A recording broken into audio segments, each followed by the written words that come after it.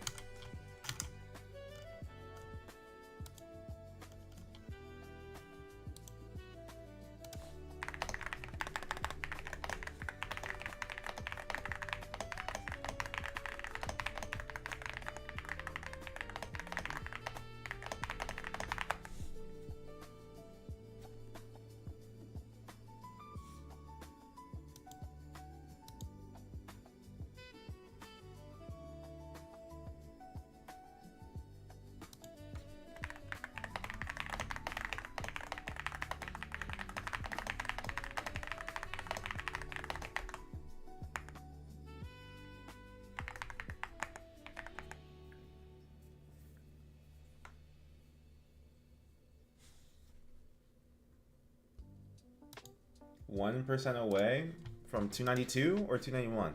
I keep forgetting. 291, right? Oh, 292? Sheesh. Such a gamer. Regret is dead set on becoming a top Adele.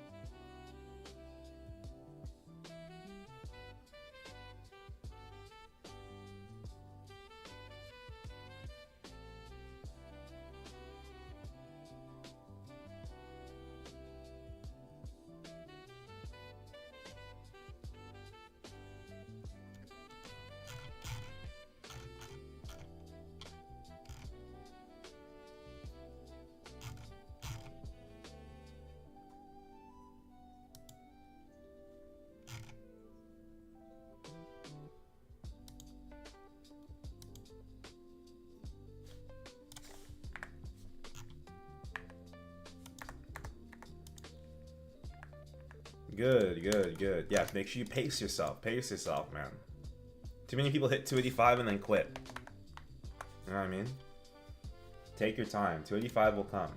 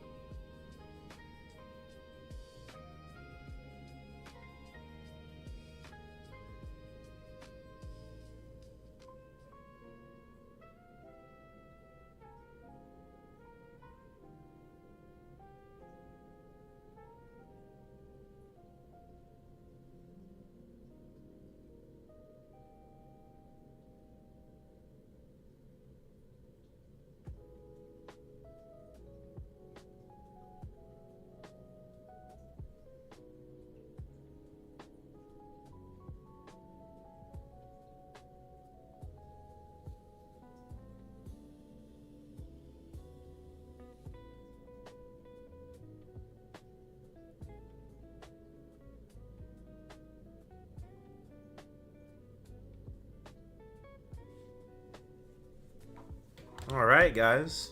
It's -6. Try not to attack too hard during lessons. I know I have the damage. Just trying to improve what to look for and avoiding certain attacks. I get cursed. That's a lot. Don't worry. We can address even your over requirement damage profile for this run, for this practice.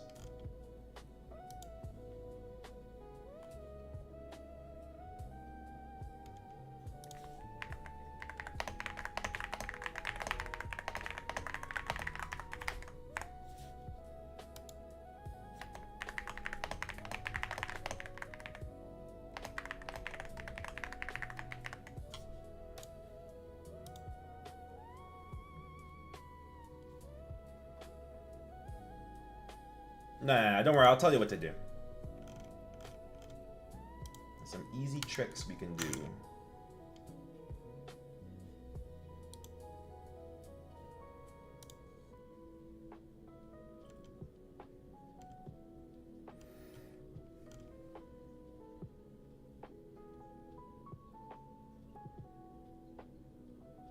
So glad you're doing these bosses. The next ones on my list. Hey, if you want to join in for the practice, for some practical, some hands-on experience, feel free. I actually need to find the people that wanted to do Vhilla. Let me see if I can find them.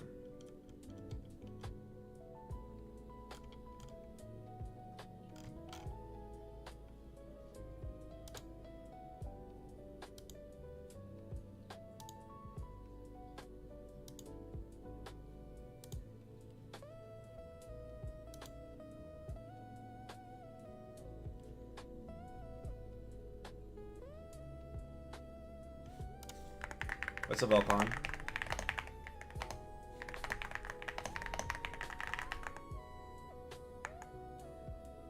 Let's start on dailies while join if time allows. Okay. We'll be starting pretty soon. Just waiting for other guy to hop into the waiting room.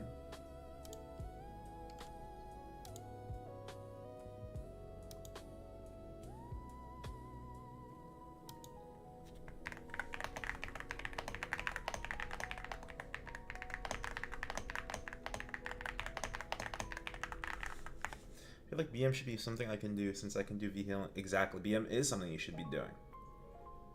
If you can do Vhilla in 3 to 4 minutes, in fact, you could be soloing Black Mage.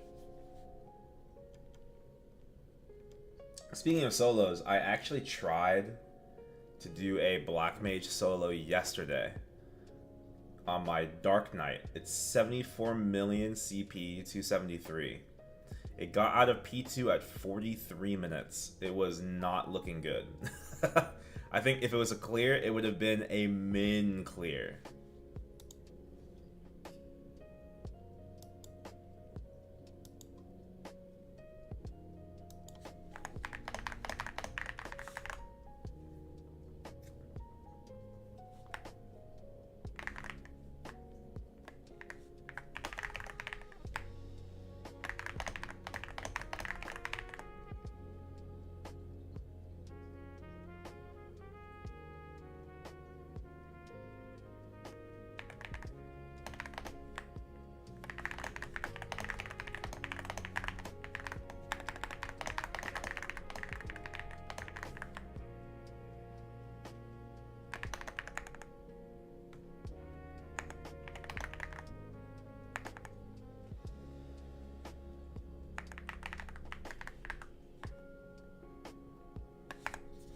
Alright, let's check the Discord.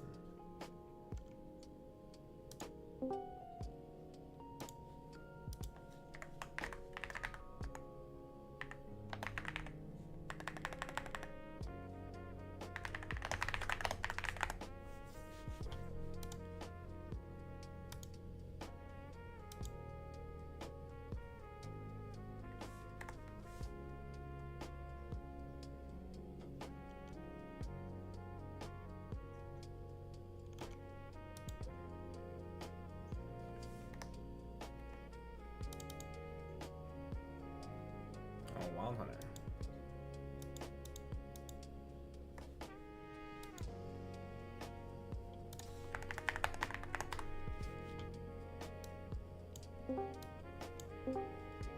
Hello, hello.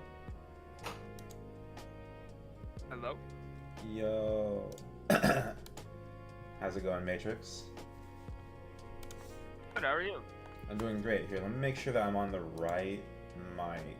I might be on my nice mic.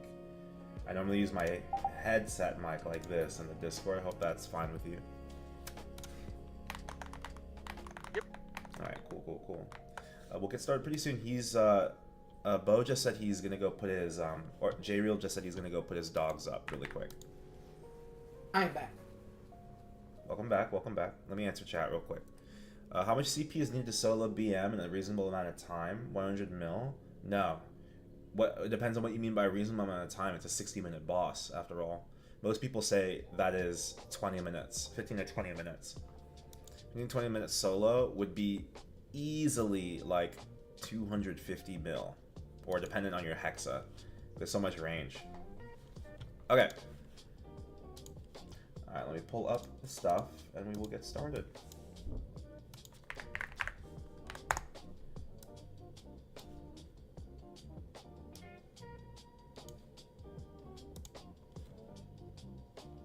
Oh, we got one. Hold on. That's good. Oh, okay, perfect. I'm gonna end the party recruitment. I'm never soloing BM. BM's not, like, as far out as you'd think it would be for a solo. Again, my Dark Knight's 74 mil, and it could probably do it at the min cut. You know what I mean? It's got, like, minimal hexa. Just, like, daily, weekly hexa. Oh, wait. Wrong thing.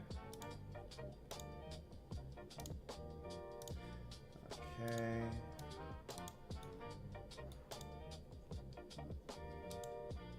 Can't picture hitting 250 mil CP. It's not as difficult as you think. Liberation is crazy. You easily gain like 70 mil CP. Alright, let me stream here in the Discord. Maybe by 2035 when Darmor is out? I disagree.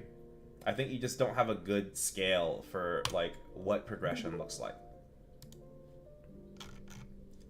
Oh, hold on. Sorry guys. I don't want to stream the app. I'm going to stream my screen. Alright guys, alright. Let's get started. Okay, so Matrix, this is your first time learning a boss with me, right? Yes, it is. Great, and J-Real, this is not the first time you've learned a boss with me, right? No, I've done Callus lessons with you. Okay, that's what I thought. Velcon, the gain is arbitrary. Like, because what Black Mage weapon gives you is not just the stats on the weapon or the set effect completion, but also it gives you just 10% straight up FD as a passive.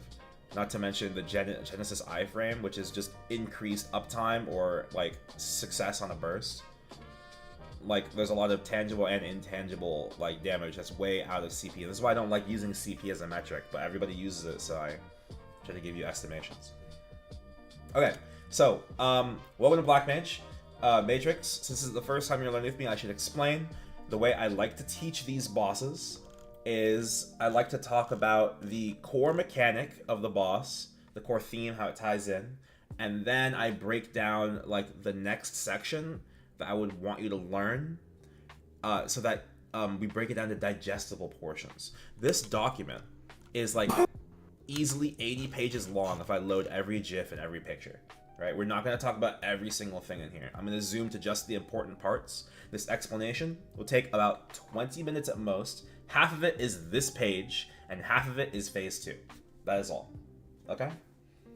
After that, we're just going to go in. We're going to get some reps. You're likely going to see P3, even though we don't talk about it. I want you to see it before I explain it, so it's not confusing.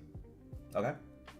Try and listen to the calls as we're in there. If you die out, great, right? As long as we are attentive when we are dying out, and we start deciphering why things are happening, and we are recognizing the things that are happening afterwards, that is productive.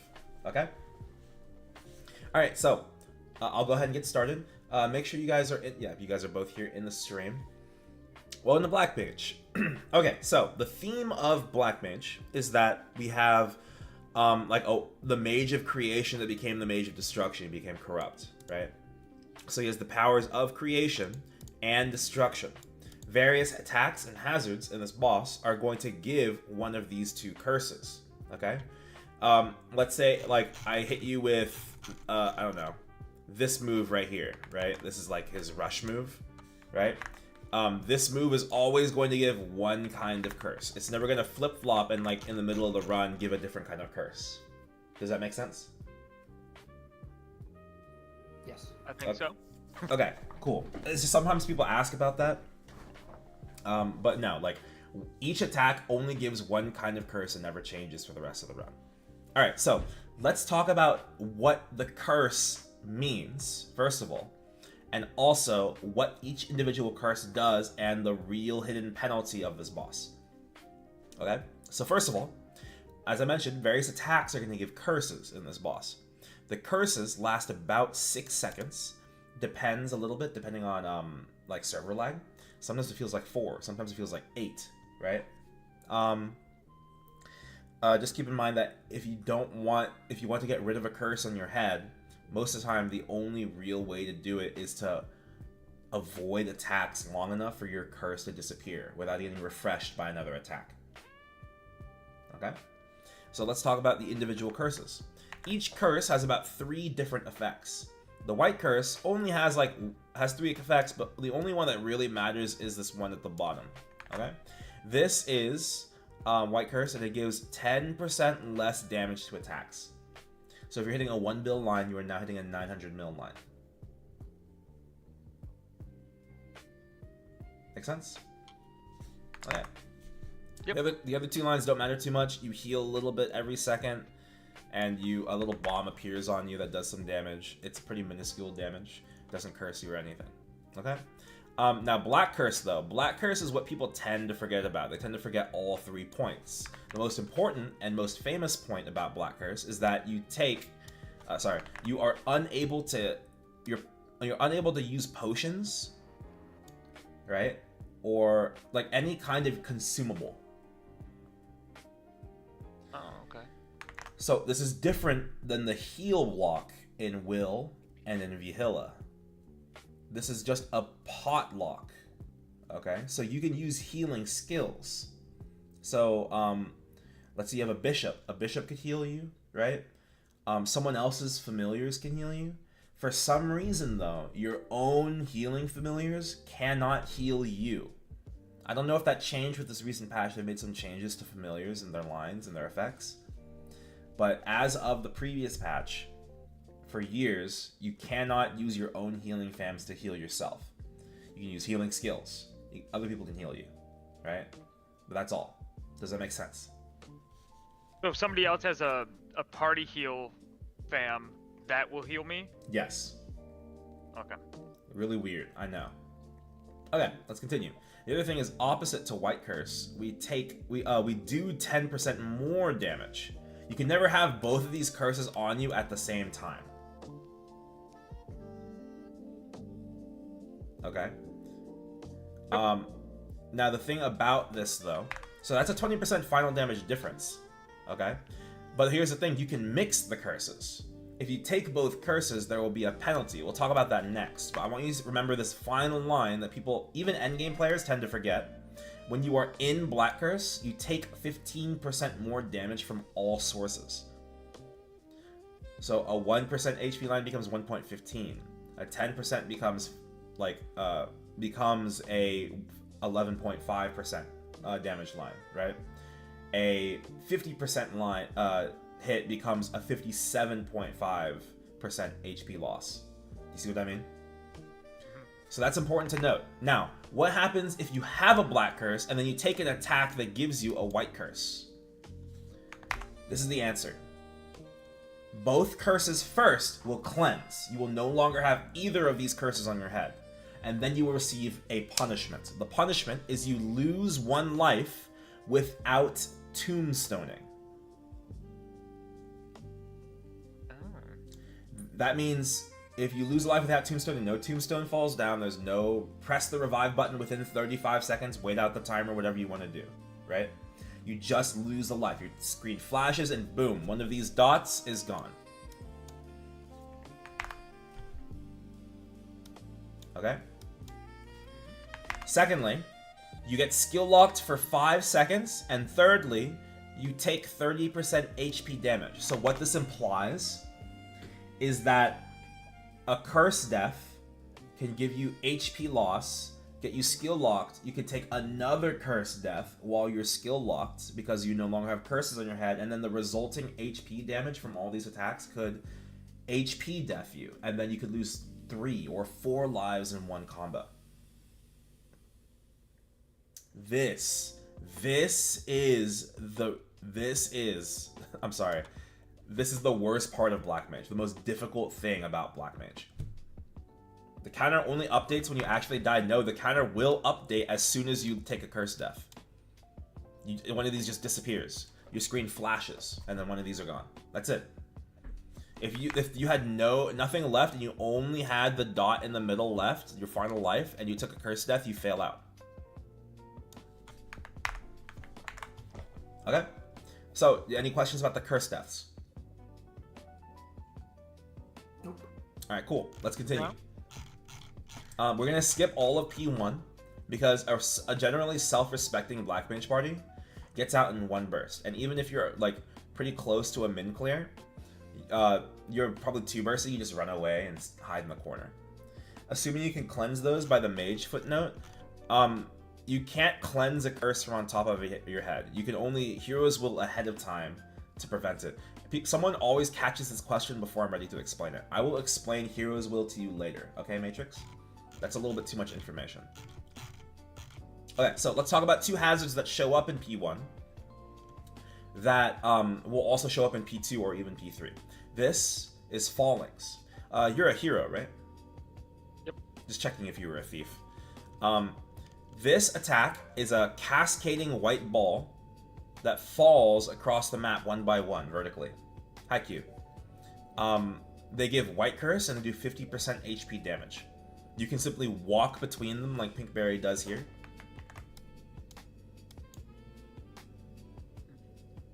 Right here, boom. Walks across. Okay? Take your time avoiding these. You can also rush through if you feel like that's the better timing. Most heroes will end up rushing first as they learn the boss. Right? It's just your quicker way to get through. Just be careful rushing too early, that's all, because you can just hit that white before it hits the ground. Okay? This is chains. Chains, they kind of work like the Lotus chains. You know what I'm talking about? The ones that pelt you. They shoot directly at your body.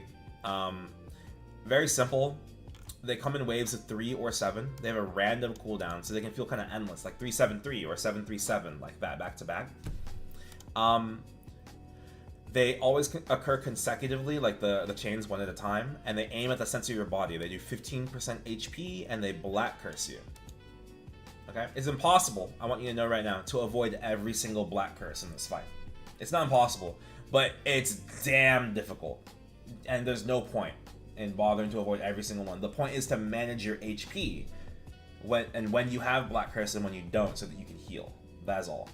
You just want to avoid all the White Curses. White Curses are generally telegraphed and slow. And there's so many things that Black Curse you that you're likely going to take the Curse death from taking a White Curse rather than from a Black Curse. Okay. Any questions about those 2 hazards? We're like 65% done with the explanation. I don't think so. I think I'm good so far. Okay, good. Let's continue. This is Phase 2. Phase 2, Black Mage is going to spawn in the middle of the room, right there. That's obviously where we're going to attack him. However, what I want us to focus on is the hazards that fall. This is the first hazard in P2, and it's also what people would mostly call the poster child of hazards in Black Mage. Alright? This is rollings. We call them rollings because they're meteors that fall from the top right of the map down generally to the bottom left of the map, and then they will roll across the ground to the opposite side of the map that's longer.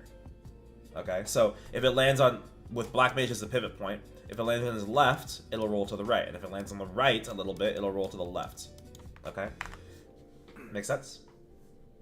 These do 35% HP in the air and 50% on the ground. They White Curse either way.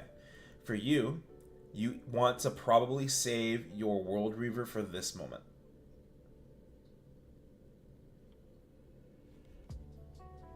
Okay?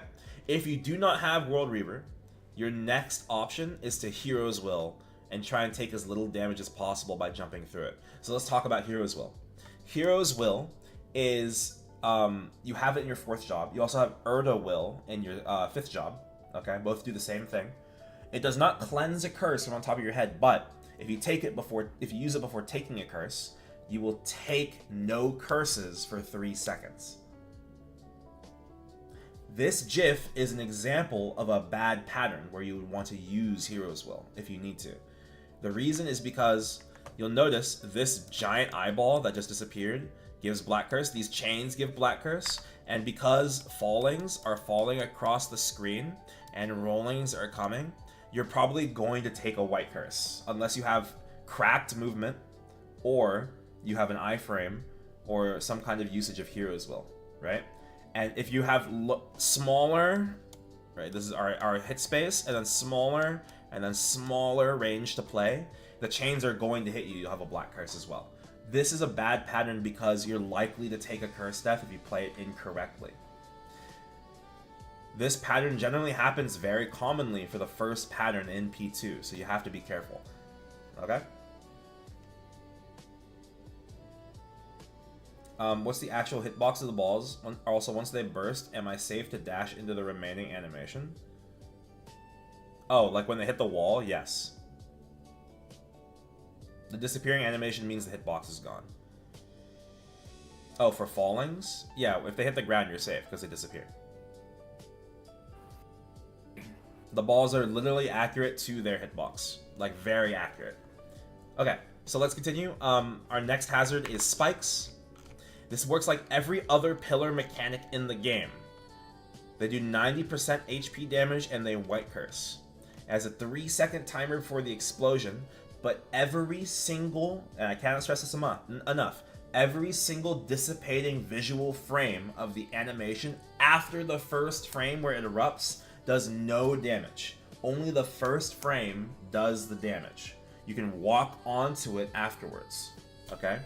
It's really important. If you can master that timing, your survivability in P2 goes up drastically, okay? These are the safe spots. There's one on the far left, and there's one on the far right. Okay? Now, as a non-thief class, as a non-dark-side class, we want to stand generally in this area, anywhere to the right of Black Mage. Okay? If we stand on the left and we have to avoid a pillar by going to the left corner, what if rollings come down?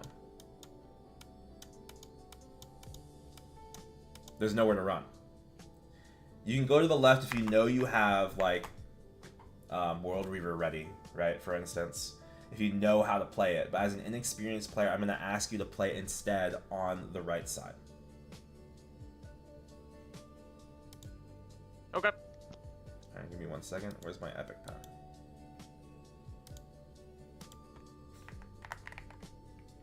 I'm looking for my epic pack. Give me a second. It's like too large. It's like hiding on my screen somewhere. Give me a second. I'm just gonna exit it. Which of these mechanics do thieves get to ignore with Darksight? Any debris that falls through the air can be blocked with Darksight, but rollings cannot be blocked with Darksight when they're rolling on the ground because they're no longer falling. Good morning, Orange. Good morning. Okay, let's continue. All right, we have one last thing, and that's FMA. This is FMA from Black Mage. He will do this once every minute. It is he just throws some gang signs up, and you just have to follow the side that he calls. So if it's red, then you go to the left. You'll see it's on his left hand as well. If it's right and purple, he's going to go to the right. And if it's both together, you go to the middle. These are what the safe spots look like. In both corners and in the middle of the map. If you up jump during this FMA, you can die. Keep that in mind. And do not confuse these spheres with this. This is his blind move. He just turns off the lights for a little bit. Don't panic if this happens. Look at your feet. If you don't see a spike there, then you're good. Okay, anyone have any questions? This eyeball does Black Curse, just like it looks. It just does damage and Black Curse. If you guys have no questions, we're ready to go in.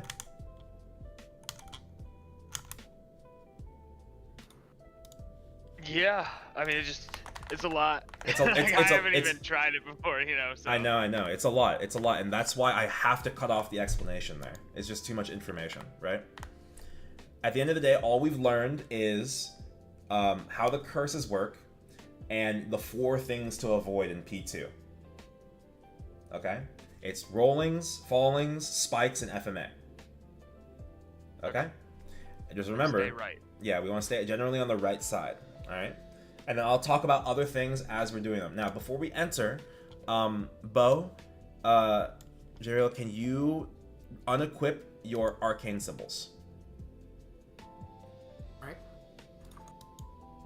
And then you can be in drop gear if you want. He's just a little too strong. For you, Ambi, let me check your CP. 104. Yeah, you're fine. I didn't quite catch the FMA mech. He just throws some gang signs up. Follow the gang signs. We can create safe zones for party blocking with Darksight. Not always. Anytime you block a falling mechanic with Darksight, it only blocks it for you. The debris is instanced for you. Okay. All right. If everyone's ready. Last check. Matrix, do you have silhouettes for bosses and yourself turned on? I don't know. Here, I'll show you. So you're still on my stream, right? Yep. So you go settings, you go effects, and the very bottom checkbox. Yeah, I have that on. Great. And then in laboratory, the tab on the left, click display silhouettes at the top checkbox. Okay. Alright, great. That'll do a silhouette for your own character so you don't lose track. Screw dailies, let me join. Okay, hop into waiting room, Velcon, and then hop in. We're at channel 17 Black Bench, and we will get started as soon as you get here.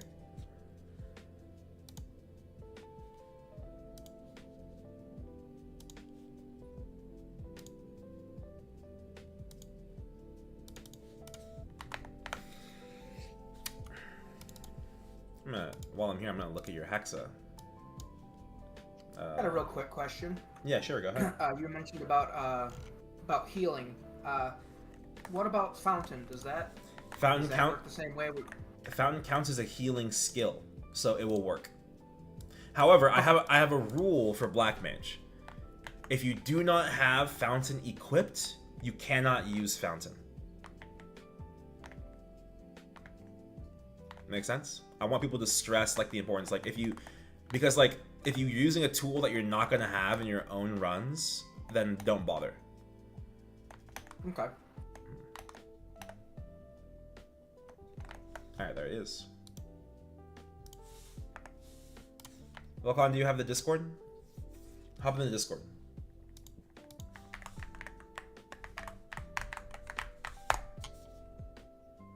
I'm in the waiting room quick. I want to get started.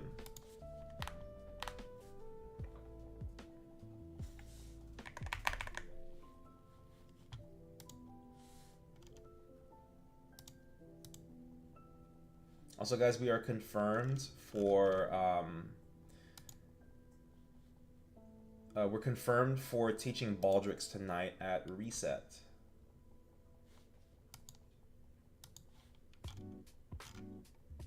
Where's Velcon? Yeah, it's gonna be a while.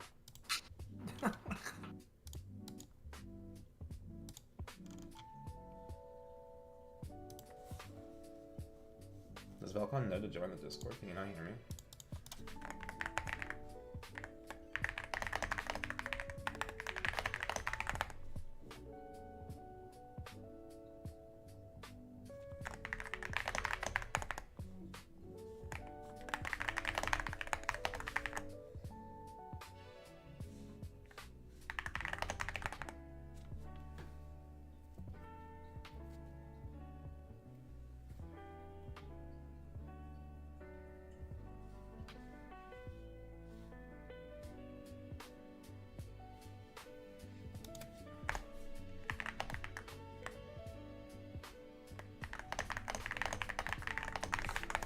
Is he in here?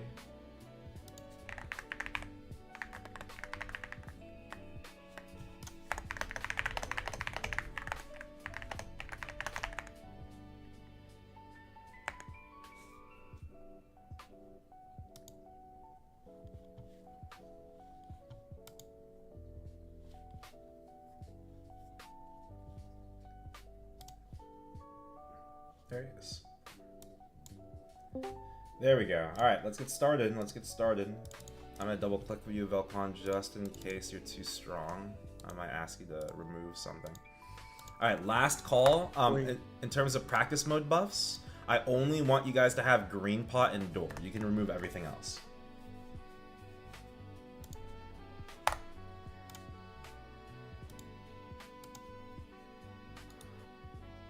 If everyone's ready, stand directly on top of the portal and we'll go in. Alright, everyone's standing here. I'm gonna enter in 3, 2, 1. Okay. Last call before I enter. 3, 2, 1. Now, I know I didn't really teach you anything about P1, either of you, for Falcon or Matrix. I'm just gonna one burst it, but usually you just jump to the right, set up your burst, and then you would just go back to the middle. After the binder is ready to bind them, but I'm just gonna kill them, so it's not a big deal. You don't have to worry about damaging or bursting here, at least for this first run.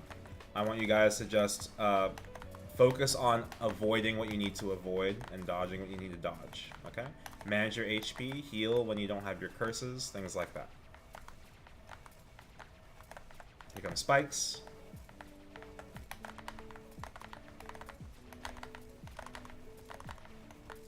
You might notice if you stand on Black Mage that he has a little bit of touch damage. It can be very annoying. If you have Untouchable in your party, you can apply Untouchable. We have a Night Lord, so if you applied Showdown to this boss, which you just did, he's no longer gives touch damage. So that's like a nice thing in P2.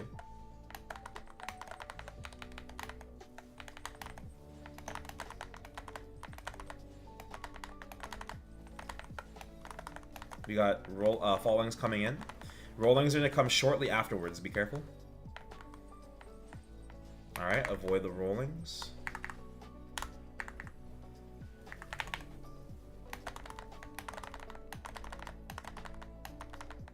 Right FMA, right FMA. So I see everyone standing in this corner a lot. We have the whole breadth of space all the way up till Black Mage's right side of his cloak. Don't be afraid to like step over there. Like as far as here. I'll even put the fountain here. Force you guys to walk out a little bit more. Be more comfortable with the full width. Wow. We just want to be on the side so that we can go to the right corner if necessary, but also not too far left to take touch damage or be vulnerable to rollings. That's all. We're going to stay here for maybe 2 more FMAs. Oh, jeez.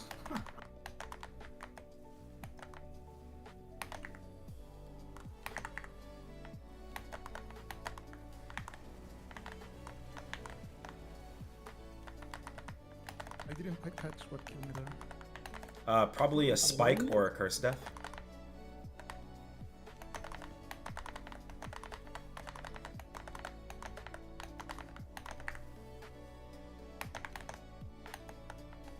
Just a little too slow to the corner. Very close. Middle FMA, middle FMA.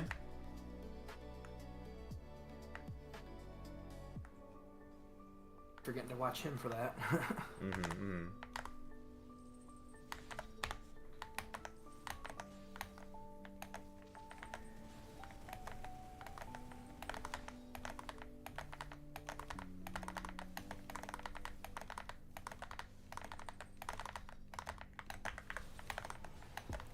Rollings. Careful. Pattern 2. One's going to the left. Careful. Nice. And then heal on the fountain if you need to. Only if you have fountain equipped.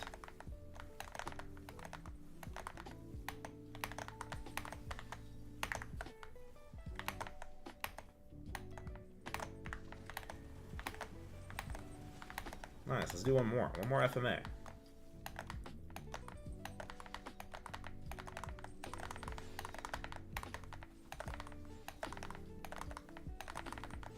Cool thing about the chains. Oh, left FMA, left.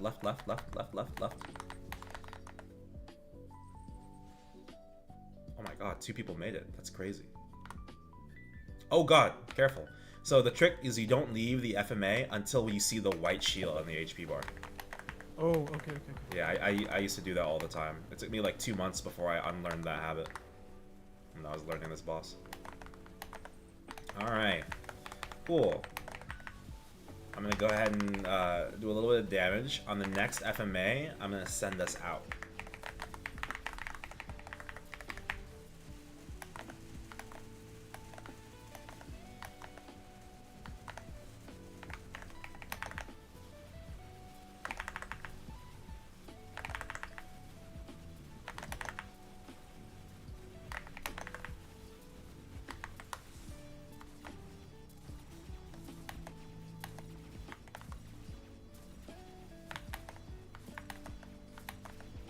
Watch for FMA soon.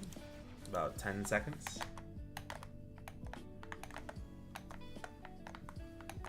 Right FMA. And don't forget to heal when your curse is over. Nice. Alright. Nice job, everyone. I'm going to send this to P3 just so you guys can see a little bit of P3. If we need to do one more like this where we focus on P2, that's totally fine.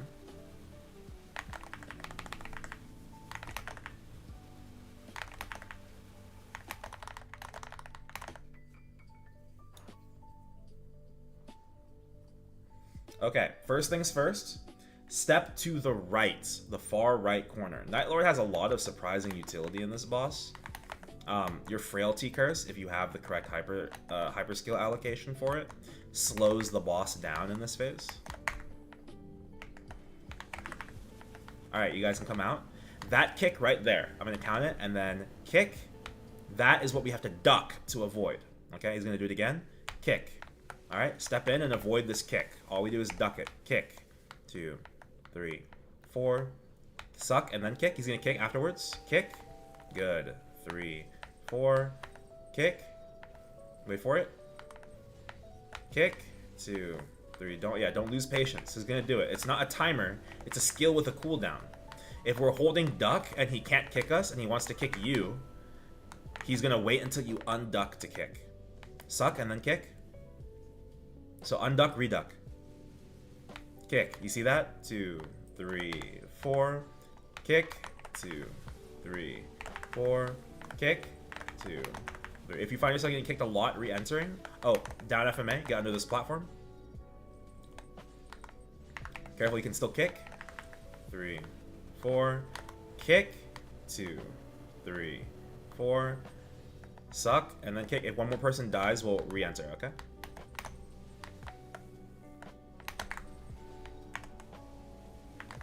Alright, let's leave.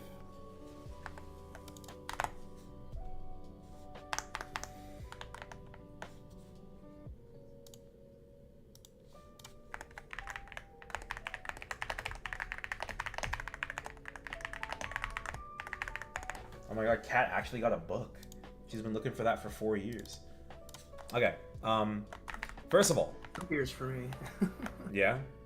Anyone have any... Finally got one like a month ago. Oh yeah? Holy, congrats. Okay, I book is free. I got it like my second time clearing Hardwell. Oh, for real? Jesus Christ. Okay, does anyone have any questions, first of all? Okay. If there's... Yes, go ahead. So there's this pattern that I noticed in P2. Mm-hmm. You get a lot of chains while blinded, and still some rolling's coming. So how do you avoid that? Well, first of all, there's like 5 different ways to answer this question. When you're blind, it's easy to say, well, I have no information, so how am I supposed to avoid anything, right? Is that correct? Is that the way you think of blind currently? Yeah. Well, here's like since I can see what's coming from afar, I can't prepare and I can't properly dodge. That's correct. But here's the thing. Provided that you have, like, the standard amount of willpower that your character should have, like, with, like, profession traits and everything, blind should not last longer than, like, 3 or 4 seconds. Okay? You can see everything on the map from before you are blind. And then you can also see everything around your character. So one, you should know if you're getting pelted by chains. You should also be able to see that whether or not you're blind just by your HP bar. You also should be able to see spikes on your feet. And you should know whether or not you go to the corner. I'm going to tell you what you're probably doing that's getting you pelted by chains. The moment you're blind, you're going to the corner. Is that correct? Yeah, I think I did. Yes. So here's the thing. I'm going to draw this out for you. If we are going to... Let me find like a little empty space. Let's say this is a wall, right? And this is the black mage, and he's like here in the middle, right? If you go to the right corner, like as soon as you're blind and chains are pelting you, how easy is it for chains to just kill you consistently? They're just going to keep hitting this one spot. It's really easy. They just keep slapping you right here over and over again, right? I want you to think about this. If you were astute enough to watch what I was doing, how often did you see me in the corner? Not a lot. I actually try to restrict how much I go into the corner as much as possible. Only when I feel like I need to, or I feel like it's the safest option, right? And if I do go to the corner, right, if this is the wall, I like to stand right here and then walk to the corner or teleport to the corner as necessary. That way I give myself time and space to play against the chains. And even if I am in the corner, I'm often up jumping over and over again, so the chains don't hit me as much. There's all kinds of small things I'm doing to mitigate the amount of chip damage I'm taking. As a thief, it's even more important for you to do that, right? Because you're a squishy class and you don't have a lot of survivability, right? So, one, reduce the amount of time you spend in this corner. So enter and exit as fast as possible, right? Mm-hmm. And the time you give yourself before you enter, extend it as much as possible, right? And then lastly, you were saying, how do I tell about like rollings and fallings? Well, in this phase, rollings and fallings are like 35 to 50 seconds on a random timer around then. As long as you have a general idea of that, it can be really tricky. Now, that's really advanced knowledge. All you can do is ask your teammates to be appropriately calming what's happening. But I was calming every single hazard that was happening.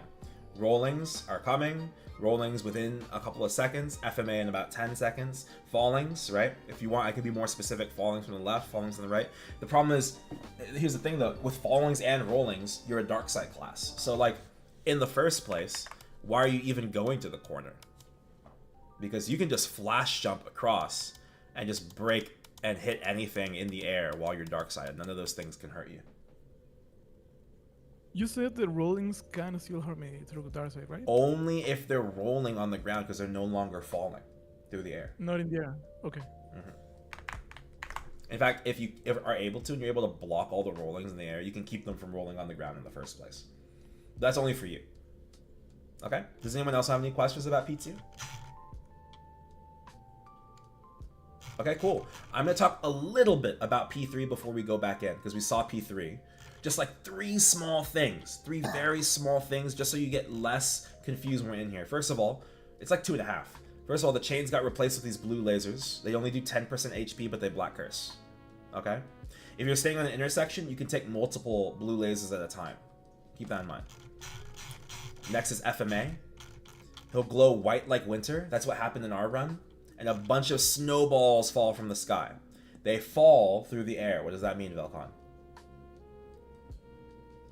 That they can be blocked by dark side. Yes, correct. You can block them with dark side. For our other characters, we have a bowmaster and we have a hero. For hero, you just save your world reaver for it if you need to. Okay? World reaver everything. Hero's answer. For bowmaster, do you have blink bolt on bowmaster? I do. Okay, so there's various arguments. You see this like left side. Oops, you're gonna see it right here. There's a left side platform, a big one. A lot of archers, I often recommend them to put their blink bolt right here. That way, if this platform on the right is not there and the whites are falling, you want to get under the left big platform. So you would just blink bolt over to it. Oh, okay. So that's down FMA. I would just die. I mean, you can. Lives are a resource. Secondly, here's the thing. The FMA in P3 is a 50-50 between down and up. So down, he glows white like winter and then snowballs, right? For up, he glows like rainbow sunset, okay? And then floor becomes lava. Okay, that's it. You can stand on a platform, you can hover with blink, whatever you need to do. Now, I'm going to talk about two important things to remember that people tend to forget. First of all, about chains, if I'm walking in one direction like this, unobstructed, chains will never hit me. Unless I'm pivoting back and forth like this. Okay? When I'm in the corner, I'm often doing this. You can do the same thing with a flash jump to the left. Okay? That way I'm avoiding chains. Alright? Now, as for... excuse me. As for this floor is lava, everyone thinks, oh my god, I need to go high. I need to avoid it up here. You don't need to. If I'm away from Black Mage so he doesn't kick me, I could be this high. I can just jump and blink, and I'm good. This is a very common misconception. Everyone thinks I need to be as far away from the ground as possible. Yes and no. You can be close to the ground too. Just don't be on the ground. Floor is lava. Got it? Alright, the last thing I need to explain is kick. Okay? This is the learning curve. The whole fucking learning curve to Black Mage. This is 70% of your learning curve in Black Mage. I am not joking when I say that this attack is where any new player's dream goes to die. These are his legs right here, and he kind of does a jumping jack or jazz hands. You can see it. His legs will spread out, right? He's spreading them, right? All you have to do is when you see his legs move, you duck, or you be outside of his kick range. Whether up, left, right, or ducking. Now, do you guys remember the very special call that I made while we were avoiding the kicks? A lot was happening. I won't blame you if you don't remember. The one about the pool? No, the one about if he's not going to kick you if he's targeting you and you're holding duck. Oh, yeah. Yeah, so he's always going to target one person. All right? He's always aggroed on a one person time, even if he's swapping. It's always one at a time. If that person is unavailable for the kick, he will not kick until they are within range. So that means being like unducked or within the bubble. Okay? Is there any way to tell who he is aggroing? You can tell by body language. But that's a little bit more advanced. I'll talk about it later. I just want to talk about the basic things for now. Okay? Does anyone have any questions before we go back in? Let's get some reps. Yeah. Oh, the floor is lava skill. How long is it? All of them will last throughout your blink if you're maxed. Absolutely. Okay. Yeah, it's only like on the ground for 5 seconds. Okay? I'm entering. This time we'll spend a little less time in P2. An unknown error has prevented you from entering. Is someone like... Oh, in UI? Okay, never mind. Alright, I'm entering in 3, 2, 1. I hope everyone's here.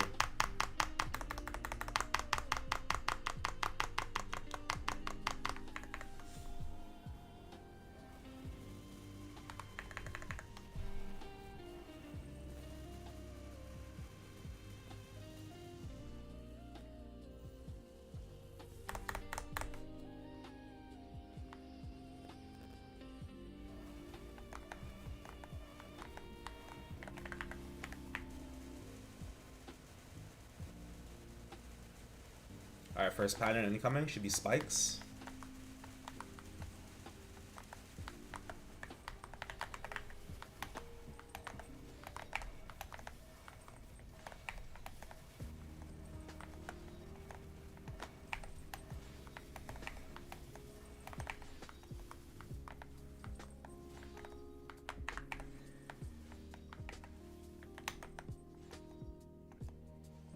Give yourself the whole breadth of space.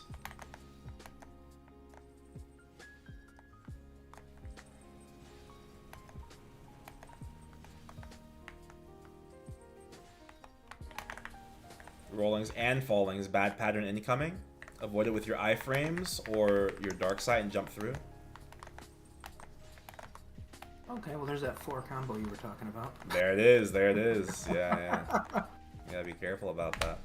For you, you just want to put a blink bolt on the opposite side. Left FMA. Wait, how are you telling Grace to do it? He's gonna throw his hands up in a gang sign. You just want to look at it. Okay. Watch the hands. Watch the hands. We'll stay for one more FMA.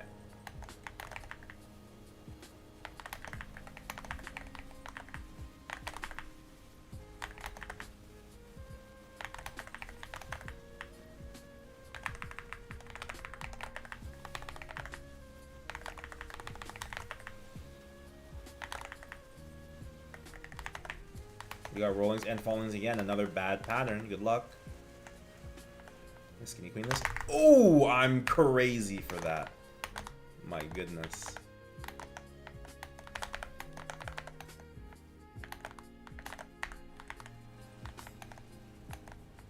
Alright, FMA, 15 seconds? No, 10 seconds. 8 seconds.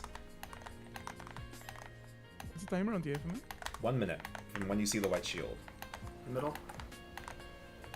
No, nothing yet, nothing yet. That was just all blind. I saw them. Oh, now middle, now middle. Come quickly. Here's a little heal. If you have this little eyeball in the middle while we're FMA, go to the bottom left corner and then go to the bottom right over and over again. It'll slow down as it hits someone. He saw the future. He did. Alright, I'm sending us to P2, P3.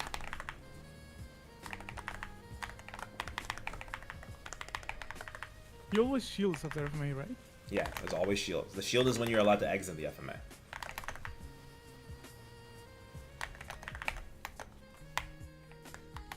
Okay. P3, remember, we go to the right. Once he's in the correct spot, you can put Frailty down to keep him in place if you'd like. But you don't have to, so just for the sake of learning if you'd like as well. Guys, come to the right, come to the right. We don't want to attack him early because we want him to move over. Because his initial spot is not a good spot. Alright. I know J-Real was just putting his blink bolt down. Here's a heal. Kick. Kick. Come out. 2, 3, 4. Kick. 2, 3, 4. Suck and then kick. Wait for it. Kick. 2. Don't jump. Don't jump. You just want to duck it. Kick. 2, 3, 4. Kick. 2. Good. 3, 4. Kick. 3, 4. Watch the rollings. I'm gonna avoid this kick, and I'm gonna avoid. And then kick. How do you do that? 3, 4. I just teleported through. Kick. 2. You can flash jump over too. 4. Kick. Suck and then kick. Kick. 2, 3, 4. Kick. 2, 3, 4. Down FMA. Good luck, everybody. There's a big left. Use your blink bolt. Oh. Unfortunate. Unfortunate. Kick. 2, 3, 4. Kick. 2, 3, 4. Watch the rollings. Suck and then kick.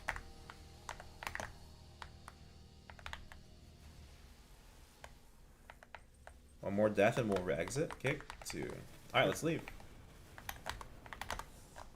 I'm not joking. If you can avoid every kick within a 10-minute session of Black Mage P3, you are better than a large majority of MapleStory players.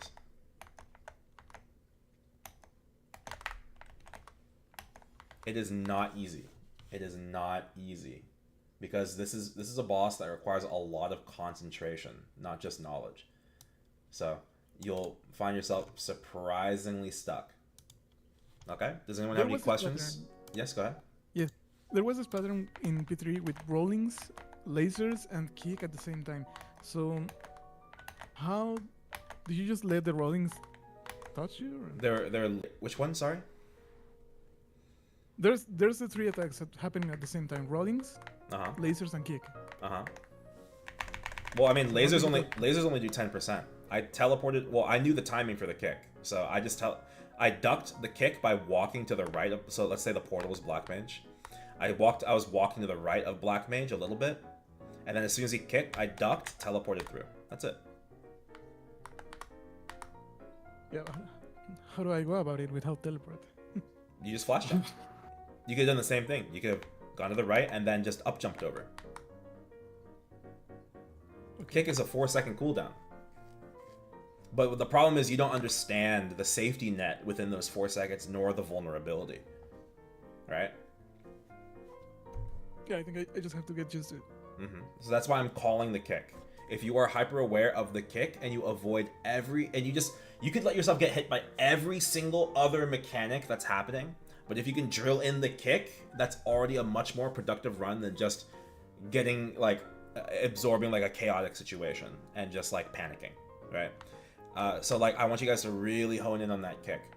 I will actually turn on my my eye tracker, and this time we will stay a little longer in P3. Even if people die out, you guys can kind of watch what I'm looking at. Okay.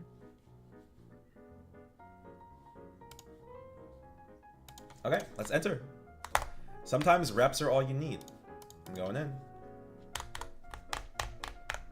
Just claiming BM, you're better than 80% of the community. That's true, but that's why I said you're better than 80% of Black Mage players.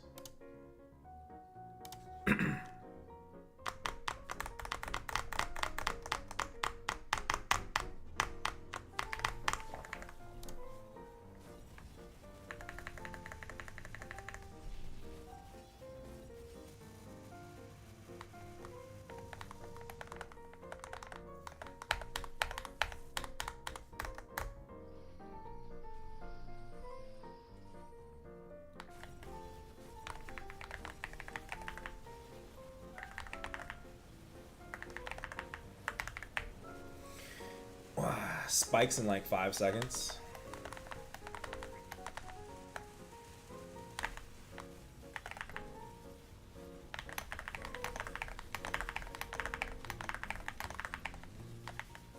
Because I see our PT is still shaky, I'm gonna have us sitting here for 2 FMAs again. Watch your HP. Oh my god, did you just lose door?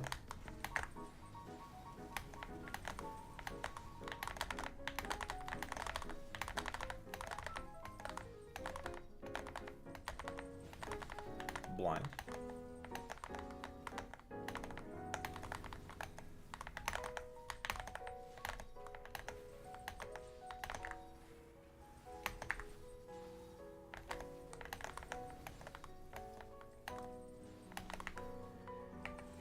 Rollings and fallings? It's just rollings really.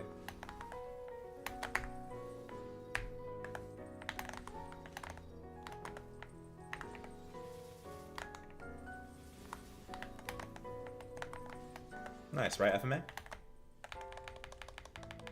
Oh. Right FMA, right FMA.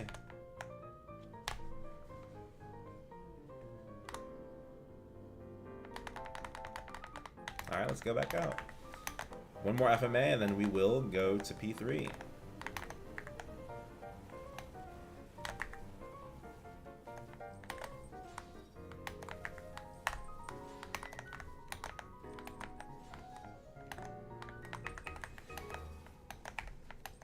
When you put your fountain down, you're putting it too far to the right. Put it directly to his right. It's a bad habit to be out here because people that need to be close to attack are going to have to step really far away in order to utilize it. Okay. Yeah, that makes sense. Yeah, you're putting it closer because it's like, I needed to be closer to the corner that's closer to where I'm playing, but you're just accommodating a bad habit. That's all. Very, very, what's the word? Very reasonable bad habit.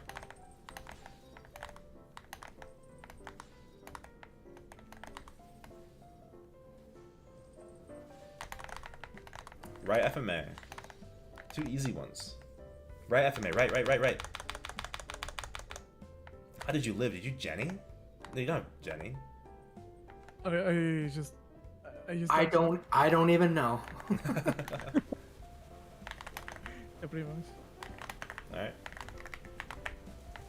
You can't dodge FMA with Dark Side, right? No, it's not falling through the air. Follow the rule, No idea how. You know what? I don't know how you lived either. I think you just got lucky.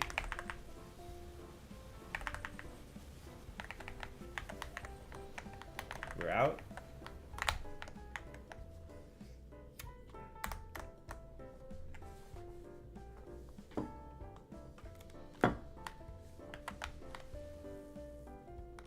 Come to the right. Careful re-entering, because rollings always come down first. That's why you're suffering over there. Kick, 2, 3, 4. Kick, 2, 3, 4. Kick, to the fountain, 4. Kick, 2, 3, 4. Suck, and then kick. Wait for it. Kick, 2, 3, 4. Kick. Try to resist your urge to jump. I see you jumping a lot, Ambi. Kick, 2. Just let go of your duck key and then relax. Kick, 2, 3, 4. Kick. Get ready to start playing the rolling. 4. Kick, and then avoid. This is the pattern that I was talking about. Well, yeah, I stepped to the right so I could duck the kick so he wouldn't move, and then I up jumped over the rollings. Kick. You just jumped right into the kick, and then kick. Yeah. 2, 3, 4. Down FMA. Stand on the right. Kick. Careful, he can still kick you here. And then kick. 2, 3, 4. Suck, and then kick. You want to stand right under him. This is a good spot. Don't be afraid. Here come rollings, though. Kick, and then play the rollings. Kick. Kick. 2, 3, 4. Kick. 2, 3, 4. Remember, you can always just jump into the wall and hold blink too for those patterns. That's why we try to keep them away from the corners so we can do that safely. Here come fallings on the left. Suck and then kick. 3, 4. Kick. 2, 3, 4. Alright, Ambi, while you're out, go ahead and just like pop into my stream and you'll see what I'm looking at. Kick. Oh yeah, I had it up already. Oh, perfect. Kick. 2, 3, 4. Purples. Suck. Kick. 2, 3, 4. Kick. Down FMA. Good luck, everyone. There's a big left. I don't need to use this, but I'm doing it just to join you guys. Oops. 3, 4. Kick. 2, 3, 4. Kick. 3, 4. See how long you last, Velcon. Kick. 3, 4. Kick. 2, 3. That's a little advanced. Don't copy me. Kick. 2, 3, Jesus. 4. I struggle a lot when the Oops. rollings come. It's because you're having difficulty calculating the time that you need to play each individual pattern. Because you need to know, am I avoiding the rollings first before the kick, or am I avoiding the rollings after the kick? And you just have a better sense of that timing. That's just experience. But as long as you recognize the problem, it's not that bad. So I'll sit here for this rolling. That's the issue I feel I'm having. I get like a sensory overload when so much stuff starts happening at the same time. Yeah, at the end of the day, avoiding the kick is priority. And if you ever catch yourself saying, oh shit, just press your oh shit button. That's Hero's Will.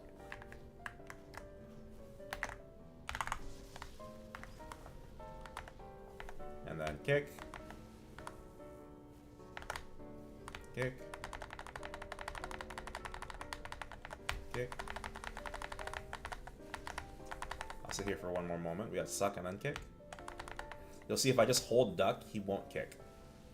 He'll just move. And he'll just kick him as soon as I unduck. That's what I was talking about earlier. So there I just fell between two rollings and I TP'd across. I could have up jumped too, but I wanted to be careful for his kick. That's what I was just about to ask you. You up jump that, so the kick doesn't has a lot of vertical range? The vertical range is like, I'll show you. If I float down this far, sorry, I got stunned a bunch. You see right there? As soon as I floated down that far, I got kicked. Okay. Oh man, I thought I could reach that platform. Alright, so I'll leave.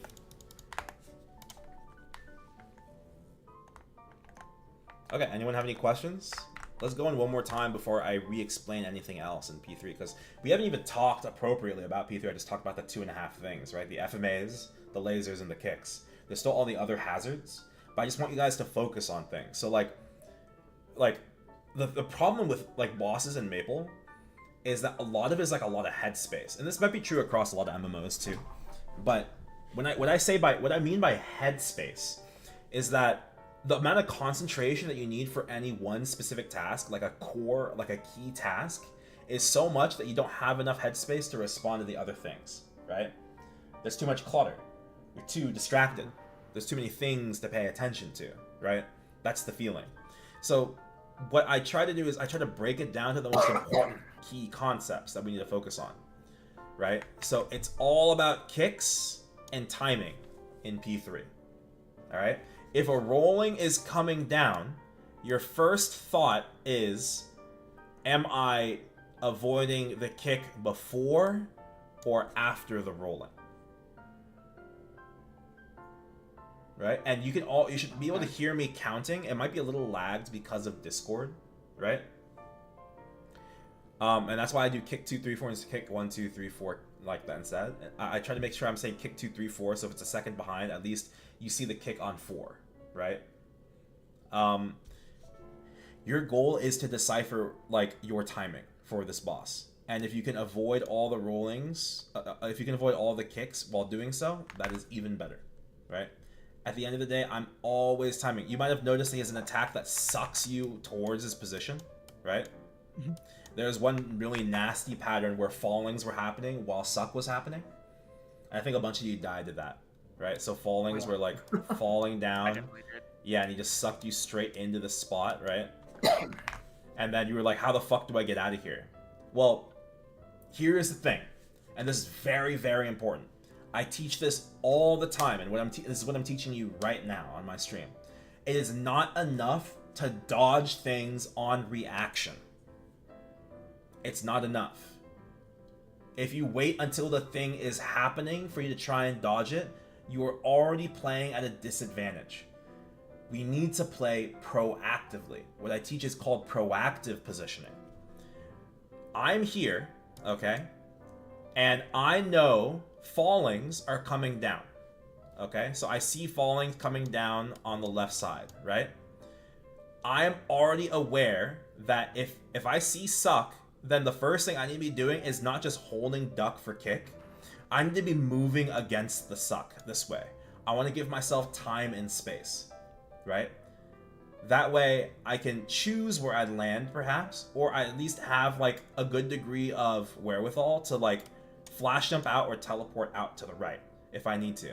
If I can hold duck while the falling comes down and maybe they fall down like this, and I have like a little bit of space right here I can pivot, right? Maybe that's what I do. But what I'm doing is I'm preparing myself for the pattern so I can play it the best I can. I'm not just waiting until the falling is coming down right here and then suck happens, right? I'm already moving. I'm already prepared to press my get out of jail button, right? Because I'm aware. That's experience, and then that's timing, and then that's knowledge, right? So all this can only happen with reps. Give me 1 second, guys. We'll go back in. I'm going to use the restroom really quick, okay? Okay.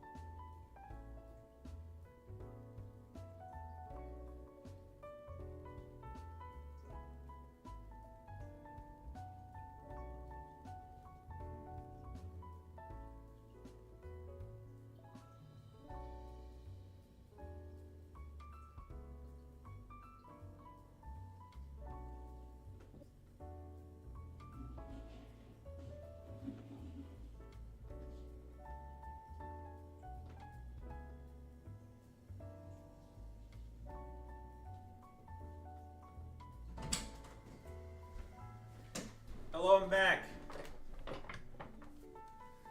Okay, is everyone still here? Hello, is everyone still here? Yes. Yep. Okay. Yep. Anyone have any last minute questions before we go back in? No. All right, let's go in one more time before I explain P3. As I'm gonna make the call. All right. Everyone's ready. Stand directly on top of the portal, and we'll go in. All right, I'm entering in 3, 2, 1.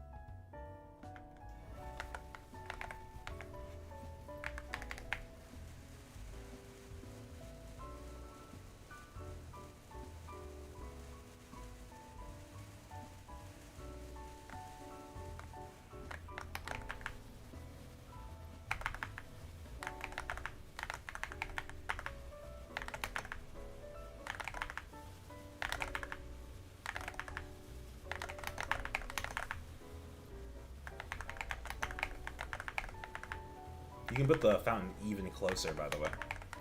Okay. Like, pretty much touching his cape.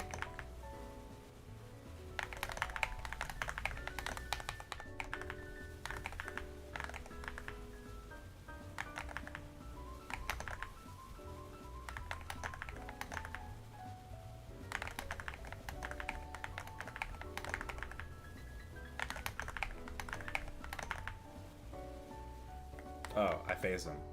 Sorry, I kind of zoned out for a second. All right, let's go to the right corner. I would wait until after the rollings to go put your blink bolt down, honestly. Okay. Oh, were you able to do it just now? Yep. Oh, okay, that works then.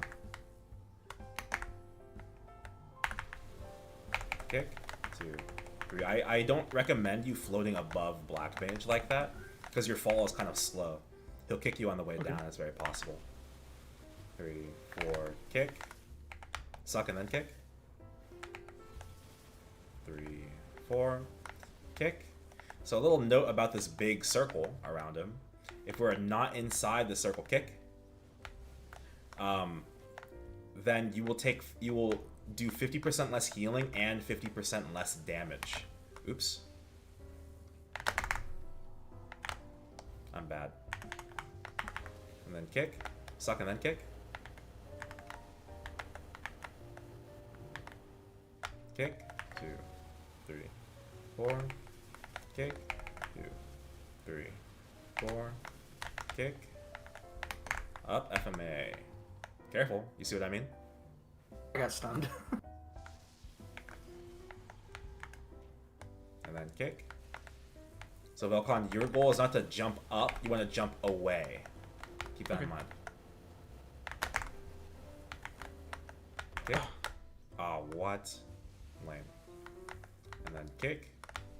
2, 3, 4. Kick. 2, 3, 4. Kick. 2, 3, 4. Yeah, don't be afraid to dip to the corner for a moment if you need to play the pattern like that. I'm gonna get him to look at me. Kick.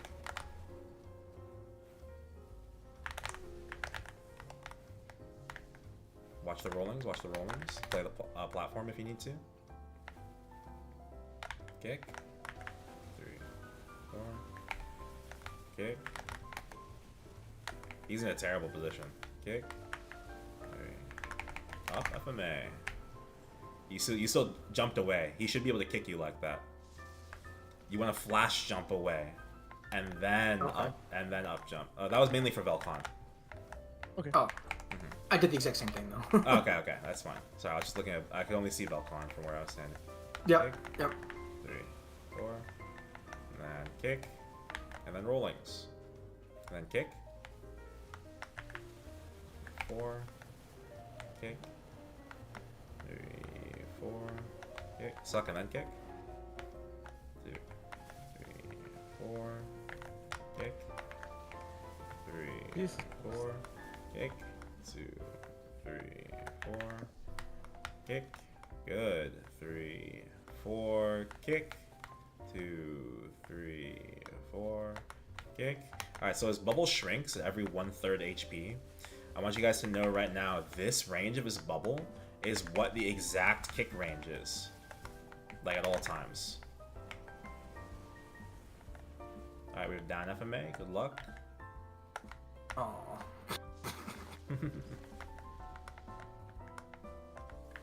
Look at me. Come to the left. That's better. I like that better. Kick. 2, 3, 4. Kick. 2, 3, 4. Kick. Oh, I got up too fast. 4. Kick. 2, 3, 4. Kick. 2, 3, 4. Kick. 2, 3, 4. Suck and then kick.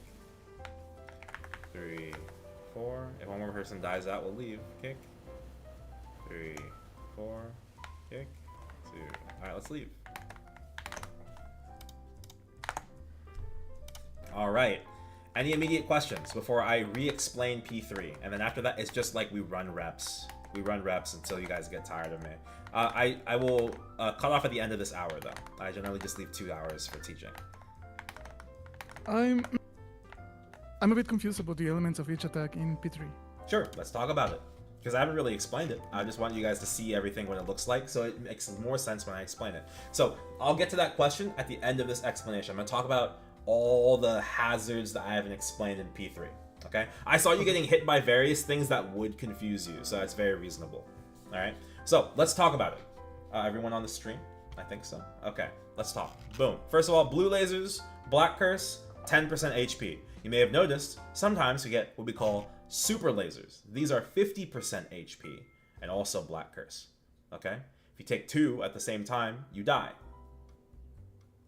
Got it? So all lasers are black curse? All lasers are black curses. Okay?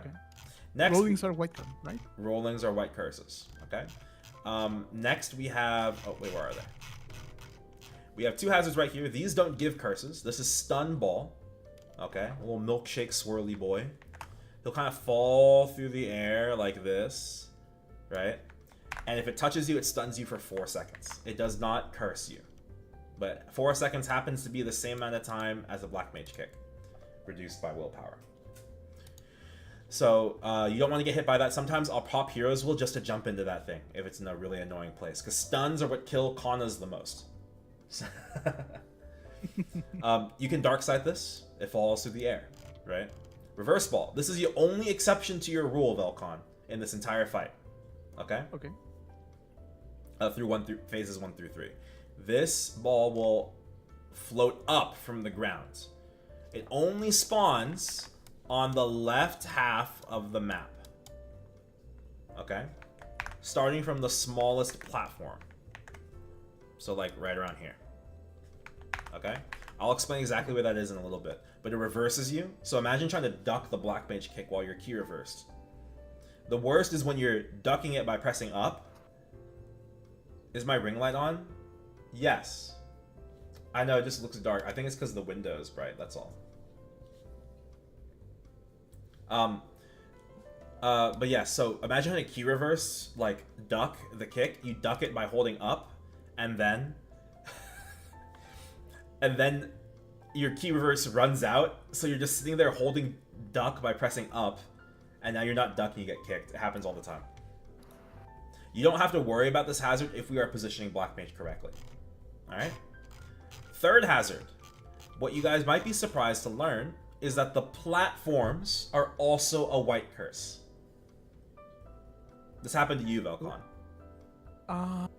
Around the end there, you were walking in, Black Mage was right here, and you were walking in right here as the platform was getting created.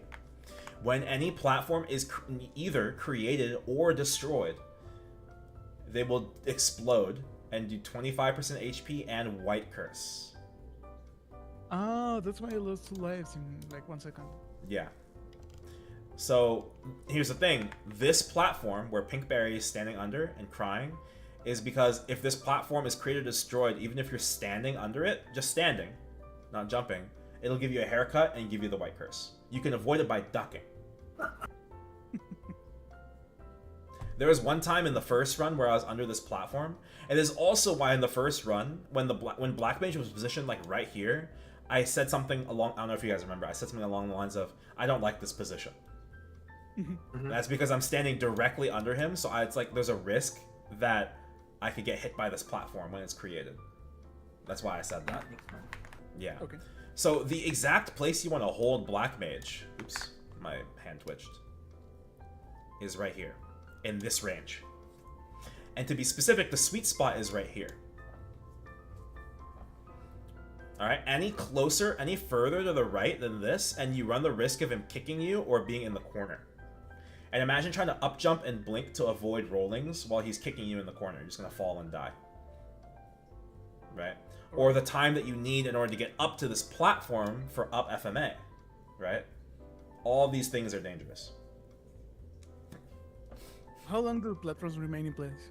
Platforms will get created. 4 platforms will be created between every FMA periodically. Up to a maximum of 4. And then, when the FMA finishes, all existing platforms will break. They spawn randomly. Does that make sense? And this is why, I don't know if it's happened yet. I don't think it has. But it's possible for only the 4 middle platforms to spawn, and we don't get a big right or a big left for down FMA. That's what happened to me. I warped over there and there was nothing there, and I'm like, what? Yeah, exactly. And there was nothing on the right either, right? I don't know, I went left. I see. The first thing you need to check is proactive positioning. FMA is happening. Do I have right platform? If I don't, then I teleport over. That's your if-then statement. Okay, J-Real? Okay. If up FMA and no right platform, then blink. Make sense? Mm-hmm. Okay, so that's the third hazard. Secondly, we have Kamale. This is Kamale. He spawns in pairs of 2 every 2 minutes. Okay? And he's very simple. All he does is throw slow-moving little blue packaging peanuts at us. You see these little blue packaging peanuts in the background? Right? All they do is 10% HP damage and they black curse. That is all. Black. Okay. But this is what's happening. If we dissect this GIF, there are over 18 things happening in this GIF alone that can black curse you. What Black Mage is saying is if you take a white curse, you will die. Most of the time. Okay? And the kick is white curse? The kick is white curse. Yeah, that's what I was going to bring up next after I talk about this platform. So I said this is a safe zone, right? And this is the zone we want him to hold. And this is the sweet spot. The reason this is a sweet spot is because for some reason, the blue packaging peanuts don't hit you if you hold them perfectly in this spot. They all miss you. They'll like go around you. Okay. Yeah. So let's talk about the kick. So again, kick is our learning curve. And the reason it's our learning curve is very simple. It only does 4.2% HP damage, but it's a push and it's a white curse. So it's a 4-second interval white curse. And we have to be playing under him. So you can make a mistake every 4 seconds. And each curse death can easily lead into an HP death. So you could die out in 30 seconds. Even if you brought full lives into P3. That's reasonable. It's a reasonable die out to die out in 40 seconds if you don't avoid any kicks and you die to every single kick. Because curse deaths into HP deaths are 2 lives. You only have 12. You basically only have 6 if you curse death into HP death every time. Right? So, as a result, we have to be very, very careful with this kick. This is your learning curve. Now, I've been kind of sprinkling in some additional knowledge. There are 2 things I want to impart to you guys to help you understand how to avoid the kicks. And also also like what the penalties are for like avoiding the kicks too hard. So I was talking this whole time about dodging things proactively and not reactively. There's still a proactive element to this, but we want to make the motion of dodging Black Mage reactive and not proactive, right? Not predictive. Not holding duck before you even see the animation for kick. There's a penalty for doing so, and this is why. So, if Black Mage wants to kick you and you're not in range, whether it's by being outside of the range or being above or holding duck, right? If he's aggroed on you in those situations, purple lasers become more likely to spawn. Do you guys understand what I'm saying? Yeah, holy shit. If you look at any Black Mage run where people are having a very clean run versus like a first time party's clear, the amount of purple lasers is night and day. And it's because you're constantly getting kicked out of the bubble. If you're the one that's being aggroed, then the moment you're out of the bubble, now you're spawning purples on top of getting kicked, right? Now it's doubly likely for your party to die, right? There's 3 things that happen in total when you hold duck too long, right? 1, purple lasers, right? 2, if any boss above, I want to say, any boss above Will and above, not Lucid, wants to hit you with an attack, and you are not in range, what do they do? Does anyone know?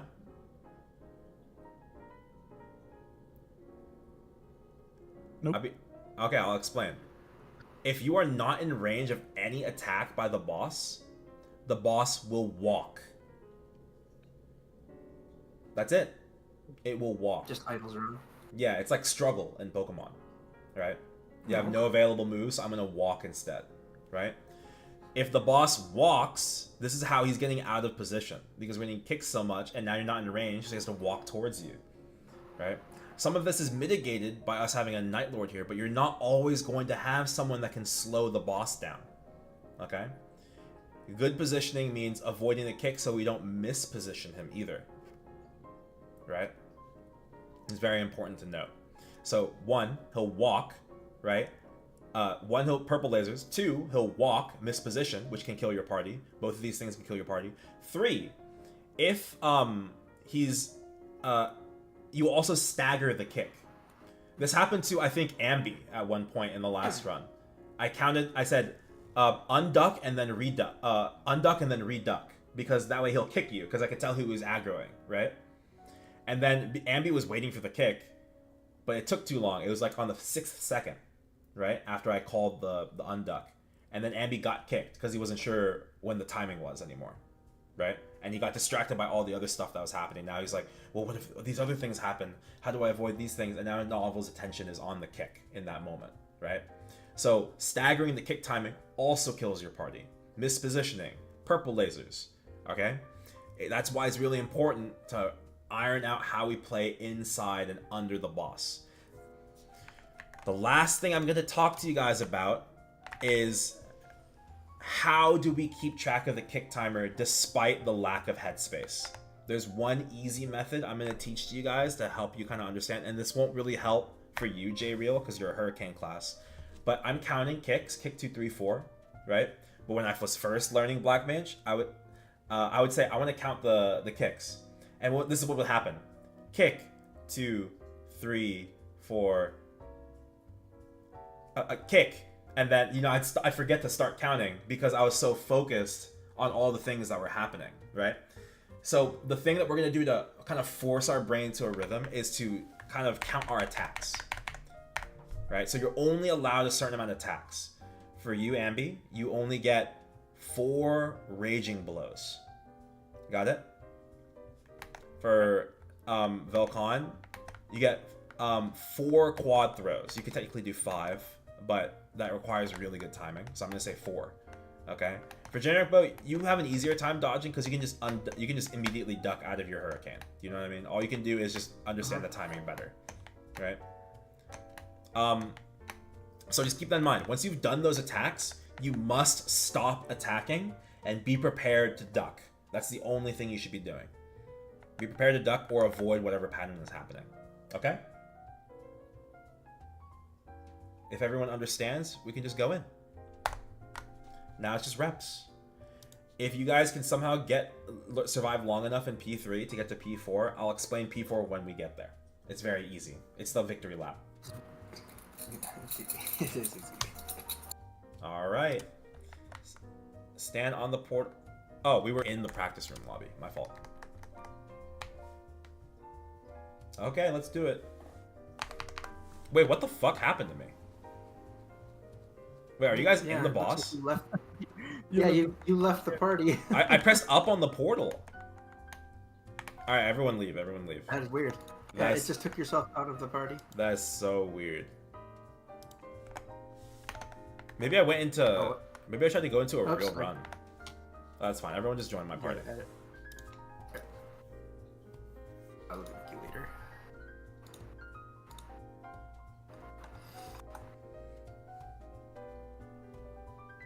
Yeah, that's weird. Everyone leave your party. Everyone leave your party. Alright. Entering.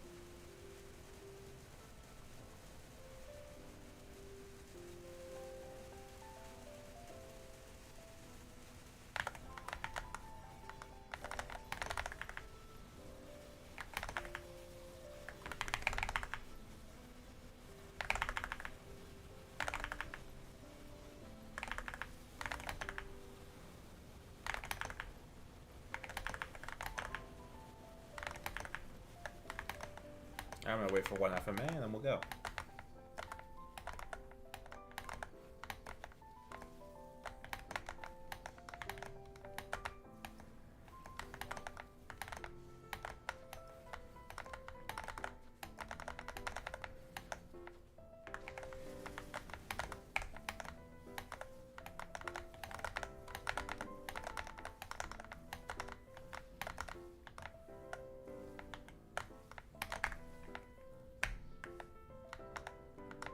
Middle FMA, everybody.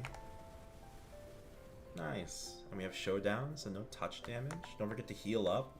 Top off your HP.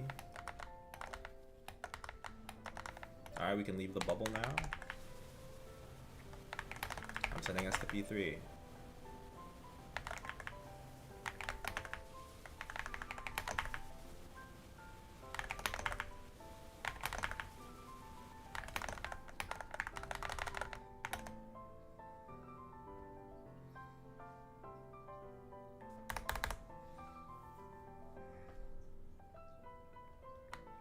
Come on over to the right. And this time, I'm going to burst them down immediately to the 66% marker, just so you guys can see.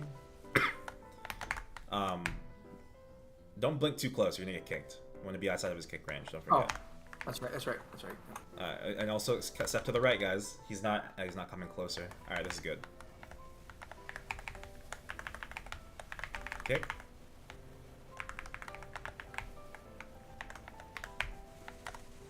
Alright, I'm going to bring him down to 66% real quick. Just so you guys can see the exact kick range. Kick. 3, 4. Kick. Suck and then kick. Kick. 3.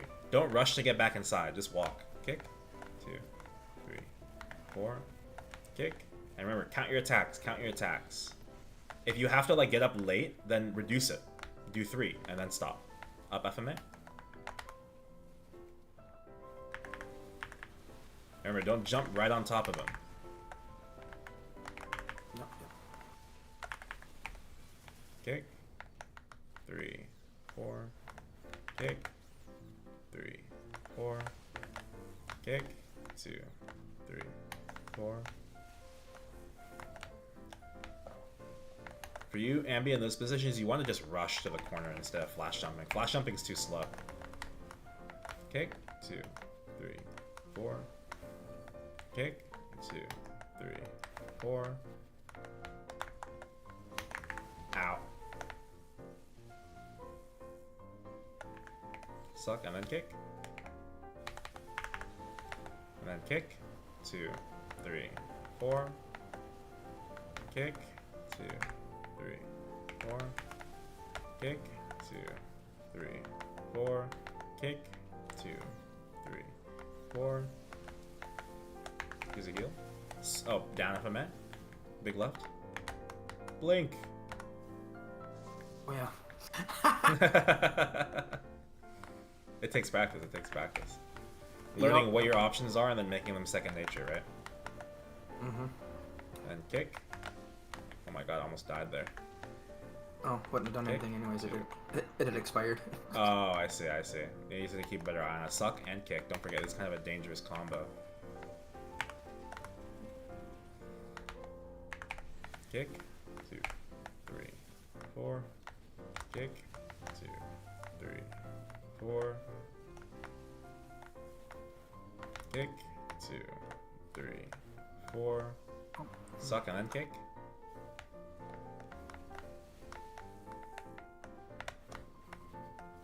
Four. And then kick. 2, 3, 4. Kick. 2, 3, 4. Kick. 3. We got rollings. 4. Down FMA. Oh wait, what did I hit by? Oh, we form, baby! And the heroes will out of that. Kick. 2, 3, 4. Kick. 3, 4. Kick. 2, 3, 4. Kick. 2, 3, 4. Kick. 3, 4. And suck and then kick. Kick. 2, 3, 4. Kick. 2. Oh, my bad pattern.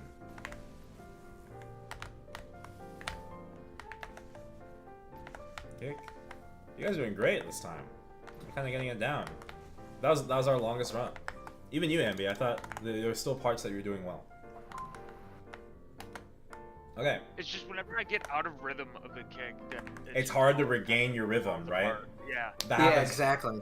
This is really important. Like, learning to regain your mental as soon as possible is really important. Breathe. Wait for a whole kick before re-entering the circle if you need to. Your mental is the most important thing. Once we're done correcting like all the bad habits that most players have getting into Black Mage for the first time, the rest of the difficulty in this boss is just fighting your own concentration. Okay? So don't be afraid to wait a little longer outside of the bubble before re-entering if you need to. Okay? And then just get back into the loop and then get back under. Okay? Alright, let's go back in. After this next run, if you guys want, I'll equip my level 10 fan and then we can do what an organic run would feel like, I think. If you guys would be down. Yeah. Alright, I'm entering in 3, 2, 1. Oh, we're missing someone. Where's Volkan? I just died out. Oh, okay. Alright, stand on the portal if you're ready.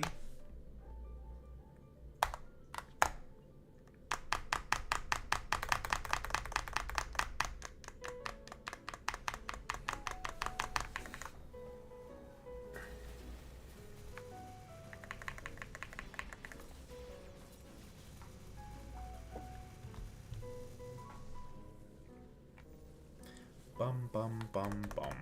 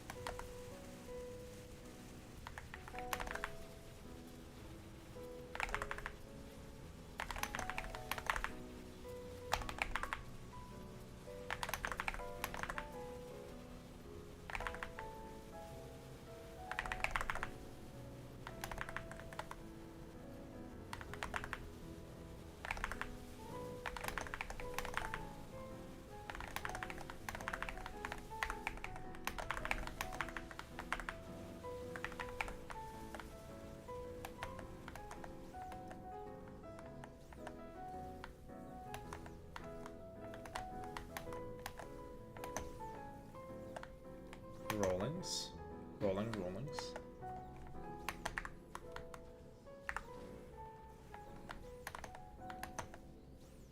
You guys ready for some acrobatics?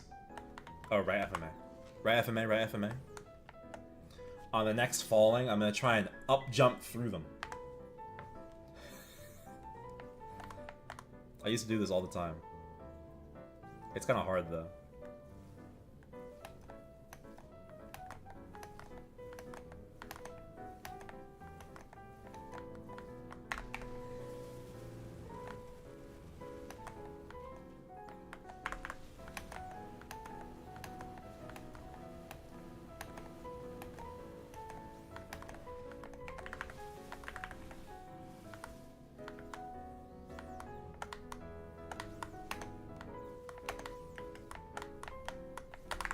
No!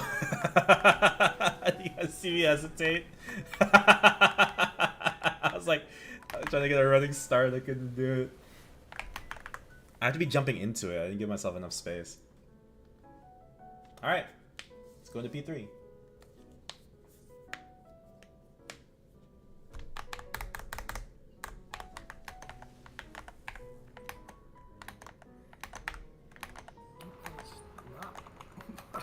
To do it all.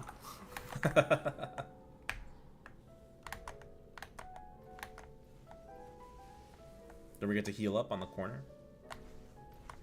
Alright, here's good. This exact spot where he's standing is where you want to put down the frailty. And then kick. Good. 4. Kick. Count your hits, count your attacks, count your attacks. Kick. 3, 4, kick, 2, 3.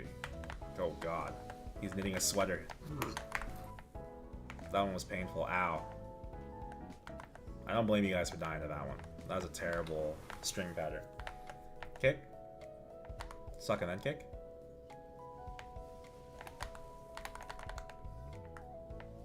Kick. Down FMA, we have a right platform. Jesus. Use for your dark side. And then kick. We got rollings incoming. I'm gonna avoid the kick on the right if I can. Whoa! Diabolical. And then kick. Yeah, didn't work out so well for me. And then kick. 3, 4. Then we parted the Red Sea with that one. 4. Kick. 4, kick, 2, 3. Remember, take your time re-entering.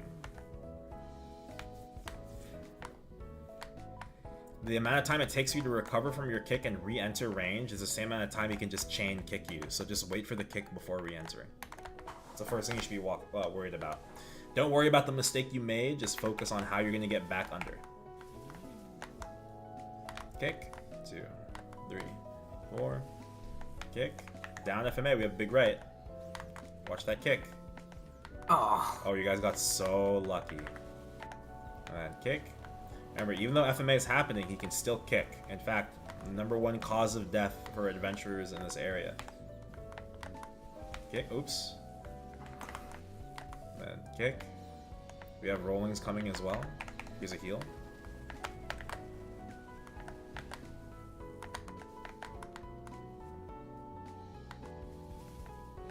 Suck and then kick. I can't heal you. Okay. Nice. Then kick. Oh, oops. 2, 3, 4. Kick. 3, 4. Kick. 2, 3. Oh, the double kill. That was crazy. Alright. Alright, how are y'all feeling? What do we feel like we're dying to the most? This is mainly a fundamentals thing. So even if you guys feel like you're dying out very quickly in your P3, I'd say you're still doing very well for your first time on this boss. Keep that in mind. Don't feel discouraged. I think for me, it's just getting back into rhythm. Getting back into rhythm. Exactly. You get kicked or pushed out of where you are, and then you're trying to reposition yourself, reorient yourself, and let's try to find your rhythm. Let's break it down so we can figure out what the best method is for you guys to regain rhythm as fast as possible. Outside of obvious general panic, right, and inexperience, right, what we want to focus on is what's happening that causes your bad rhythm to stay a bad rhythm. So when you get kicked out of the bubble, what is it that's keeping you from being able to regain rhythm? What is the obstruction? Trying to rush back in. Personally, yeah, exactly. Okay, so then, again, I just want you guys to, when you get kicked, stand there for a bit. That's it. Just stand there for a little bit. Alright? We are not going to be able to... I know, like, we were talking about how purple lasers spawn more often when you're out of the bubble, right? But other than that, what's the reason you guys are trying to rush to get back under the bubble so quickly? Be able to deal proper damage. Deal proper damage? Sure. But Black Mage's shield, and, like, let's look at it like this.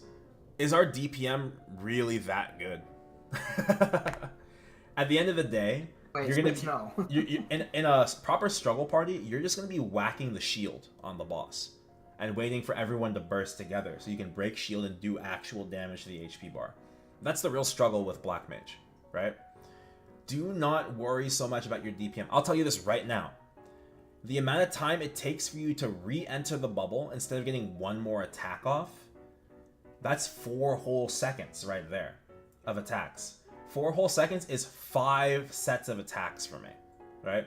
If you can avoid the kick instead, or you just wait to not get kicked before re-entering, you save yourself some way, shape, or form, some kind of 4 seconds. Okay?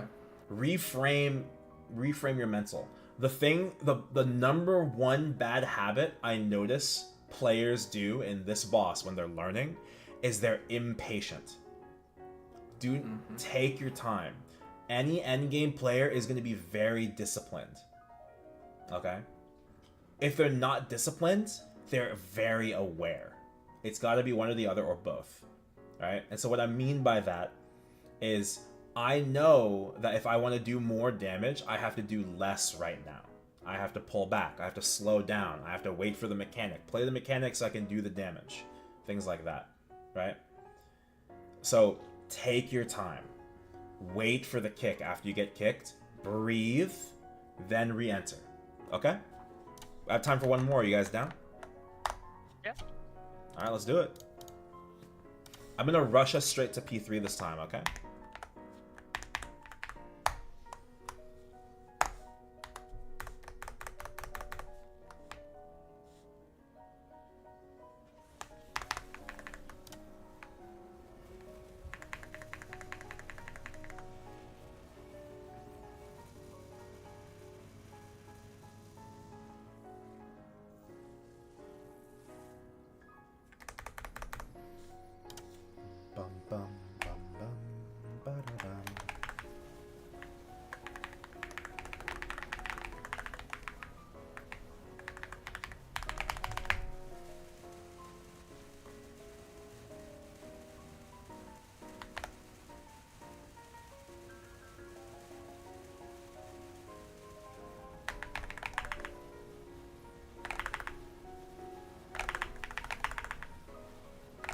Alright, P3.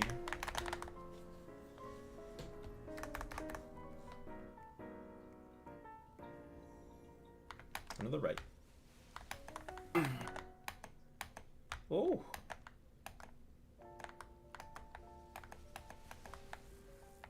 Play those rollings. Wow, that hit me. Bullshit. Oops. 2, 3, 4. Kick. 2, 3, 4. Kick. Suck and then kick. Kick. Take your time. Breathe. 4. Kick. And then come in slowly. Kick. 2, 3, 4. Kick. 2, 3, 4. Kick. 2, 3, 4. Kick. 4. Suck and then kick. That combo's so crazy. Kick. 2, 3, 4. Kick. Use a heal. 3, 4. Down FMA. We have big right. Suck and then kick. 3, 4. Kick. 2, 3. Alright. Here's a shrink. Remember, the edges of this circle are his kick range. Oops. And then kick. 2, 3, 4. Kick. 2, 3, 4. Suck and then kick. Kick. 3, 4. Kick. I should have healed you, I'm sorry. Kick. 2, 3, 4. Kick. 2, 3, 4. Kick. And then platform. Use a heal. Kick. 2, 3, 4. Kick. 2, 3, 4. Kick. Oh my goodness gracious. Or there's a safe spot right in the middle there. Kick. 2. It was a crazy amount of laser. 4. Oh, down FMA again? Oh, I got kicked. Kick. 2, 3, 4. Suck and then kick. 3, 4. Careful jumping. And then kick. And then avoid. He's a little close to the wall, so be careful. Oh my goodness gracious. We lived with that Velcon. That was crazy. Kick. 3, 4. Kick. 2, 3, 4. Kick. You can put frailty down here if you'd like. Don't forget to kick after. Good. And then kick. And then kick. 3, 4. Kick. 2, 3, 4. Kick. 2, 3, 4. Play the rolling. Suck also. It's also suck. Careful. Kick. 3, 4. Down FMA. Down FMA. Woo! Oh, come on, I was stunned. Yeah, it's because you got kicked. Take your time. Remember, you have dark side, so you don't even need to go over that, Valkon. You just pop dark side and just keep dodging kicks. Second then kick. Oh yeah, 2, you're right. I can 4. actually dark side the Kick. 2, 3, 4. Kick. 2, 3, 4. Kick. 2, 3, 4. Kick. Did you get the white curse there, Valkon? Nope. Nice. Kick. 2. Oh, careful there. Oh, I got that. And then suck and then kick. You guys are doing very well. This is longer. This is the longest you guys have lived. Kick. 2, 3, 4. Kick. 2. Good. 3. Use a heal. 4. Kick. 2, 3, 4. Kick. 2, 3, 4. Kick. Here's bad pattern, kinda. 4. Suck and also suck. Jesus Christ. That was terrible. Up FMA. Remember, you don't have to go to the right. You can go to his left and blink. 3, 4. Kick. 3, 4. Kick. 2, 3, 4. Kick. 2, 3, 4.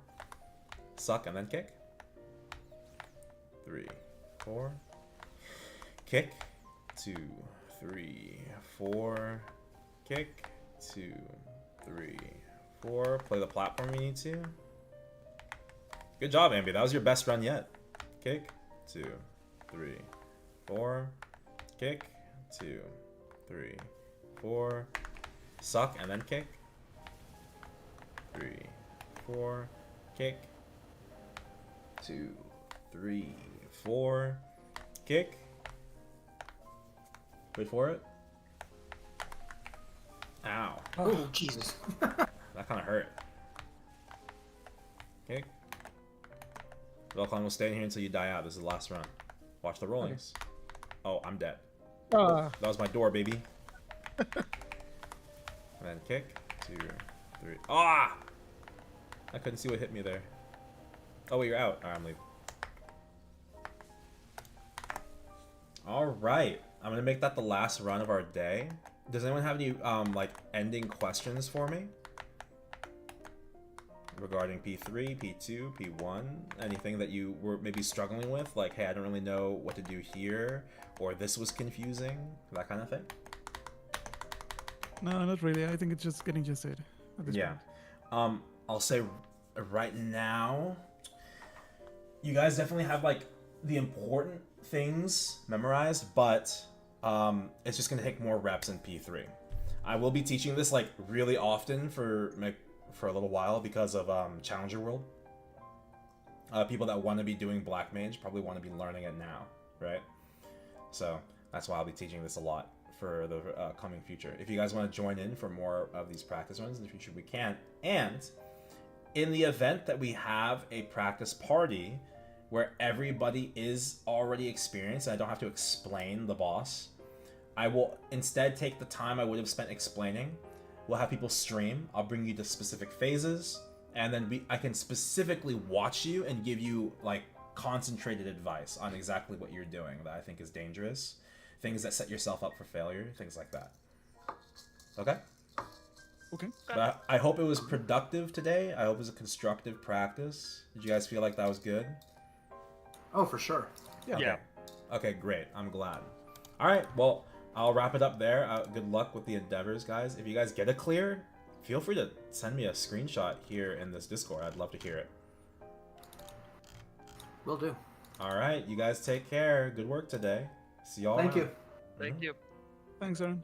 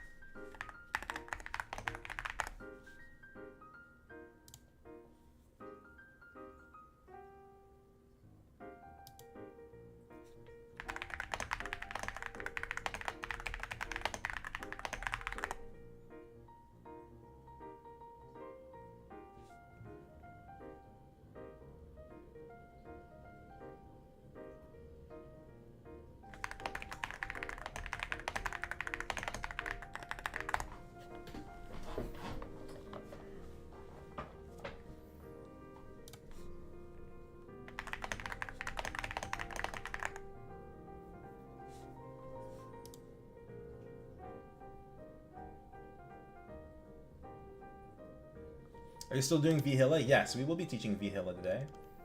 Let me just go ahead and... The people that wanted to learn haven't messaged me back. So, Velcon, did you want to learn Vhilla today? We can do that now if you'd like.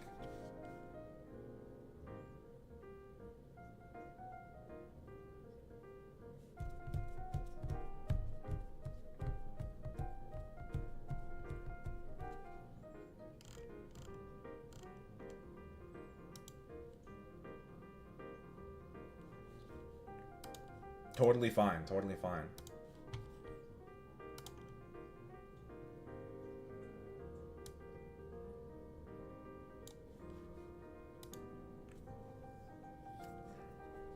Okay, in that case. Honestly, I can be pretty flexible today. So if as long as you catch me at least an hour before reset, that'd be fine.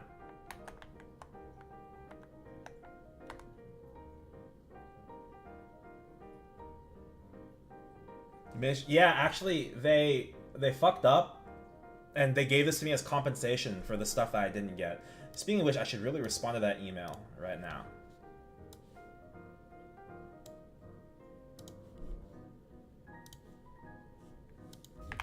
And maybe I should buy the merch that I was supposed to buy. I didn't buy it yet. I hope it's not too late.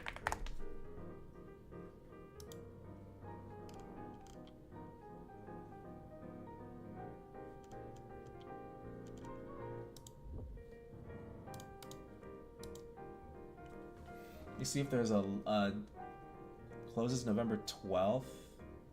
Oh, I missed it completely. It was only 5 days. Alright, I guess we're not getting it. That's fine. We'll get merch next year.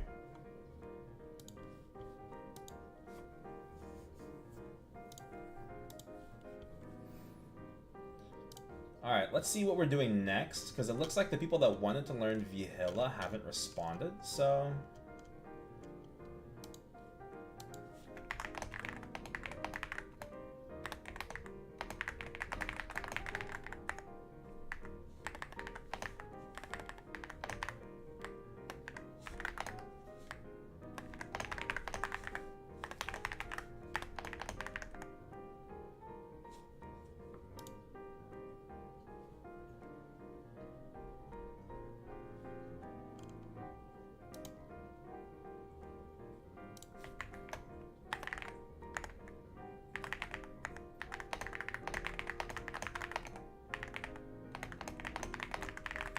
Thank you for all the help. No problem, man. I'm glad that it was productive. That's all that matters.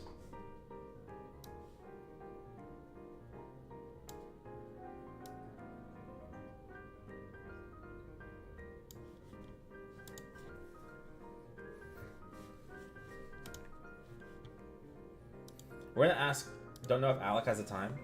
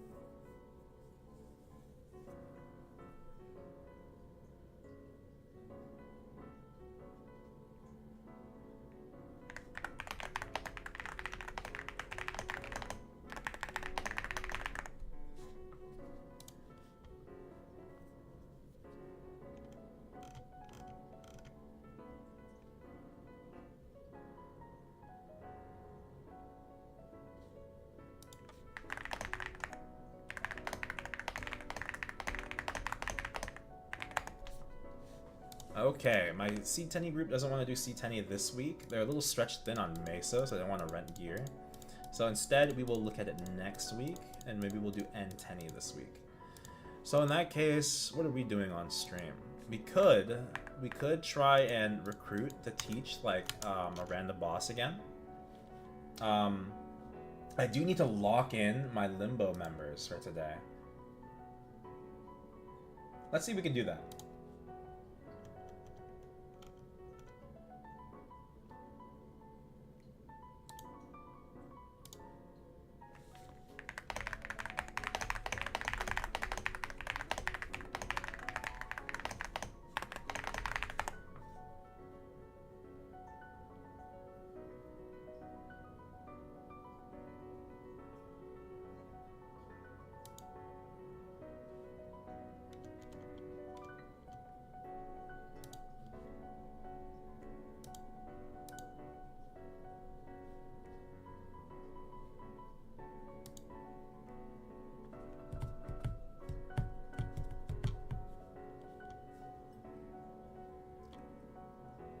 Oh, I'm out of water.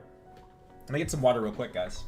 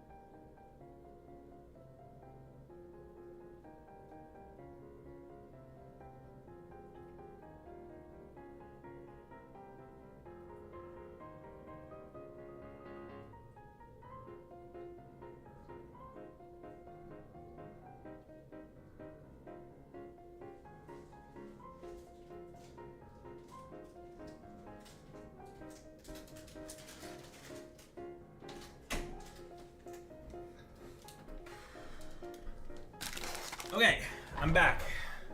Hello, double.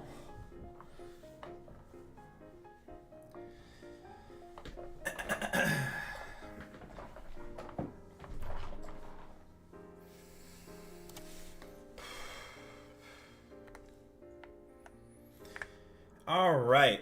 So some things we can do right now. Probably tackle Angler Company and Culvert.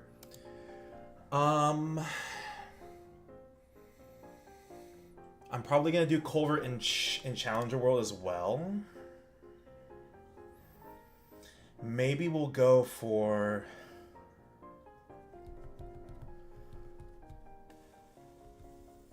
Let me think.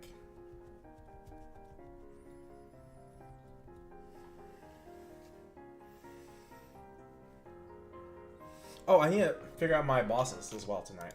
Let's see.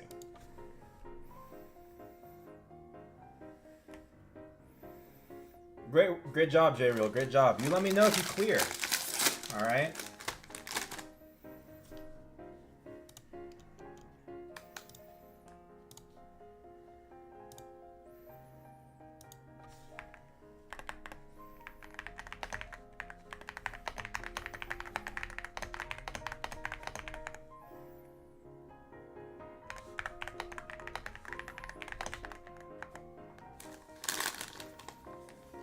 Alright, the mentality is all that matters.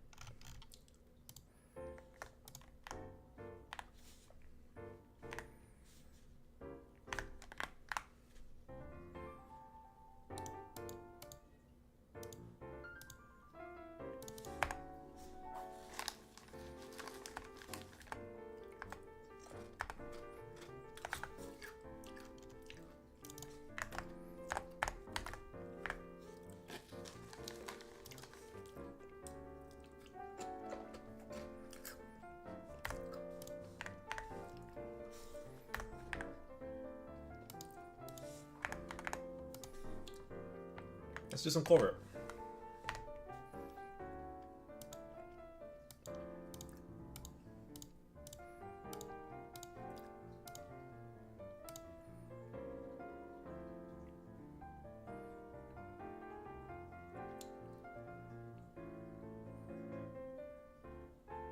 Oh my god, wait, I can use ring swap tech now.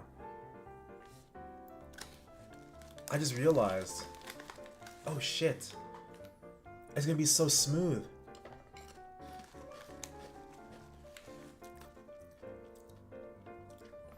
Recently with the new timings for Kanna, ring swapping has been so hard for me in Culvert.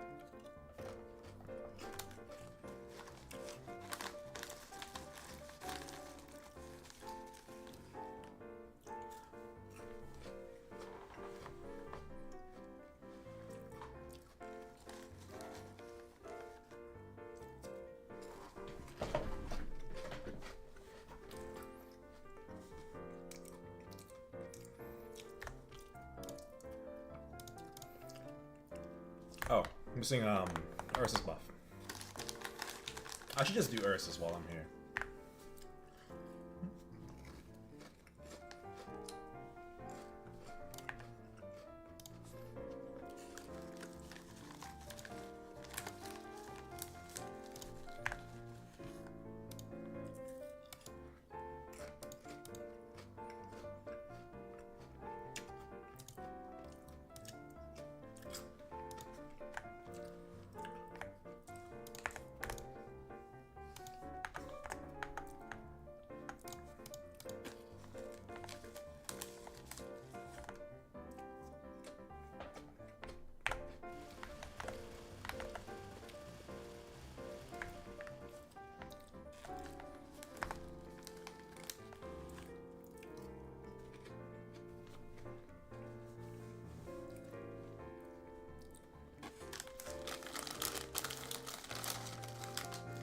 Oh my god, he's comboing me, he's comboing me.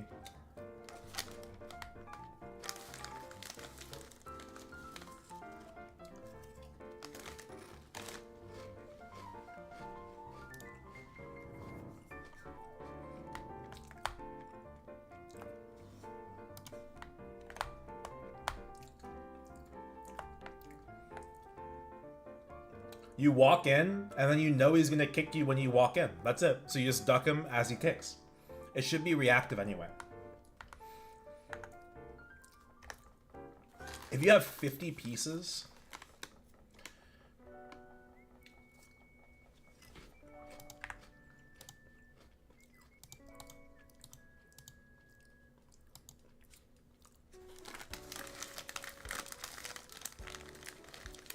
Oh. The pot's not that crazy. The flame's not that crazy. Just tap another one if you're really scared.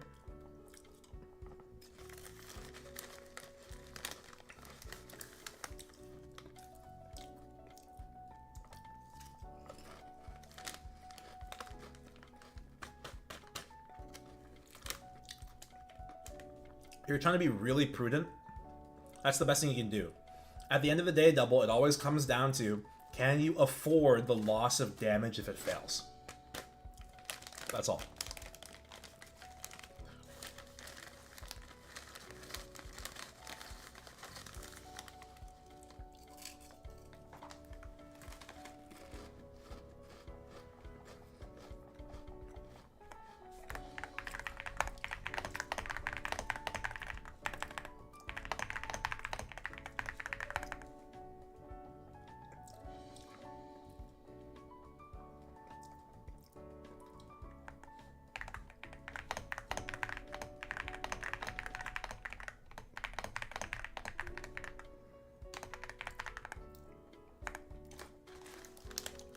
Trying to prep for H Limbo. Going for a couple weeks after Ascent comes out? Oh, hell yeah.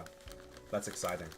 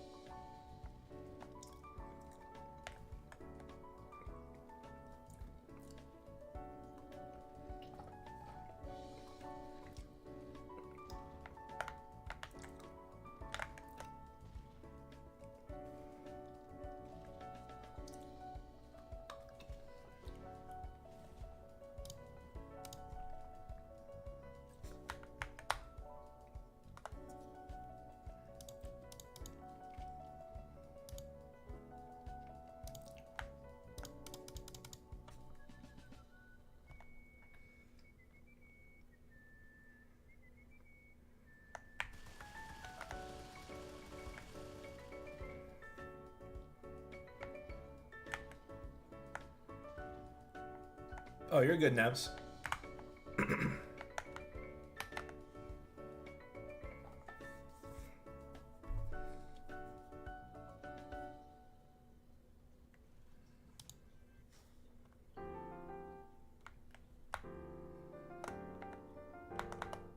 Oh wait, I was supposed to get Ursus.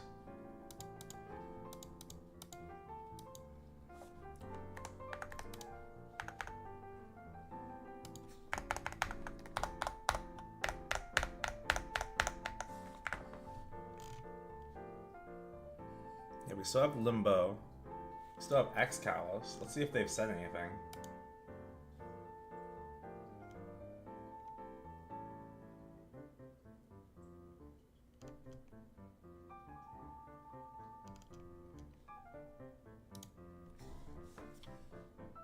It's Himbo season, so true.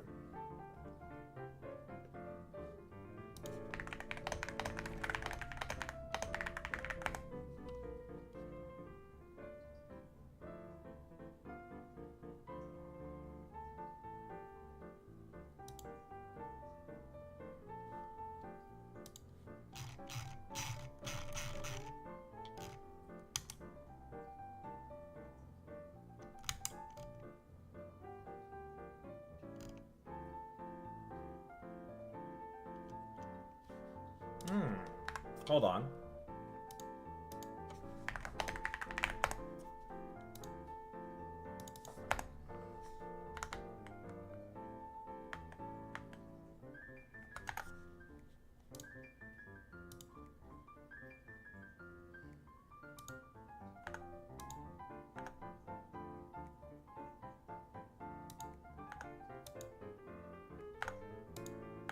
I underestimate myself sometimes. Alright. We're taking this buff with us into Culver, guys.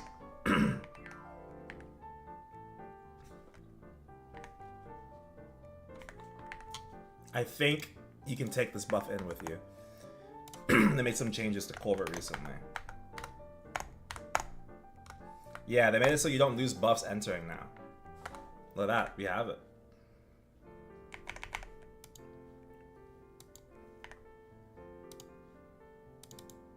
We can't use say ramps. That's all.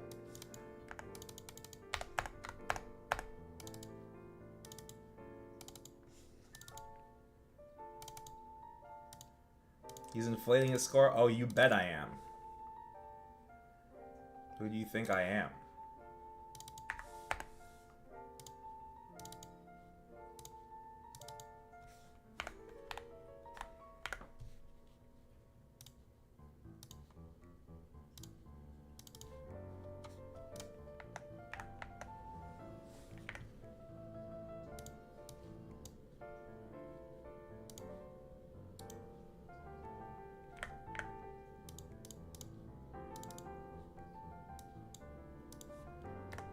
Bring Famine buff in too? I have no idea.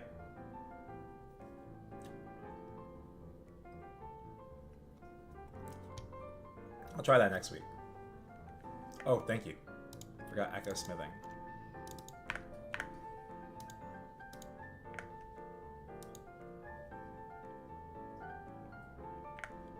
There's a... Oh, it gets undone?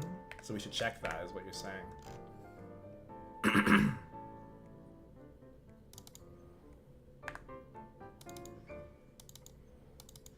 Looks good to me.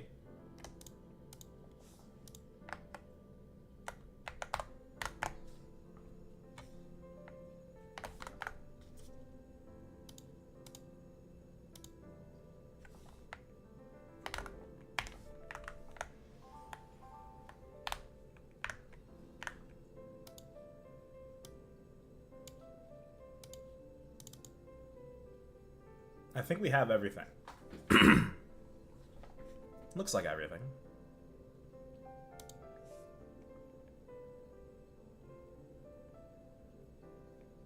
Oh, I see.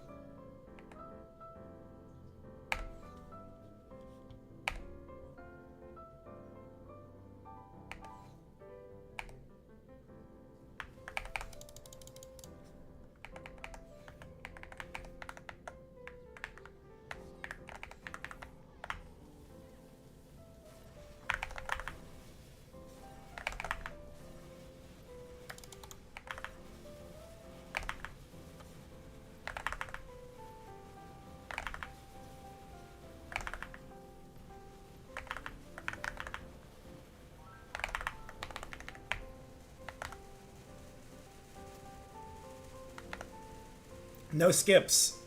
Note the no skips.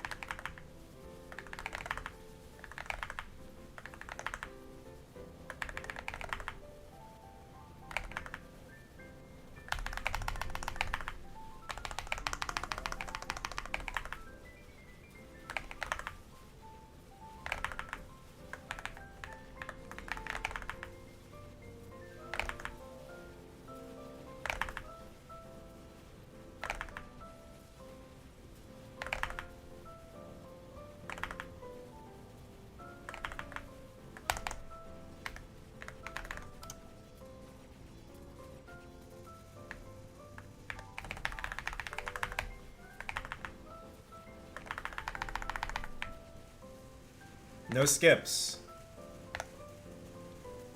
Hold! Fatal! Fatal didn't hold, but that's fine. We're over 100 with that, right? Alright, we're back in the 6 digits. No skips. 6 digit, no skips, baby.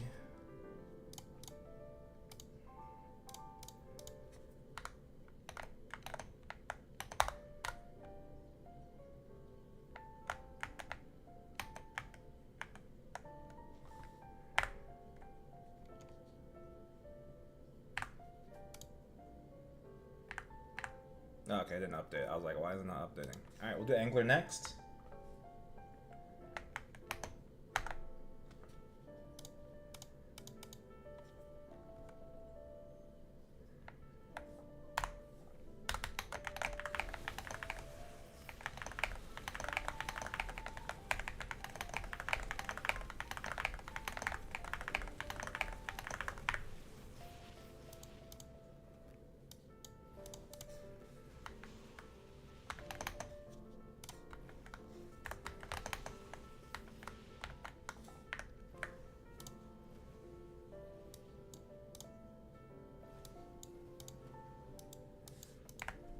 Oh, my summon's like activating it. Hold on. Hiccups.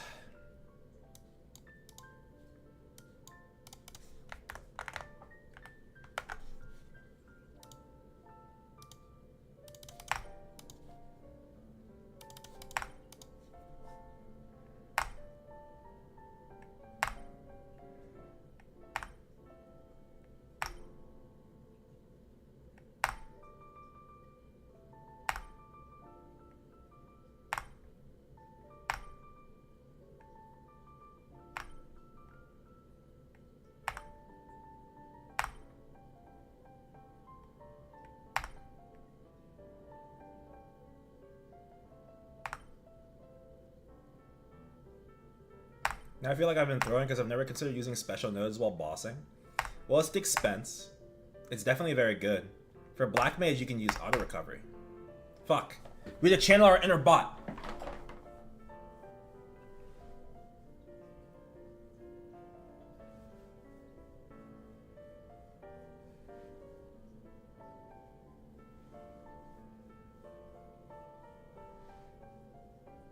Okay. Oops.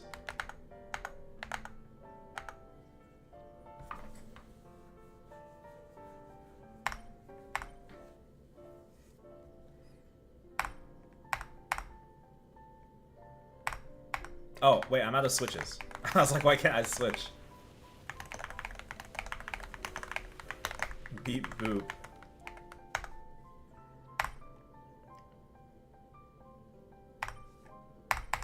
There we go. See, we just had to channel it a little bit.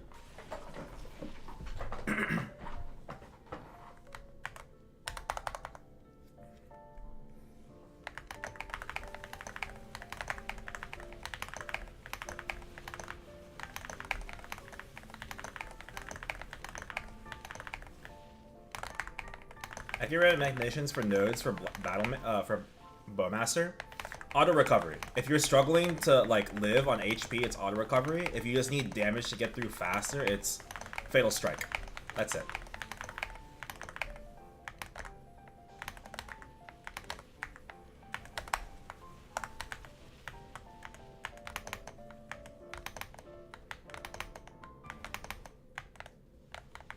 Oh, perfect.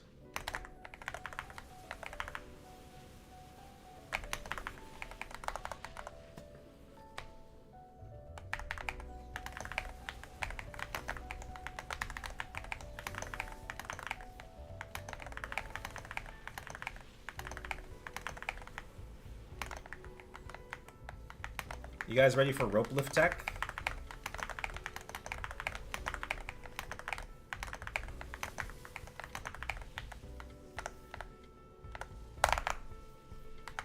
Oh yeah.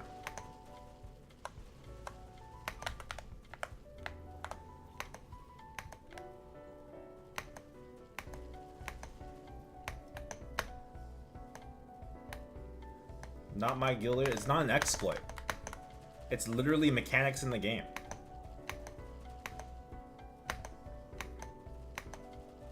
It's like saying I can't use a super stance to avoid a push.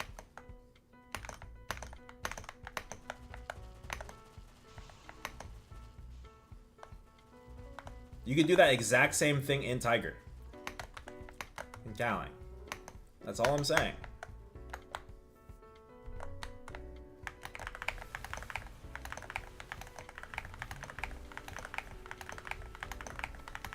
Okay, maybe you couldn't, but because there's no platform to rope lift up to from the top platform.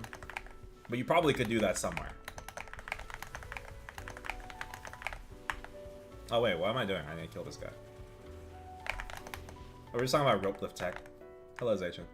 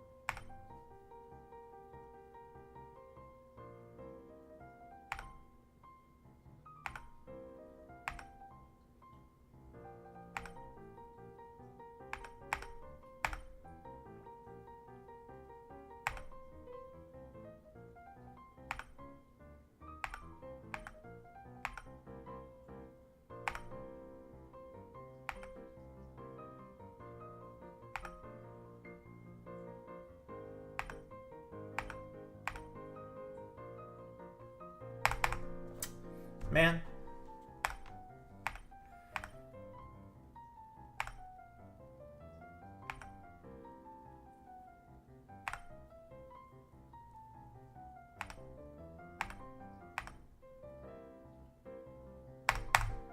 Let's go! Exactly 1K is all we needed.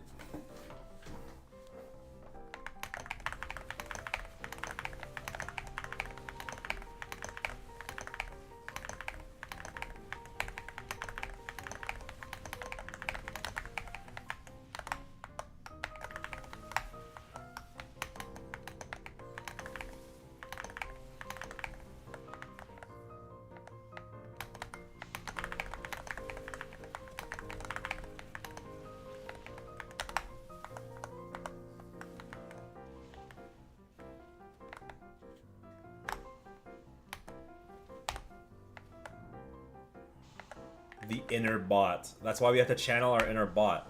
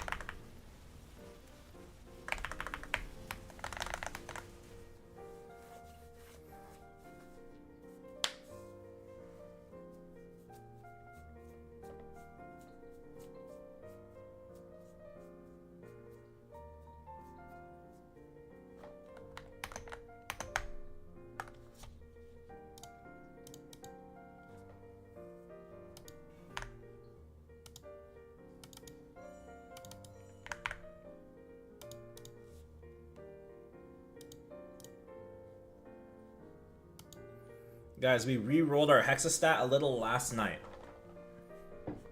And now we're at 5, 3, and 6.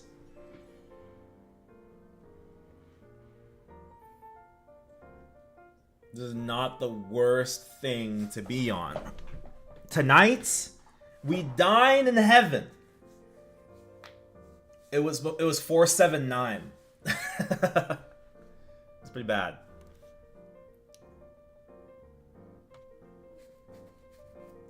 Like, this is already better, so like I'm fine with that. Well, let's see though what we get. Maybe.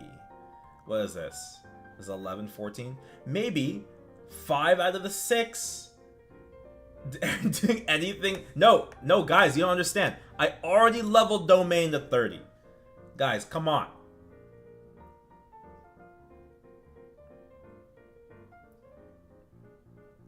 We're taking a break from Yuki right now. We're taking a break from Yuki. I spent all of my saved frags. Because I don't think I'm going to be getting Ascent skills. You guys don't like flat stat and boss. And boss. I've gained 7 boss and like 30 stat. That's all I'm saying. That's like 100 flame score. Off of my 5th job boost. It was so expensive. And for what? Okay, that's all done. I still need to do Monster Park Extreme again. Saren is on Monday. Let's ask when Baldrix is.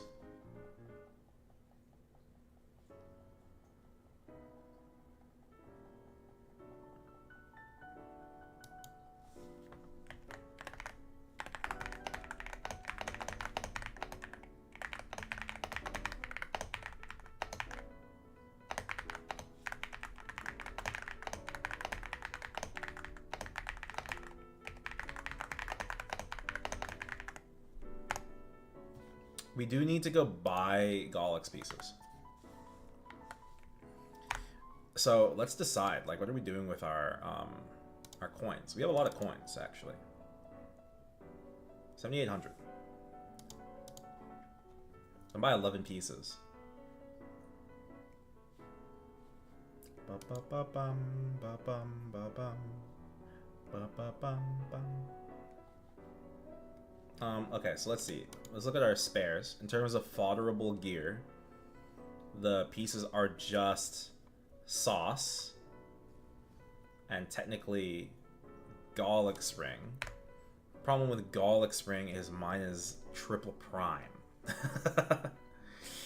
So I literally cannot fodder into this.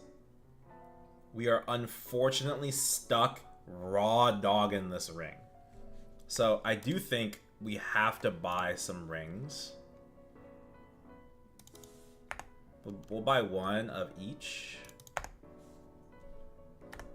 And then I'll buy extra pendants because we have 2 sauces. We also have like our old sup pendant in here somewhere. Yeah, it's right here. I don't mind using this. I'll be so for real with you guys. 23 sauce the goal. Yeah. Like, I don't mind getting rid of this pot, because we can just fix it on cube sale, either. I don't mind transferring in.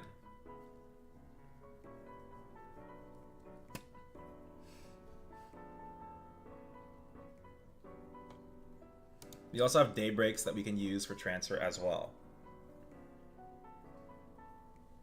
Considering that my current daybreak isn't 23, I'm not sure whether or not it's better to go for the tap on the 23, or I think it's better to go for the pitched. So I think we'll use these remaining daybreaks to look for 23 or higher sauce.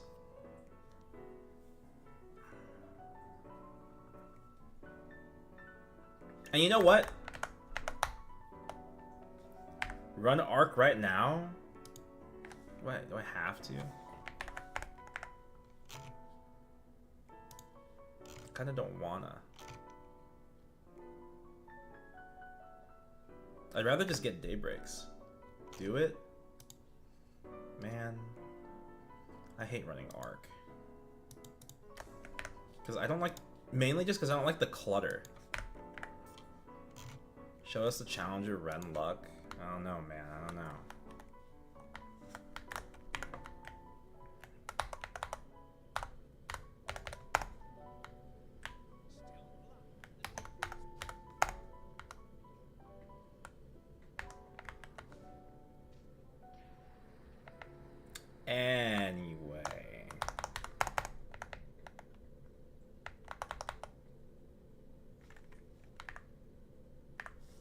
Okay.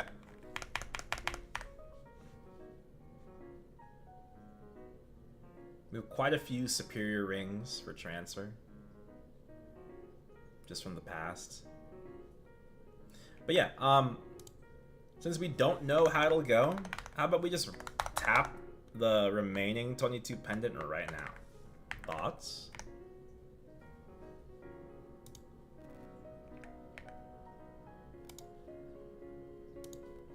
This is the first, I'm so real for this. Oh yeah. Shall we?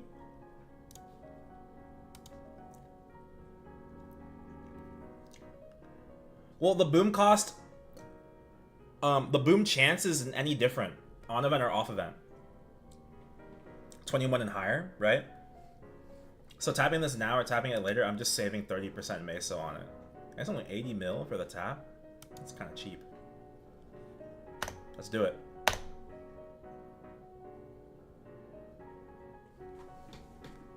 Dare me to do it again?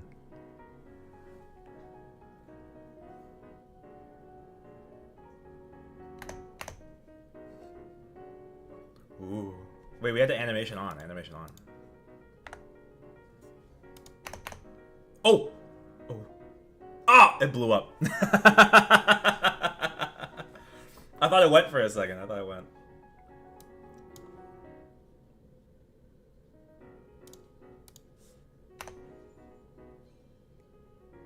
Oh, it starts 17. That's cool.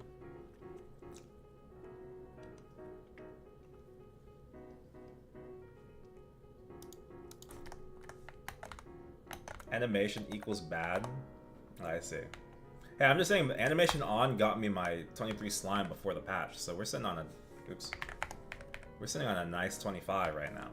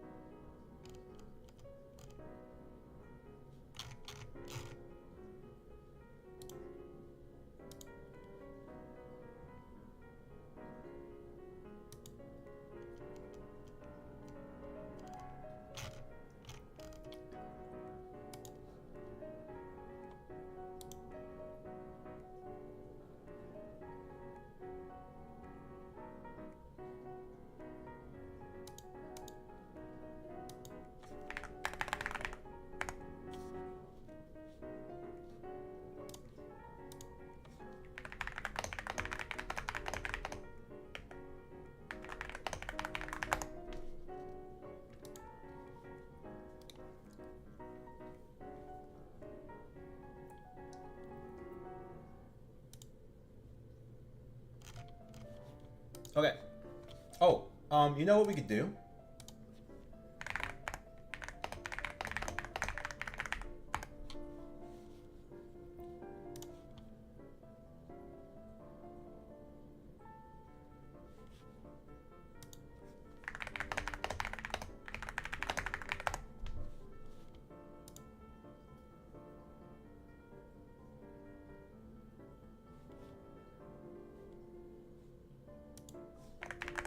Okay, guys, let's hop in the call with Ivan. Ivan's gonna help us with our scatter. We're gonna update our scatter today.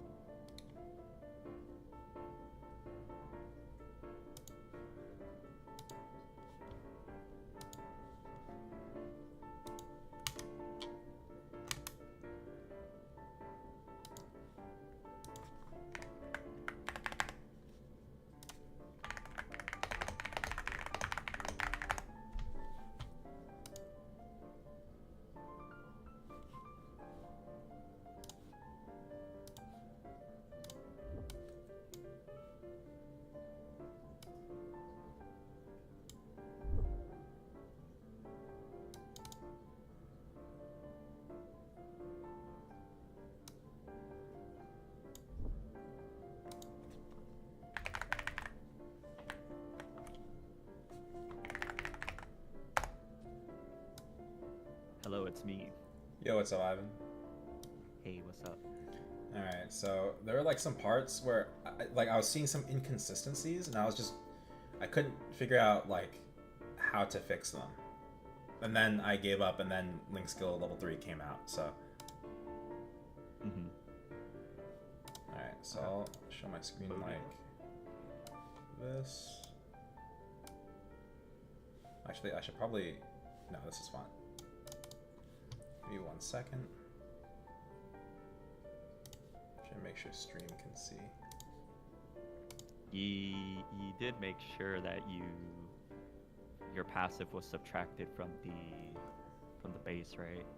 Yeah, I tried that. I'm pretty sure. Okay.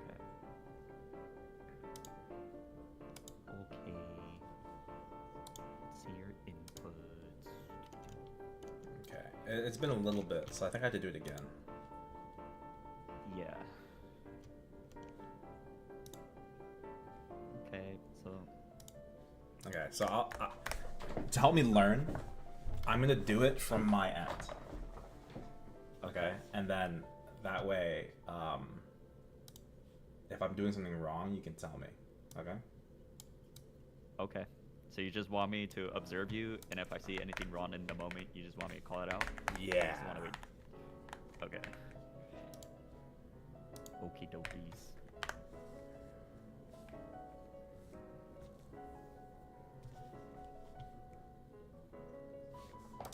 Alright then, I'm ready. I'm ready to watch this. Okay, 1 second.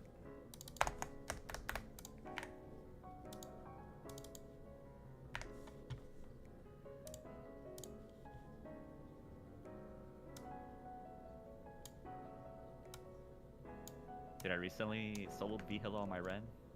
Uh huh. It was a disaster. Yeah, I heard you had say 3 there's like seconds 3 seconds left. Yeah, 3 seconds left. Okay.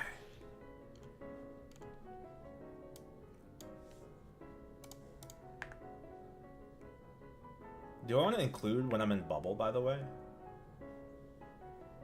Does Bubble do anything? Yeah, it gives me like a bunch of boss and damage percent.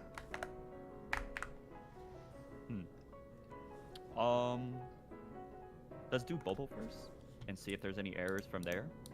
If there's any errors happen, then we'll turn off Bubble. Okay. But my insight tells me the API is only gonna encount without Bubble, but you know, there's always trials and errors, so time to fuck around and find out. Okay.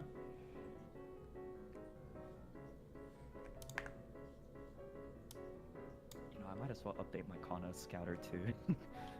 Okay, so first things first, and you go to this.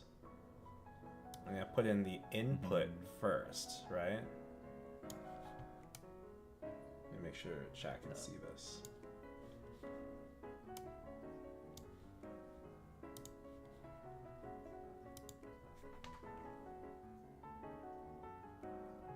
Should tell you what buffs to turn on? Okay, I'll do that.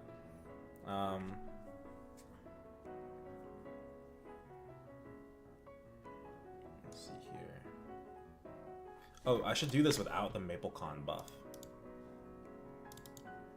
I would leave the MapleCon buff on. It's not going to be here much longer, though. It's only 5 more days, right? I suppose, but I guess if you don't really want to update it 5 days after it expires, that's personally up to you, but I usually always do whatever I'm currently on. Even if it expires within days. If it's like 1 day, if it's like it expires on reset, then I don't do that. But that's generally your choice right there. Okay, and he said click into the question mark on the class. Where's this that shows me what buffs I should have active? I don't know where that is. There's a question mark for your class? I don't think that even... Oh, I see. Next to Kanna. Oh, this. There's class, there's a question mark. Oh, wait, that's actually useful. Yeah, well, sometimes you learn something new. So does it tell you bubble? I don't think so, right? Nope, no bubble. Okay, so we don't count bubble. Okay, so I was right then. bubble was gonna just fuck up the scouter. I guess it has the same concept as like weapon aura. Mm-hmm. All right, so there's 80 and then 974 is what I write first, right? And then I'll write in what I have for luck as well. But then for the percent, we want 586, right? Do the same for luck. This is 172. And then for percent not applied, it's the number at the bottom. So 31,180, right?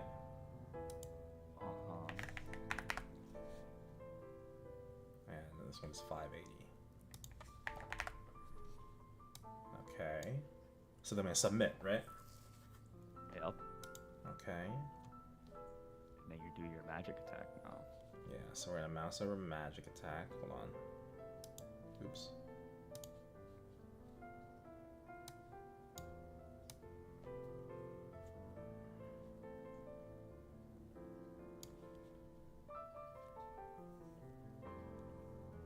So I write 4308 in the magic attack section? Or do I write 8625? Hold up, your stat window is kind of blurry. Might need a screenshot. Oh, hold on. I know what to do. It's just because it's hard for me to increase this without lagging my stream, so I hope this doesn't lag anything. Is that better? The stream is not laggy. It's like low. It's low okay, quality. It's kind of clear right? now. So 8625. 8625. Wait. Where the hell are you getting 8625? Right here in Magic Attack, it just says 8625, the number right here. Oh. You sure about it? Think carefully about it. Oh, it says base value. Okay, so it's 4308. There we go. Okay, and then percent value 104. But are you sure that's your base value? Like, It says base value. It says I feel like 4308. you're missing something. It says base value 4308.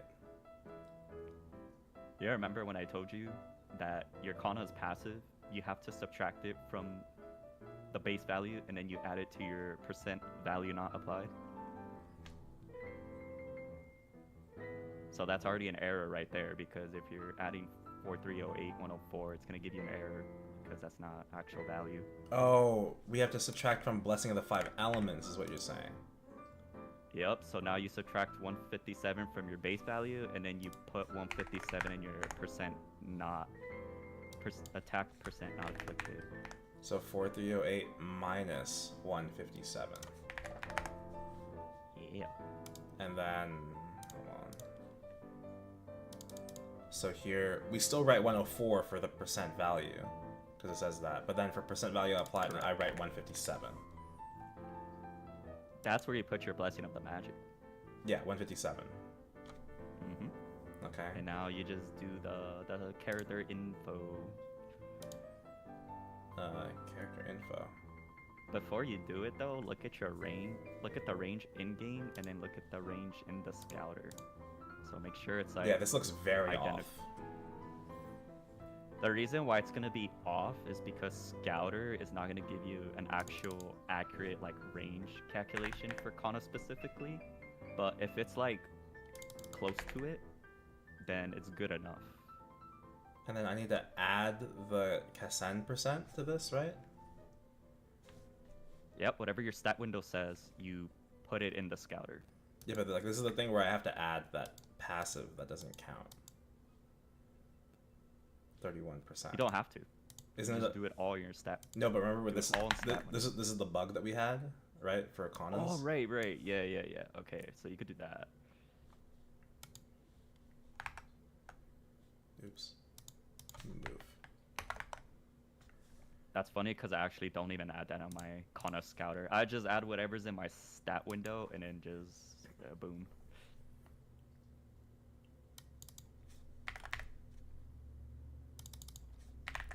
If it gives you an error, try to do it without it. With the damage thing that you just added. I'm gonna have that in the back of my head if I know what errors.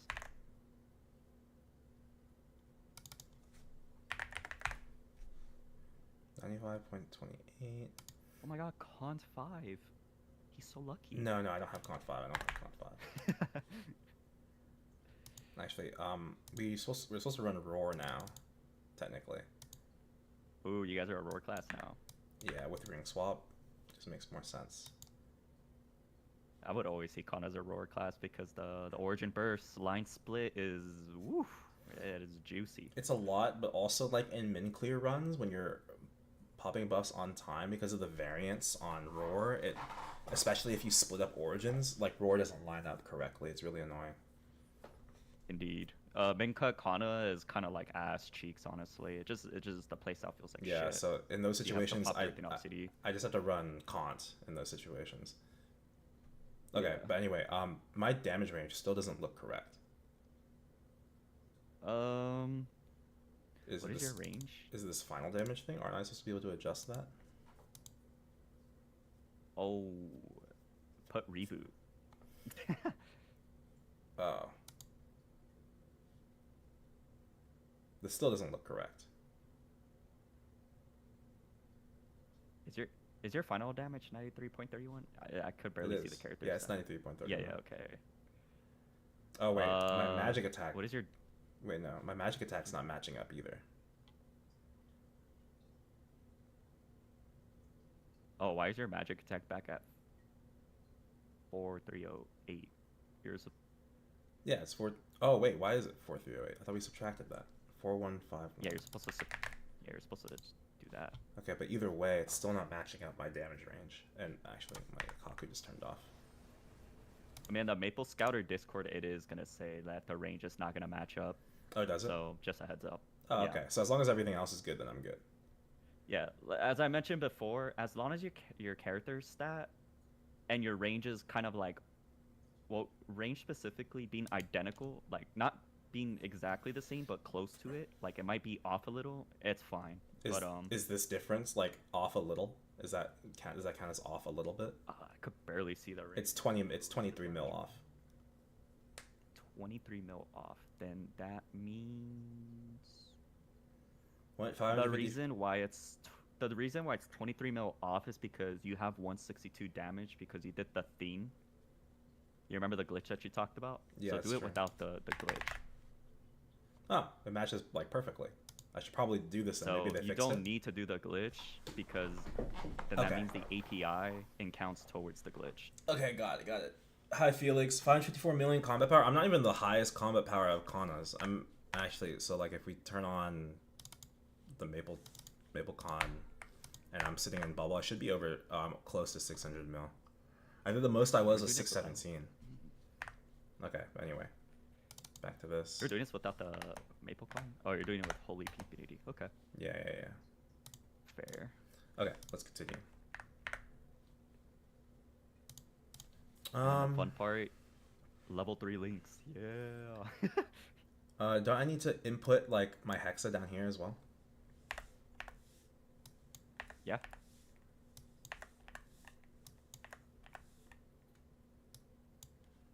This is also not even gonna be completely accurate because I'm re-rolling my hexastat a little bit tonight. It's currently like 5, 6, and 3 for my hexastat 1 or something. Yeah, for hexastat optimization, you shouldn't worry about that yet because once you're done with your changes, then you could go to the hexastat calculator. Yeah. And then change your character's inputs and everything. And everything becomes level 3. Oh, you even use that? I don't use Ilium. How am I supposed to choose which one to show up here? Oh, then you just put 0 on that. Okay, so if I don't use that one, I click out of it. Yeah. Do you use Cane Link?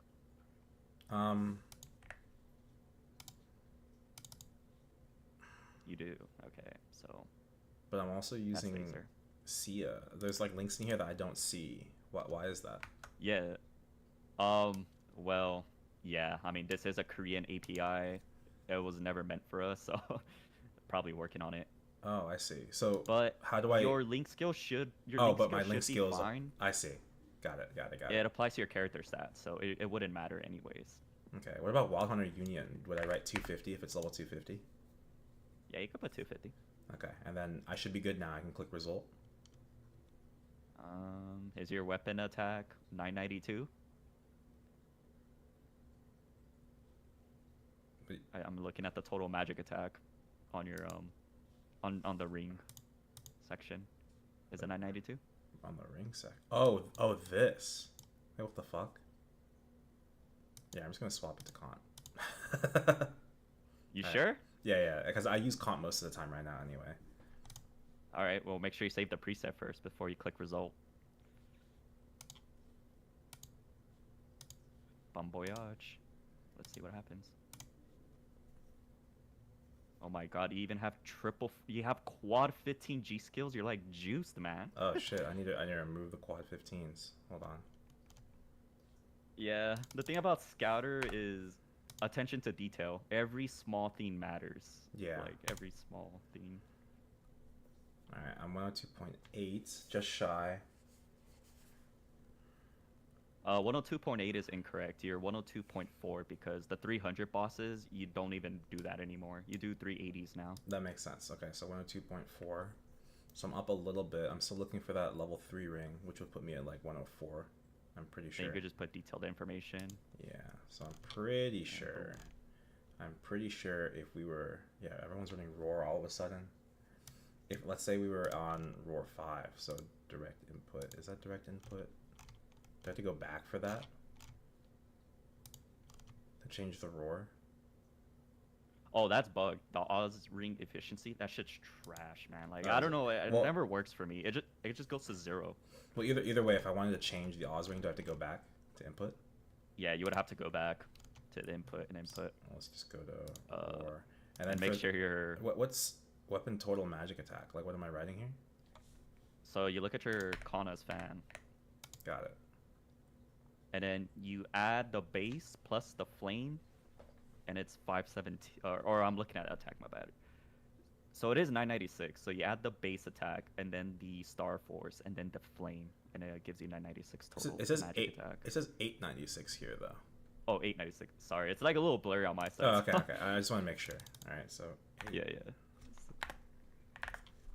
Yeah, so 896 is for calculations for weapon jump. Okay. I'm gonna turn the stream quality down because people are complaining in chat, so it's gonna be harder to see. I'm sorry. I can zoom in a little bit That's here fine. at best. Is it just me or is frame lag kind of giga? It should be a little better now. My fault, guys. All right, so 896. Let's say we have a roll 5. And make sure you always save preset. I don't actually. I should save it here because I changed that number. You never know what's gonna happen to the calculator. It might brick, like, not save all your shit, and then you have to redo it again. It'd be 102.8, like this, and then detailed information. All right, and then if we were to, if I wanted to play around with this, so let's say, fuck, where is it? If I put on the title now, I could just input the bonus stats that I get over Pink Beanie title. Yeah. Right? Well, you look at the title stat, and then you just input whatever the title gives. But it would be the difference, though, between that title and the other title, right? Yeah. So, like, let's just say Holy Pink Beanie gives 10 boss, and MapleCon title gives 30 boss. Since you already have 10 boss added to your scouter because Holy Pink Beanie is there, you add 20 boss instead of 30. Because usually people make the mistake of putting 30 boss. Yeah, I want And it's to. realistically 20. I want to get the entire difference. So I'm gonna start with attack. So let's say attack, I'm getting 20. Then IED, I'm getting none. So we'll get 30 IED there.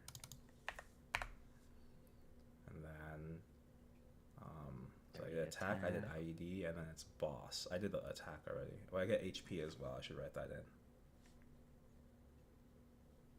Where the fuck is HP? There's no HP because you don't play Demon Avenger. I technically get one magic attack off that, but it's whatever. then you would have to calculate based off of that. It's okay. And then put the magic attack. It's if fine. you want to go that detailed. It's final mat though. You know what I mean? Like if I put in one mat, it's not going to be the same. I'm just gonna act like it's not there. Yeah, that's magic attack for that. But yeah. I'm just gonna act like it's not there. Oh, you need to click this on, right, and then apply. So I go up 1645.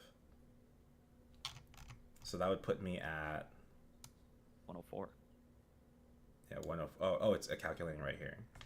I'm damn Yeah, close. I am damn close to 105. I'm damn close. I like how Baldrix says impossible, but you like clear that thing every week. But I'm not doing hard Baldrix. I'm only doing hard Limbo. Oh, are you not doing hard Baldrix? No, I'm doing normal. I'm doing normal. Oh, okay. And then where's that? Oh, here it is. I'm still missing magic attack percent. Hopefully we can nail the last bit on cube sale. How's your cube sale plans looking? I actually don't know what to do, man. Like, there's just too much stuff going on. There's like Star Force, and then there's cube sale. It's like I don't know what to prioritize anymore. Yeah. I'm lost in the sauce. It's a hard one. Yeah. I feel like Star Force is just a better game because you just gain more than double priming. Mm-hmm. And I would say it's cheaper in my opinion. Oh, I need to calc for VIP buff. VIP buff is already in there. Oh, really? Where? Because if you go to input, there's VIP. Cool. Also remove the superpower because unless you're MVP, like, oh, you're right. if you have a really high MVP, you don't permanently have that. You're correct. We are all lost in the sauce. That is true. You have to press OK. I thought I did. Oh, it's at the top. I didn't see it. It didn't pop up in the middle of my screen. I thought it was just a pop-up.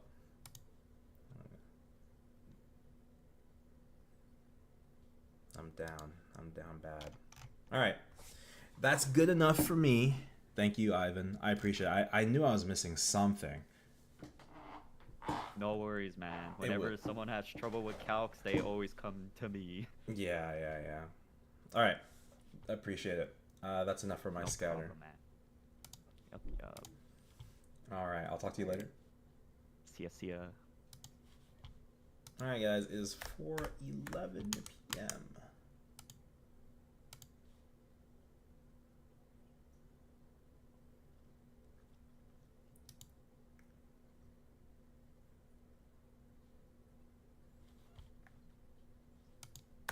Okay, so put some music back on.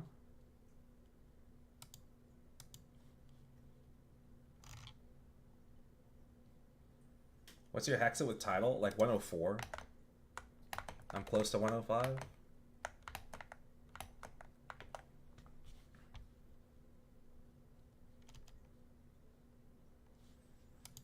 Very noob question. How do you get higher power from 5 million? That is a really, like, you basically asked me how to solve the game. So, like, we have to kind of break that question down if you want me to give you a real answer. Because there's like 500, like 5,000 different things you can do to go more than 5 million. And there's also ways we can dumb down the general linear system through which you get stronger, right? Actually, I might be able to demonstrate.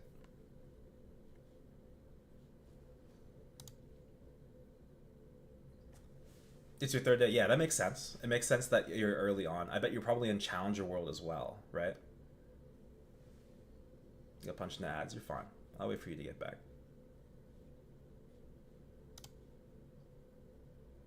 Do I want to gear that guy back up? I do kind of like him better than my Wind Archer.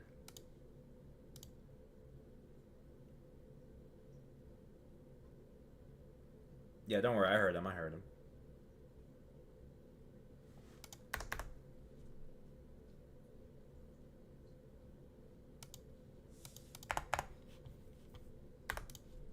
Put some music on too while I'm waiting.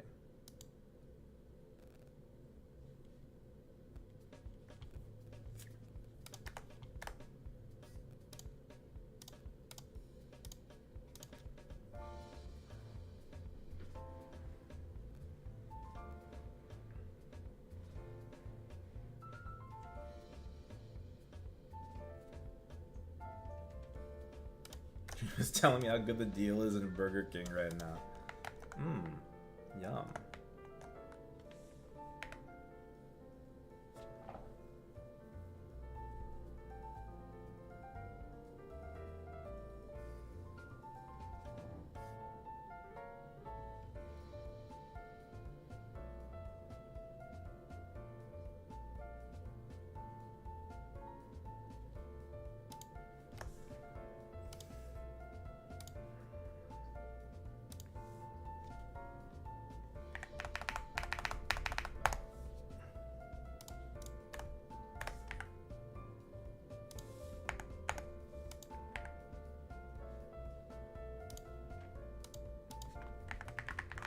No, you're good. I said I'd wait for you. You're gonna say I'm setting up. I basically said there's like 500. There's 500 different things that you could do, and answering your question is incredibly complex. So there's ways we can narrow down the question. Also ways we can simplify the answer, right? So I'm setting up a character right now to show you a way I'm gonna get my character strong enough. Are you in Challenger World right now?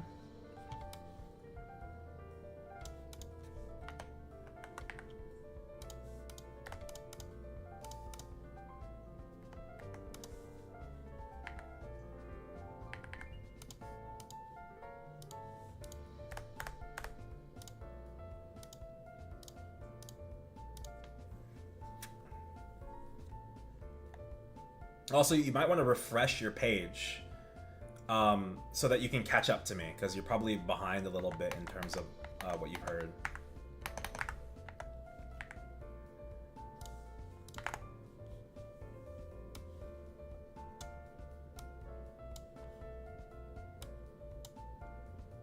Yeah, it's your day 3 of playing. I saw you say that. Do I not have rope lift? Oh, it's shift.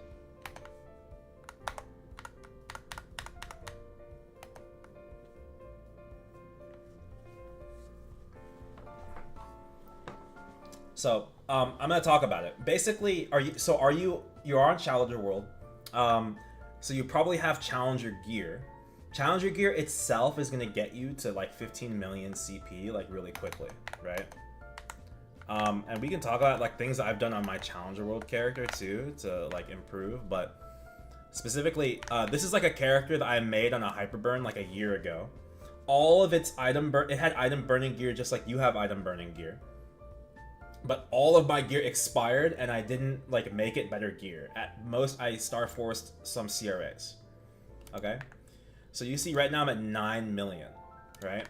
And honestly, even if I were to, where is it?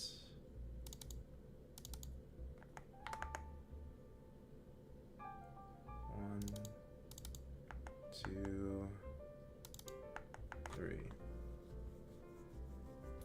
No, I'm gonna explain everything for you. You just need to listen, okay?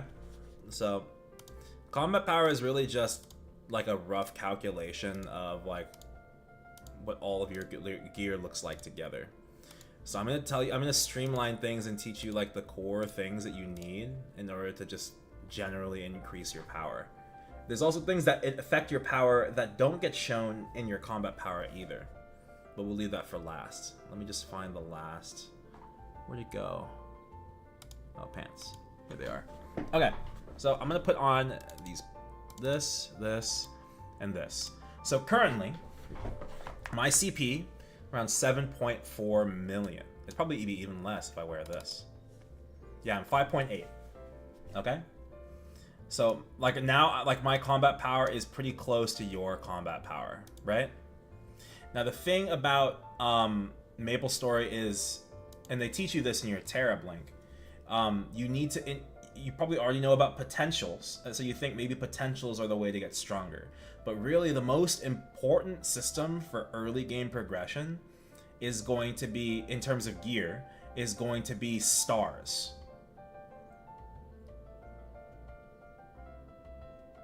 So you can see all of these gear pieces have like empty stars on them, but then some of my gear pieces have some stars on them, right? Challenger gear has 16 stars. Exactly. It actually goes up to 19. Your Challenger gear will end at 19 stars when you kill Easy Lucid at 260, right? So obviously you can't just increase your stars on your character easily, right? Because you can't Star Force the Challenger gear. But you'll see, like, I'm 5.8 mil right now, and on these 0-star gears, if I change them into 19-star gears and they have no potentials, I instantly shoot up. Oh, oops. I instantly shoot up to 6.8. And then when I Star Force my weapon, I instantly am at 17, right? And that's without flaming the weapon, too. This doesn't have an attack flame on it, which would put me probably around 9 to 10 mil CP. This is the basic beginner stuff. If I were to Star Force this right now, we'll see what my Star Force becomes. No, this is a fake weapon, so it's supposed to be 35% boss damage. That's what it's like an untradeable. You see how you can't change it, things like that. There's like a permanent fake weapon that they gave me. Yeah, it's a fake weapon. They gave you one at 220 that let you choose between the crit rate Dominator Pen. This is also fake and a weapon, but I just got both because they gave it to me twice. So this is Absolab. If I were to Star Force this Absolab, which I'm going to do right now, we'll see what my my combat power is after each one. Okay, so I'll leave my CP down here so you can see.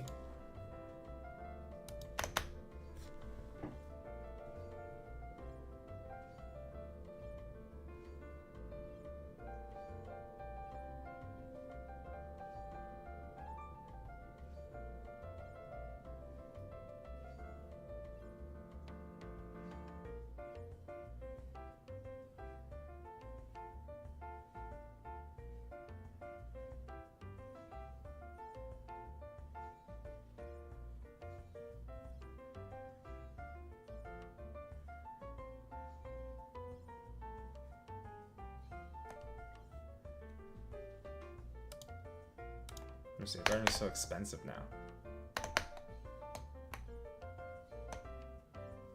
Alright, so we're already up like 300k off of the 17, right? And that's without using potentials on this gear, right? So that's just an example of like what's happening to my character as I Star Force. These raw stats are happening, but the way I want you to simplify how damage and like increased power goes in MapleStory is really simple, Felix. You have base numbers that get multiplied against larger numbers. Yes, I understand, Felix, but I'm just helping you understand. So, like, just give me a second, let me explain, all right? So, when we have base numbers, and we have multipliers, we have to raise things on both sides of the equation in order to increase your overall damage. If we only increase our base stats, like what I'm doing here with these stars, right? Stars are increasing your base stats. And but I'm not increasing the multiplier, then we're not really going to get much stronger. So the most important thing you have to do first is work on your weapon, secondary, and emblem. This is what we call the WSE. Weapon, secondary, emblem. You have an emblem already. Your goal is to legendary pot it as soon as possible. Pots are not that important early game. You don't have to push legendary potential on every single gear piece, but the weapon secondary emblem is particularly special because they give attack percent, IED, so ignore defense, boss damage percent, right? These kinds of things are very important, so you'll see, like, across my weapon secondary emblem, I have essentially 2 useful potential lines on each piece, right? This one even has a little bit of all stat on it, which is like a little cherry on top, right? This is your multiplier. So if this is like, if Star Forcing this from 0 to 17 is like making a 1 times 1 into 50 times 1, making these legendary and also getting like a good potential on them is like going from 50 times 1 to 50 times 30.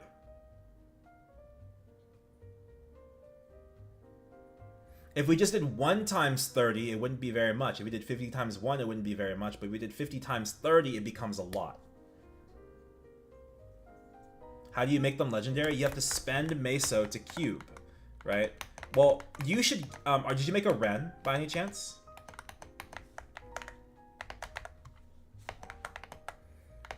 So Ren should have like a free unique pot scroll in your rewards. Not just a unique pot scroll, but you also get like a free unique emblem as one of your like mission rewards.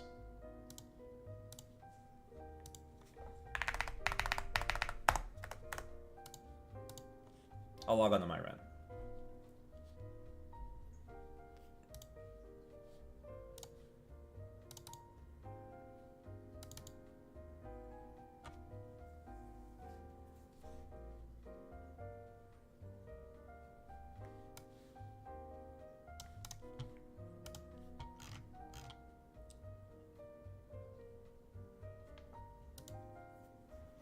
Okay, so let's talk about it.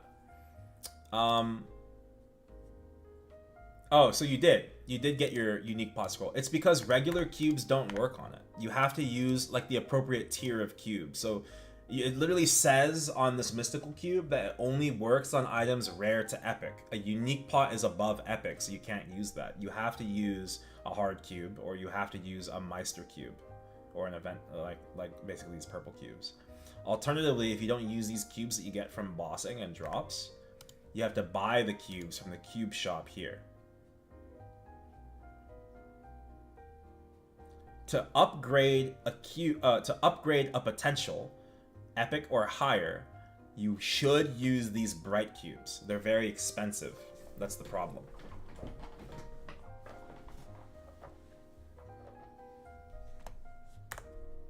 Quick drop, cube shop, cube list.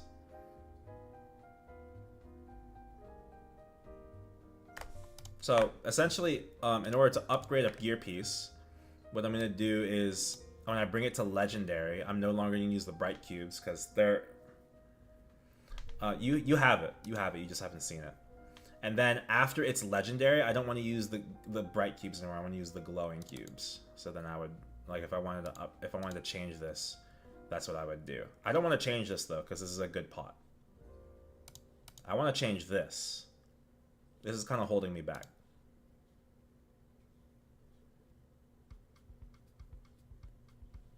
So maybe I wanted to hold off until cube sale to go for the upgrade on this. So I can't really show you on stream, I don't think. Yeah, there's a cube sale next week on Black Friday. Historically, there's always a cube sale on Black Friday. It's 25% off cubes. But you have to buy them in big packs, like times 30. So you gotta kind of choose, pick your poison. At the end of the day, you're spending more. So maybe I will upgrade this. Let's buy a little pack of 10.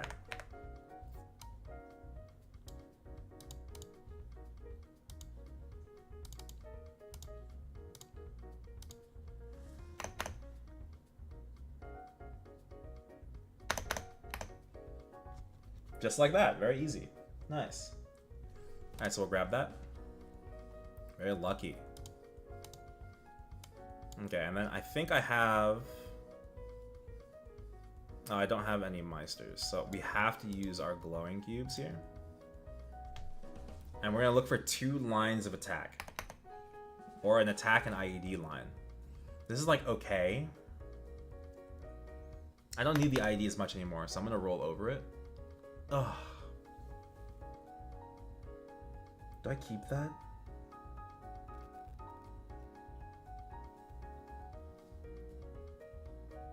It's okay because I don't need the ignore defense. Yeah, I think I have to keep this. I just don't like having so much boss damage. But because it has damage percent here, I'm willing to keep it. So now my Ren's at 19 mil. And that's pretty cheap, I'll take that.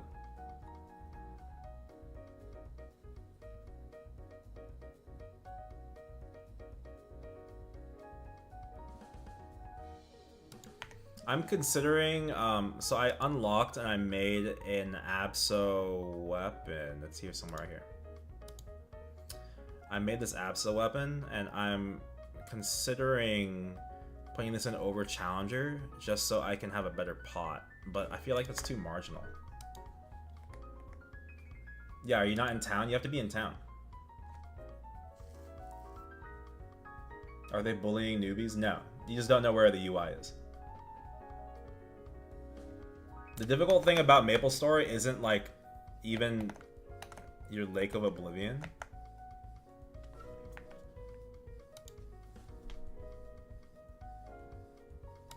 Left click, cube shot.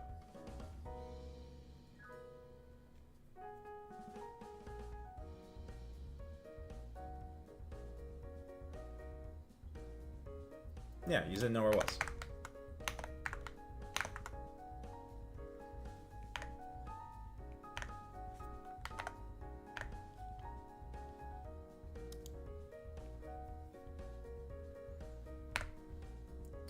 So yeah, in terms of upgrades, red color drop down. Yeah, I mean, they don't really show you where everything is, to be fair. But yeah, as long as you follow through and you get your solos, then you'll be fine. With just the item burning gear alone, and you leveling, you should be able to clear the stuff that you have. They did go a little bit minimalist. So yeah, my upcoming steps for upgrades, I want to replace these earrings. Oh, my camera was on there so you couldn't see. No, that explains a lot. My fault. I always forget my camera's up there. Yeah, there's a drop down here, right here. Yeah, no problem, no problem. But yeah, we have a Star Force event coming up, not this weekend, but the following weekend. Speaking of which, did we finish our alliance thing? We did. It's called Bunnies. How many Wrens are there?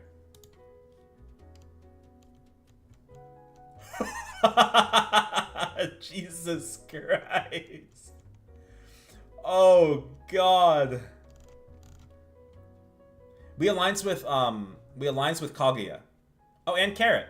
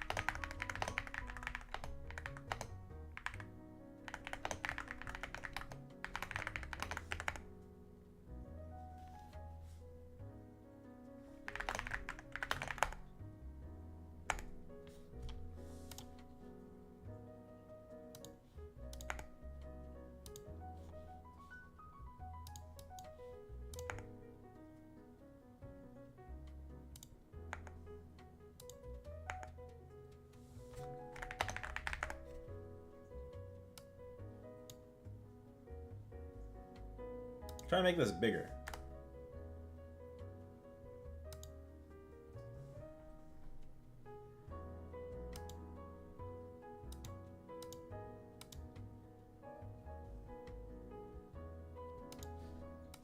No, they can't see it. I'm talking to the Alliance right now. I bet that 95% of CW, not 95, maybe a little less, but yeah. But yeah, that's a lot of people.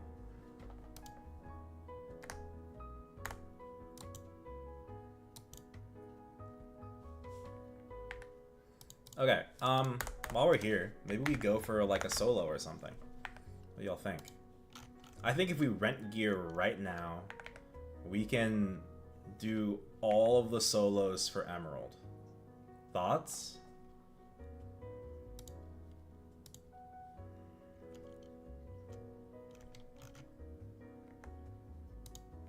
Alright, good luck. Let's see what we have so far. We've soloed all of N10. So if we equip the Roar, we would... Ooh, let's think about this. Maybe we should hold off. Because I'd be able to do Gloom. I'd be able to do Dark now. So that's... That's 5,500 points. It wouldn't bring me to well, I guess that would bring me to 20k, but it wouldn't bring me to 30, because the gap's actually 10k from 20k to 30k. So 5,500 puts me at, oh shit, I need to click that. 5,500 puts me at close to 22. Yeah, we have G skills. At 22k, if I did these two, I wouldn't be able to solo Vhilla. That'd be really hard. It'd be really hard for me to do Will, but I might be able to do. I have to really lock in. This is just a damage check. 500.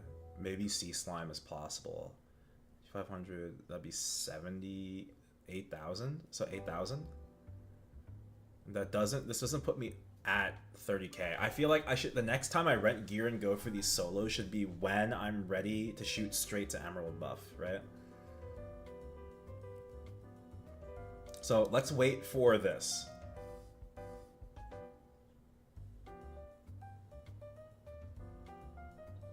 At 270, we'll go for it. Yeah, wait for 270 is the play.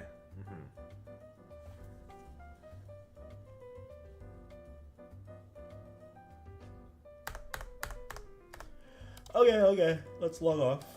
How about we go for Saren solo on the BAM?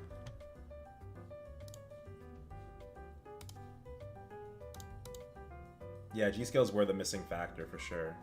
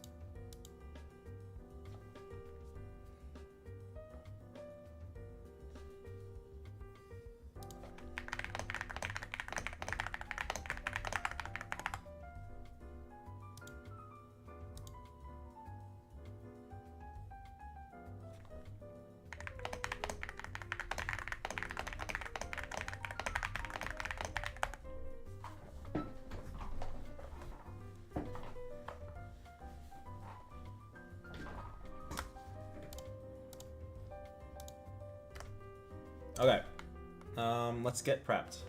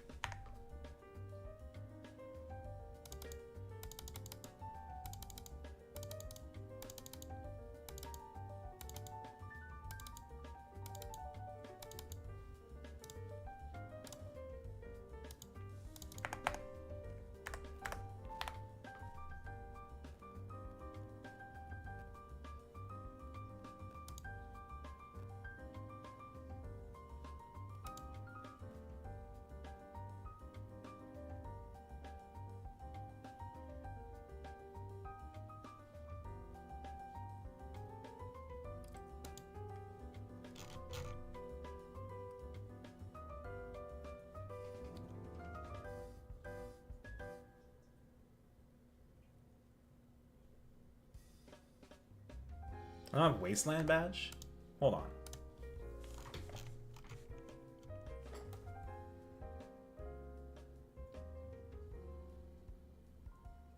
I don't have extra Wasteland badge cards? That's fucked up. That's 1% magic attack.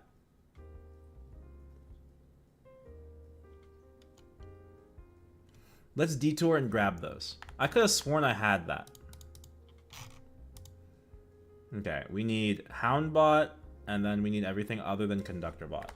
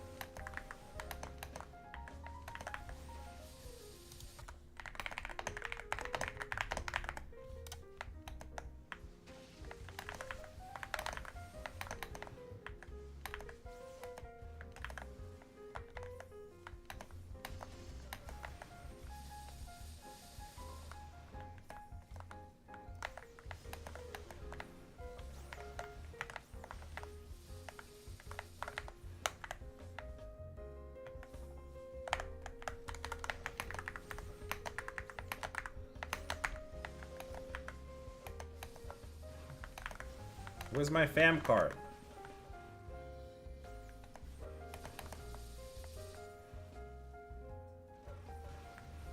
Guys, yesterday I was training and I saw 2 jackpot Especia chests back to back. It was crazy. Within 10 minutes. Within 10 minutes. I got 2.2, like 2.3 T off of that. Yeah, they were legendary. It was crazy. They were back to back. Oh, I got my Hambot card. Alright. I know, I know.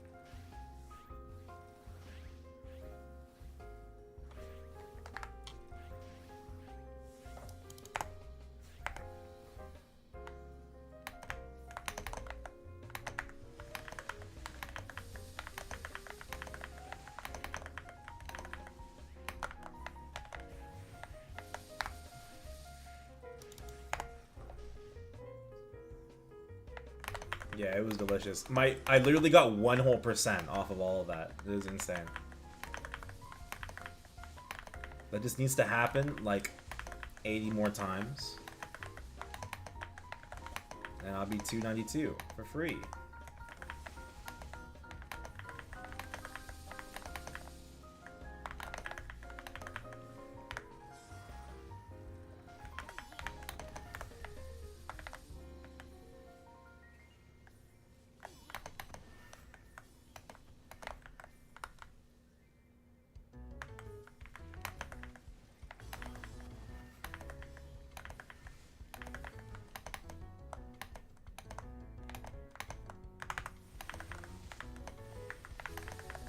Where's my fam card?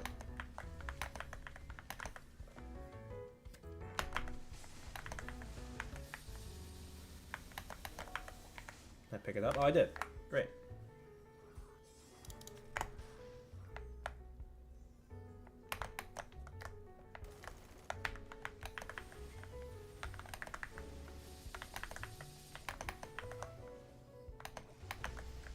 That was right there. Alright. Let's grab this and we'll go to Saren.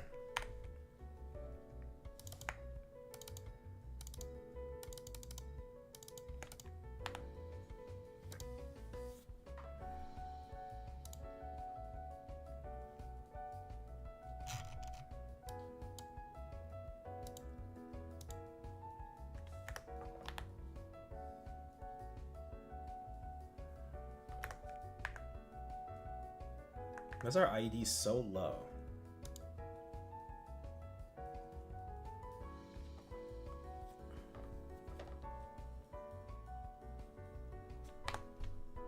$95.3. Do I just run a 3rd IED, fam?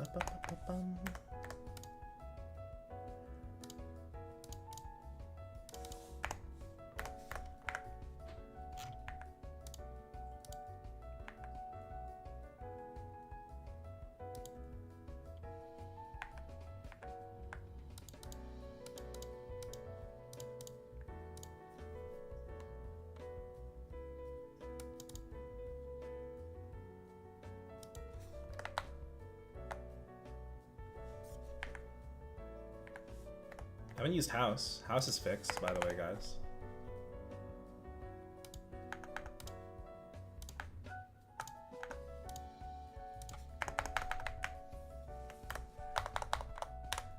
Yeah, it would like turn off when you entered bosses.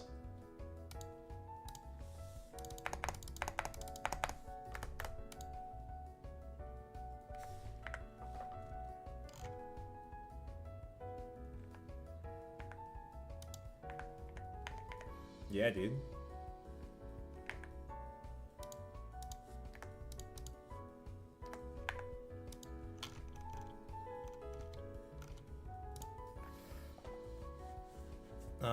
We have fame, we have house.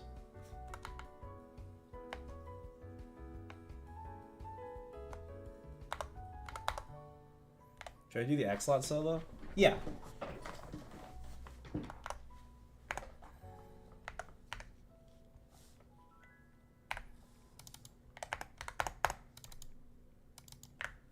I did it like day of, right? No, day of the patch.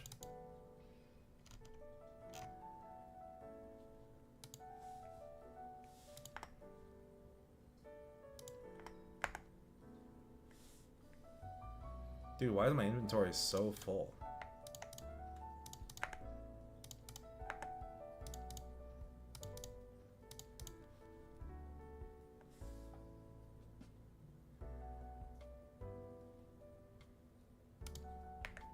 No totaling. I guess that's better than nothing. I thought I had a weapon jump 3 in here. Oh, I do. Is that better? It's probably better.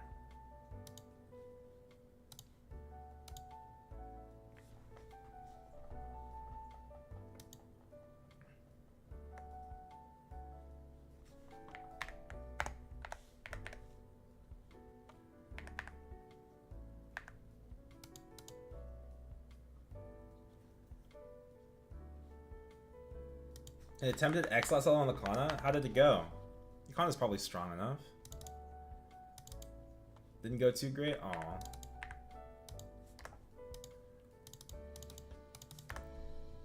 How was your P1? How fast was it? I mean, you don't use filter keys, so that probably also hurts it. It's not strong enough? Oh.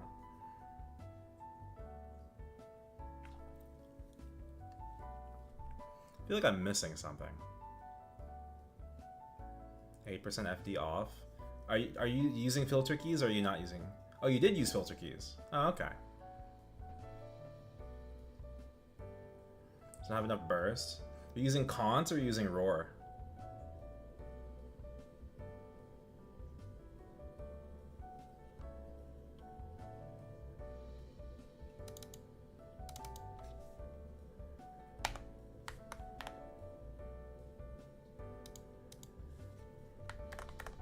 Cont. If you use Cont, do you know the timing so you can line it up with your Ori? It's like right when it's ending.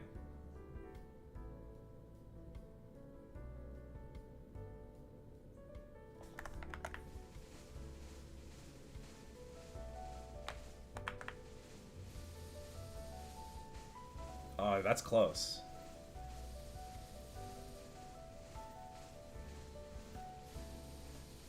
Okay.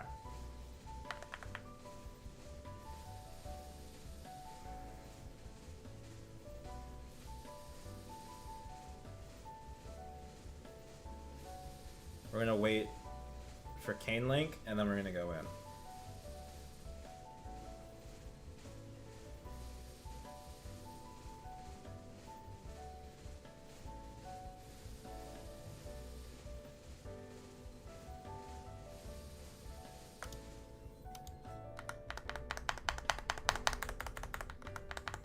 But it is like an 80% uptime ring, to be fair.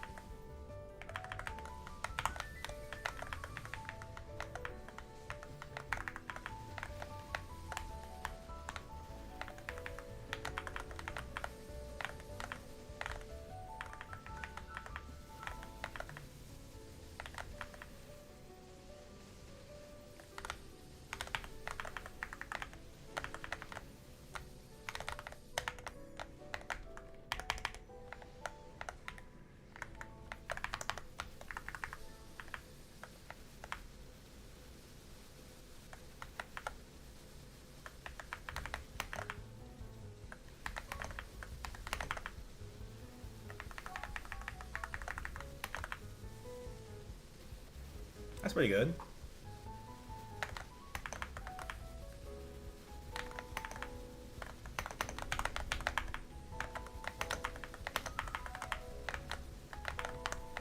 Is this door? I think I just lost door.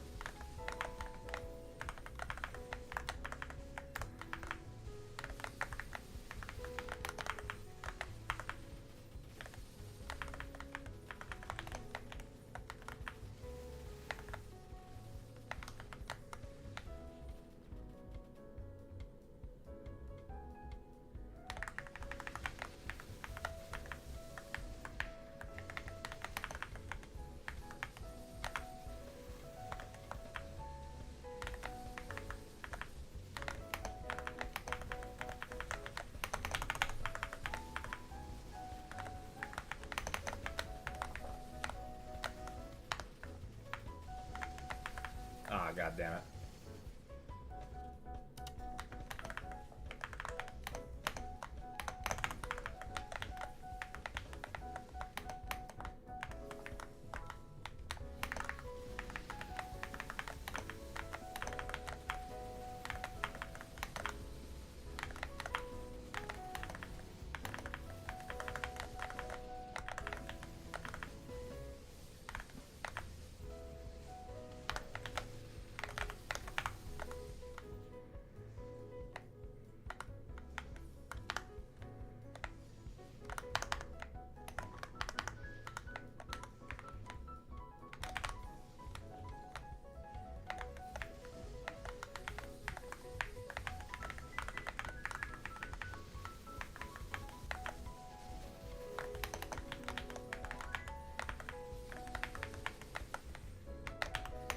Ow.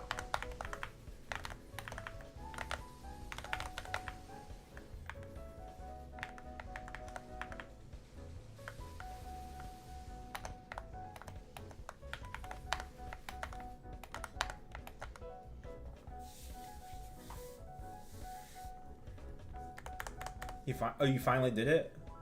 What'd you do? Oh, you leveled. Congrats.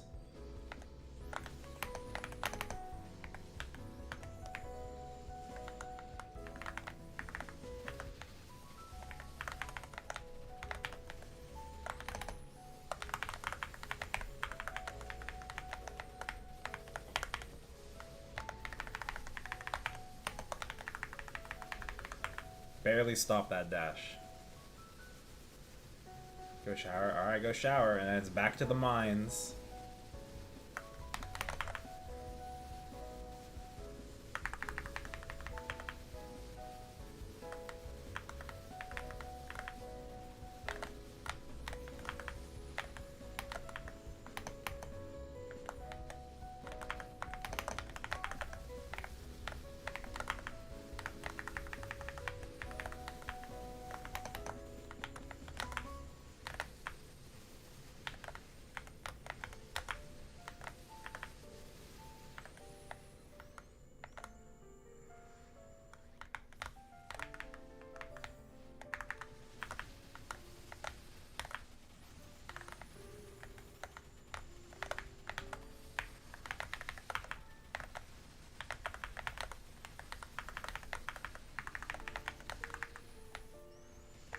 Skinny Queen.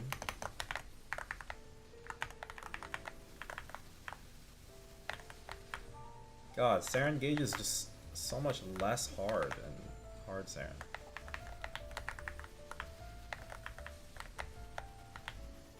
Man.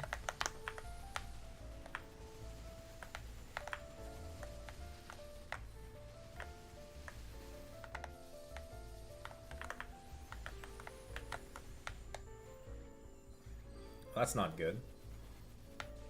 Oh, that's really not good. Okay, we died. That's fine.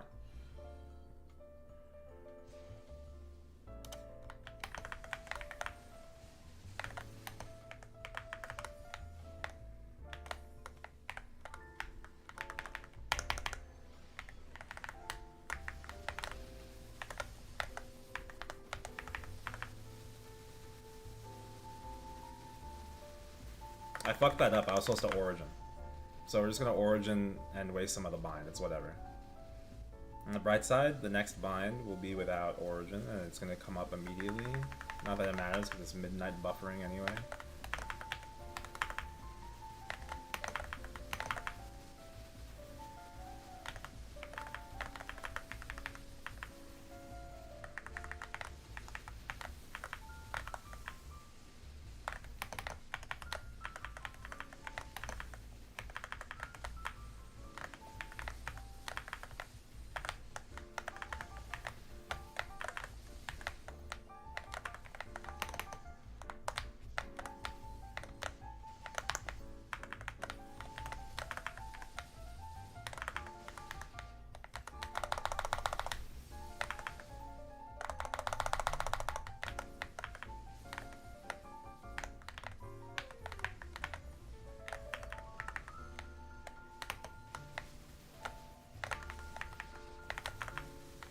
Some sketchy patterns here. A little spooky.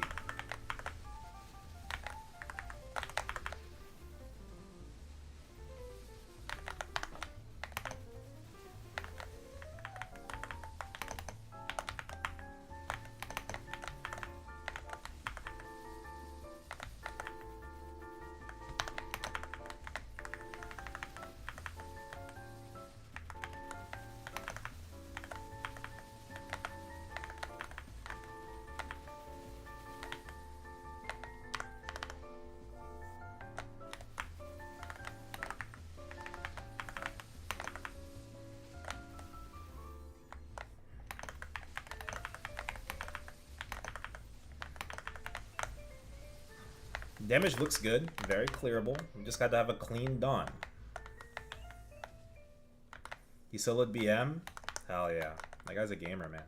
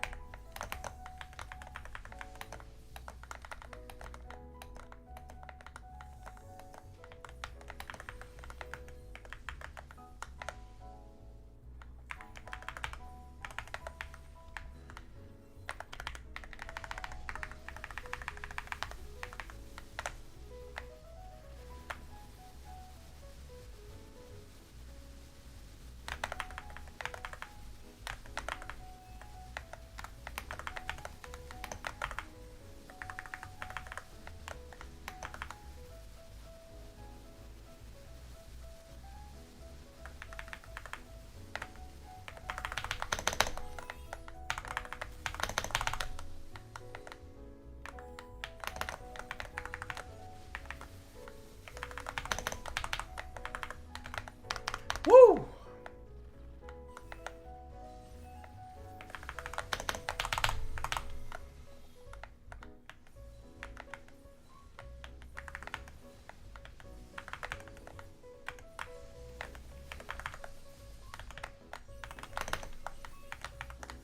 Uh-oh.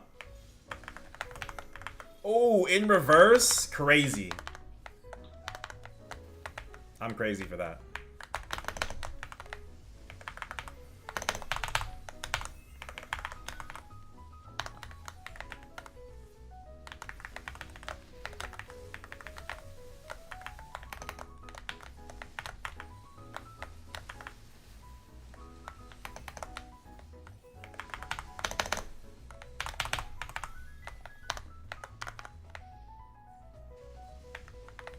Uh-oh. Well, that's not good.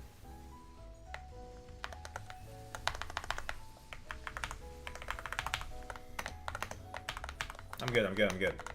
Recovered.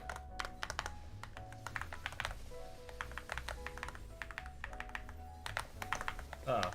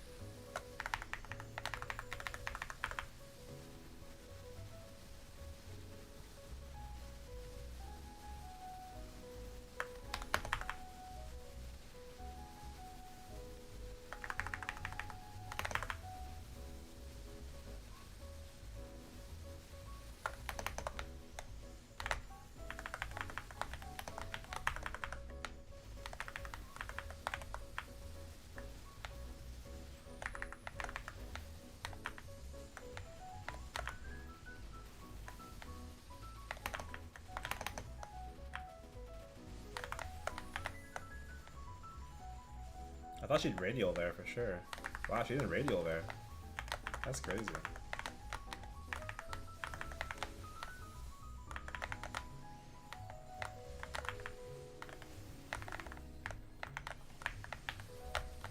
Damn it.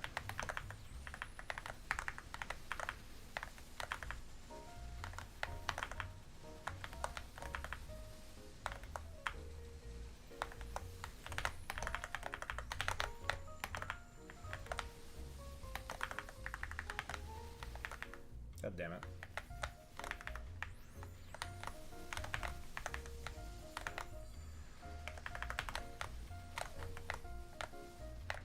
Oh! Mistake, mistake, mistake. I'm dead. God damn it.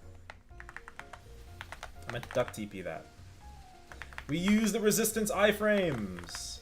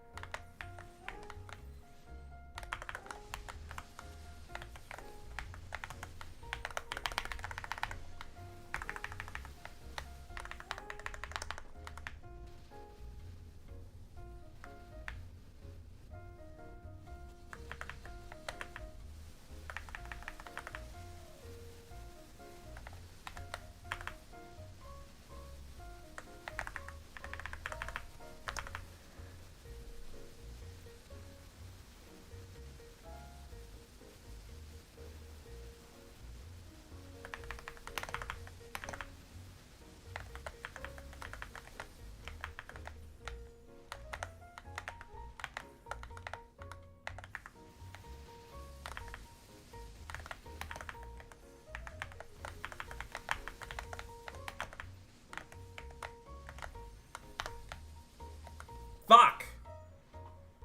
God damn it. What a blunder.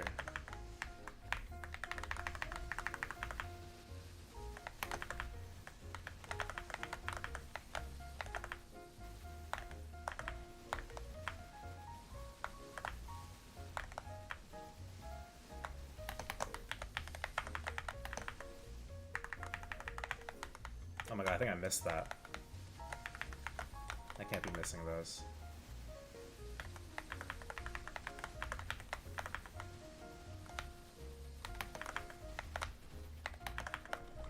I got up too fast! What do you mean? Oh, I'm ass! Oh, I'm ass! I'm ass! Ah! I'm actually ass. Alright. I'll allow myself one more retry.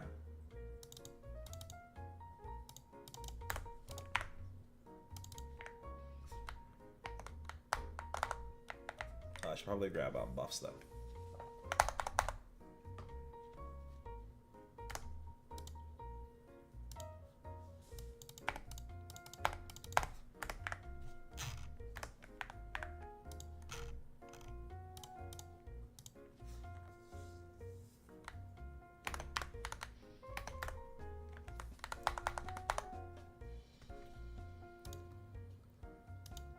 Yeah, but they already patched it.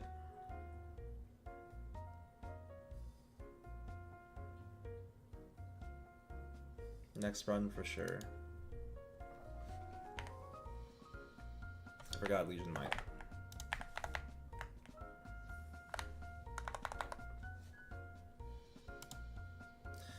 Okay, so I don't know if I understand the bug completely, but to my knowledge, it seemed like if you manipulated your bag space, you could make it so that you would always get a Shining Star spec.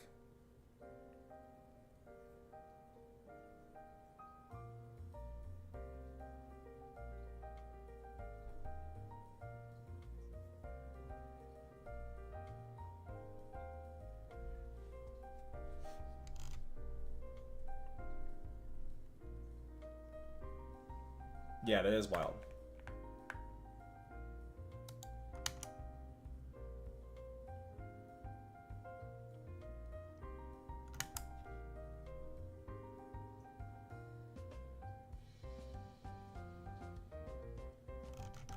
Okay, let's go back in. Do I have my Legion Might? I do.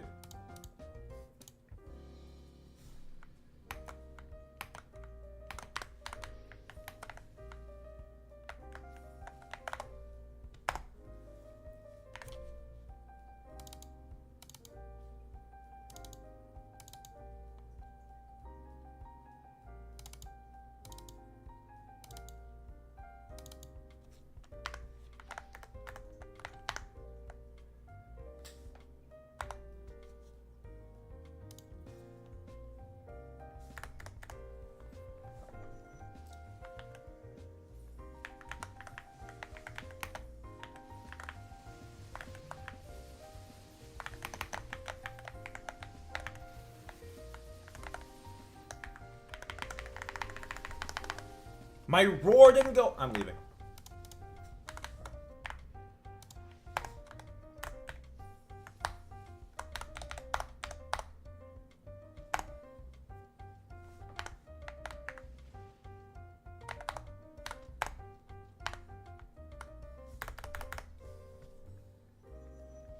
No, because they shadow patched it.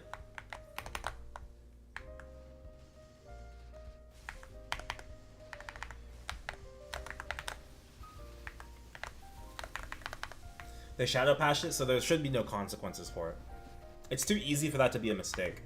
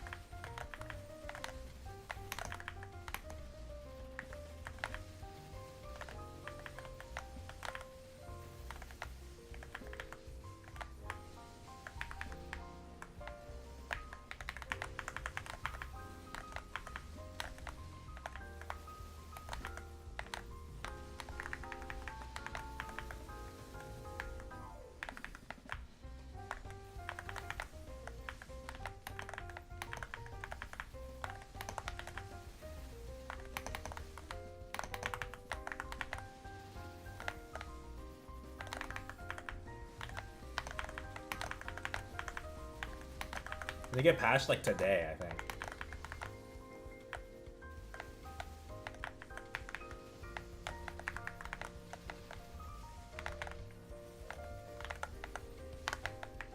There goes my door, I think.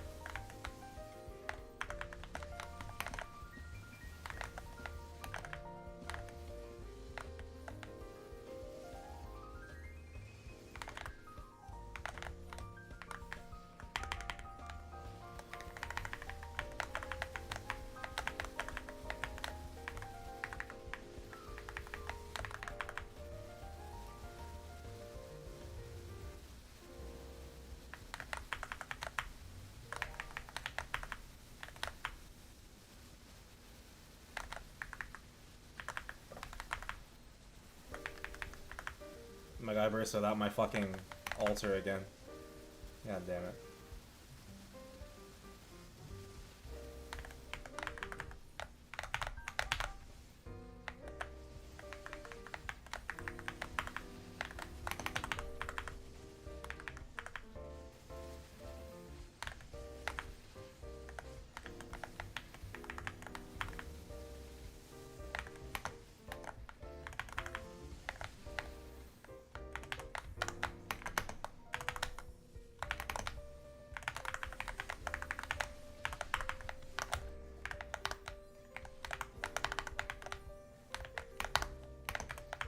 God damn it. Am I dead here? Oh my god, I'm alive. 3 HP!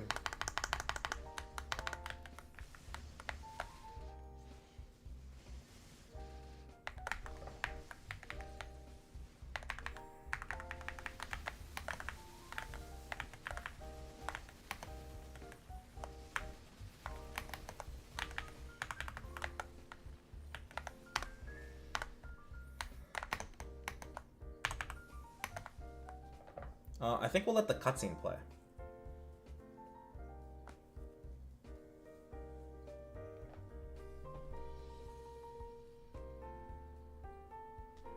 Maybe, does it matter? No, it's too late, I already let it play.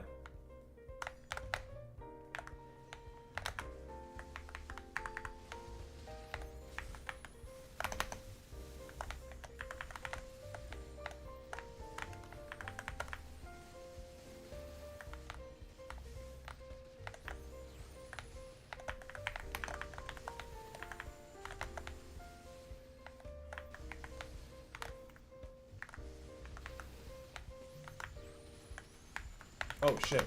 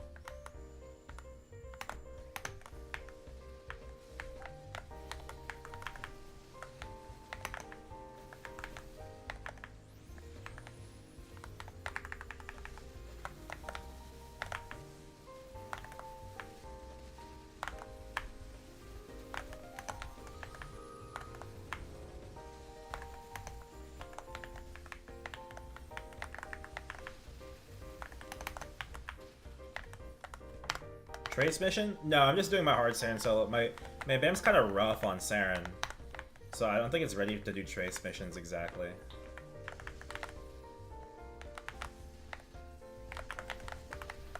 I just haven't done it in a while. I figured I'd do it today. I have some extra time.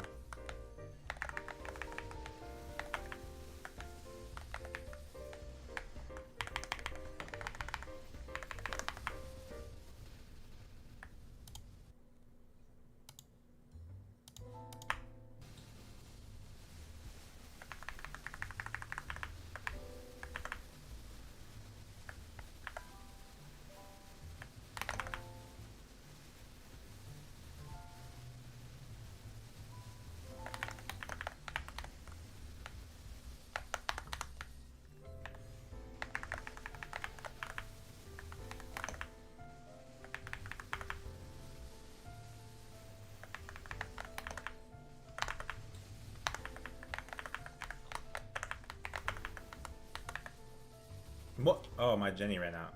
Oops.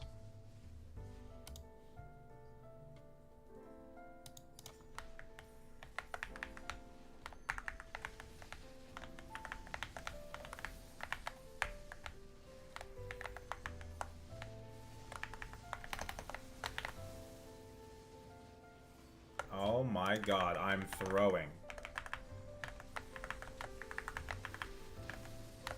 I did not expect the walls to go up there. That's what I get. I was checking my Discord DMs, I'm sorry.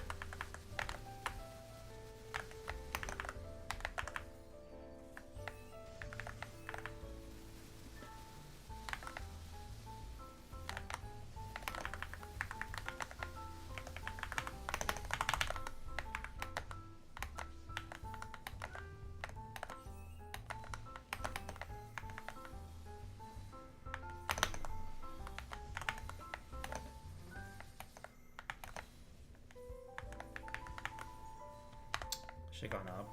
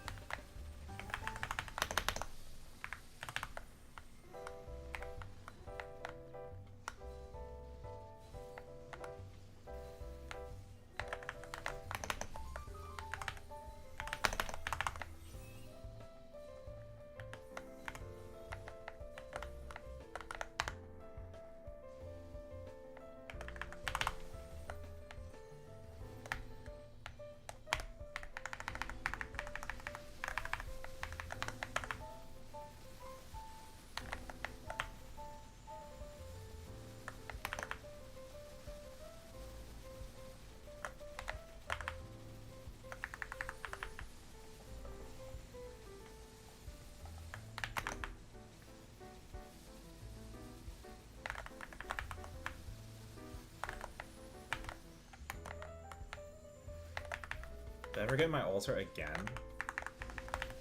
It's twice in one run, man.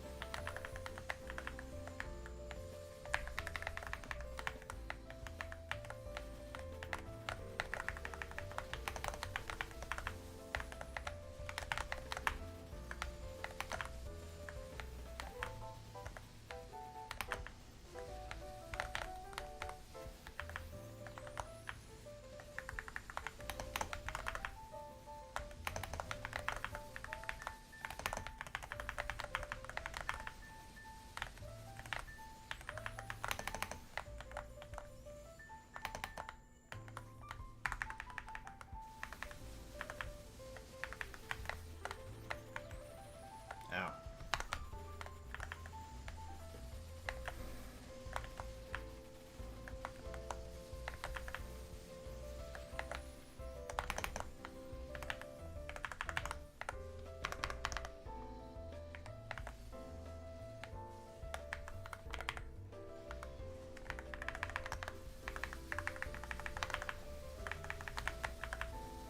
I was supposed to Ori here.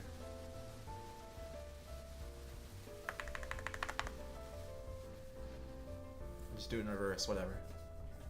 Come on, stay in. It didn't get in the roar, whatever.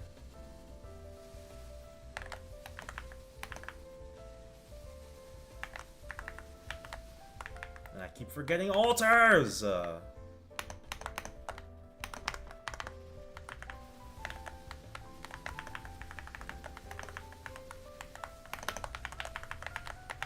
Oh!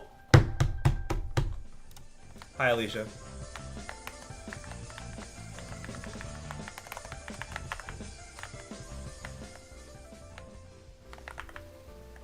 Well,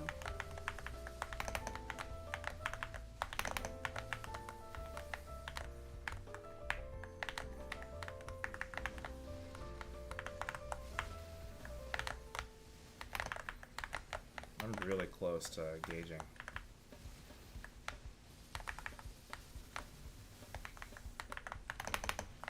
No, it wasn't you. I saw it right after I died. Oh.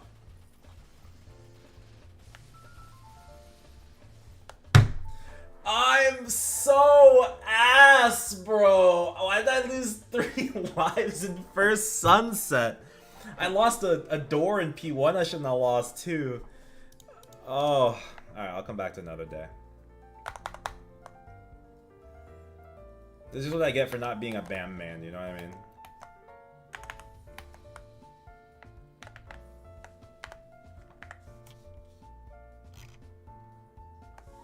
Alright, let's do the Walk of Shame over to Gollix.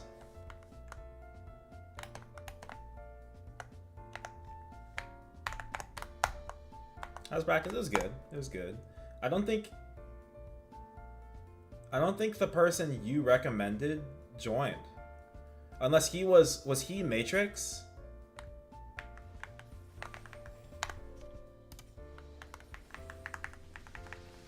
What was the name on Discord again?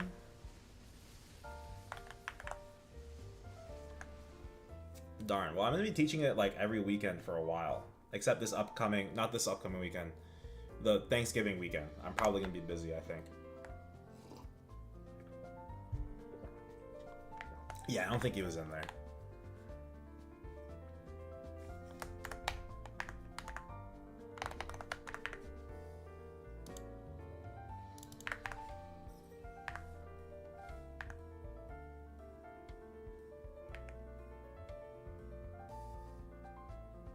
Oh, I was like, this feels low. I was missing drop in the coupon.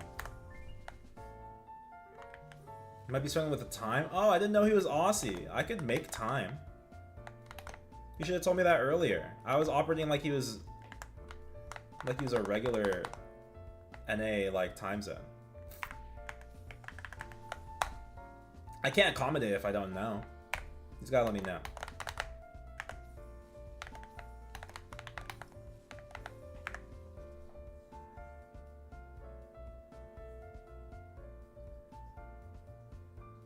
Okay. Let's see here. I think we'll go do High Mountain.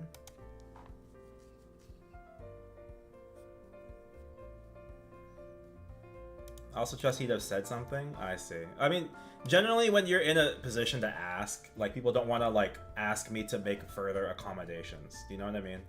That's pretty common. Because he doesn't know me. I'm already teaching him for free. Yeah, that happens all the time.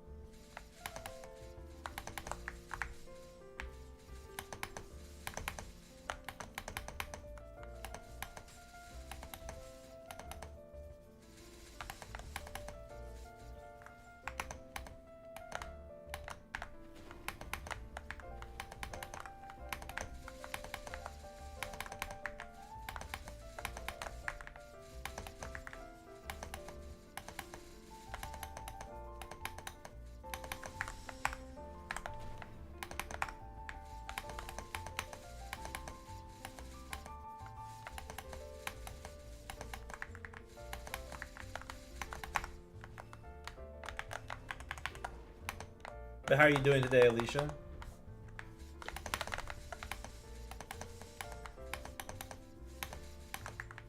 You got solid plans for the upcoming cube sale SSF?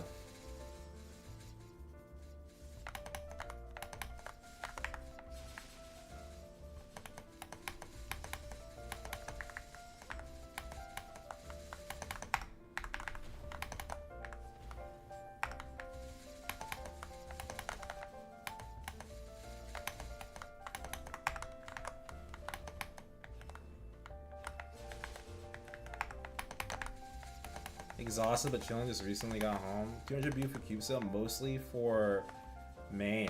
Ooh, what are you doing on the main?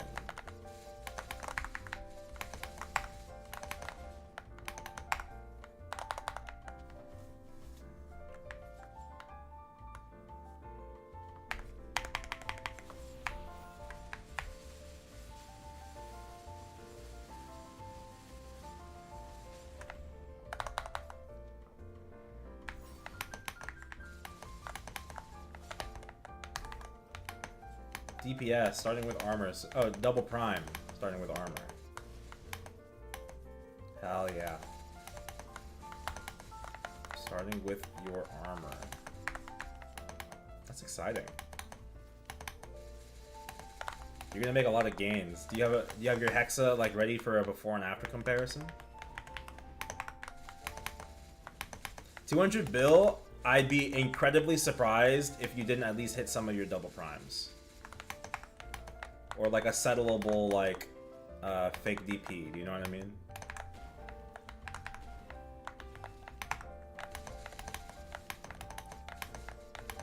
You gonna do it soon? Wait, what do you mean soon? I mean, I don't know your exact situation, Orange. I think I gave you a gear review recently.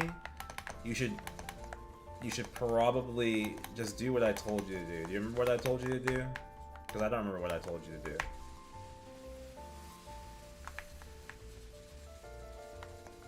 Oh, the scouter, okay.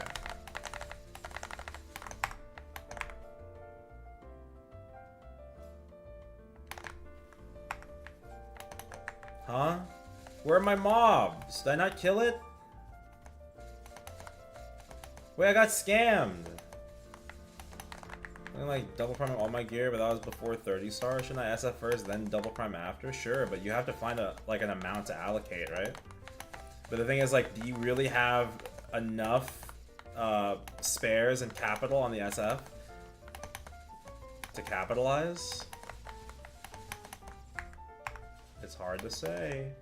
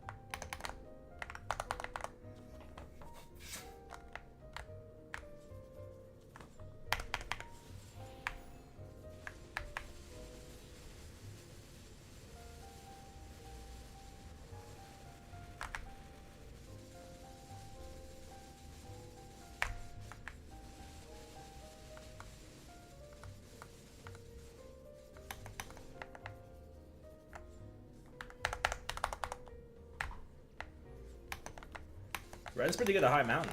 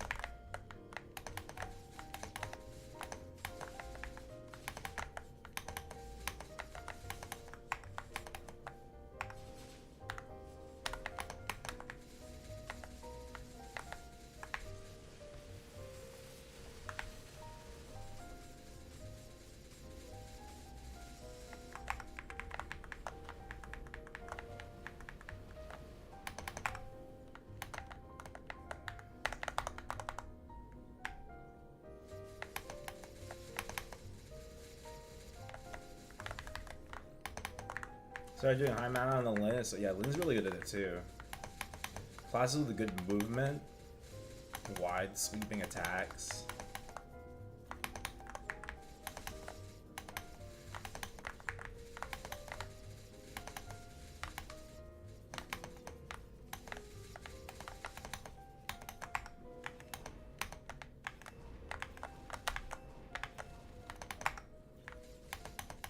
It'd also be good in Legion Raid, I agree.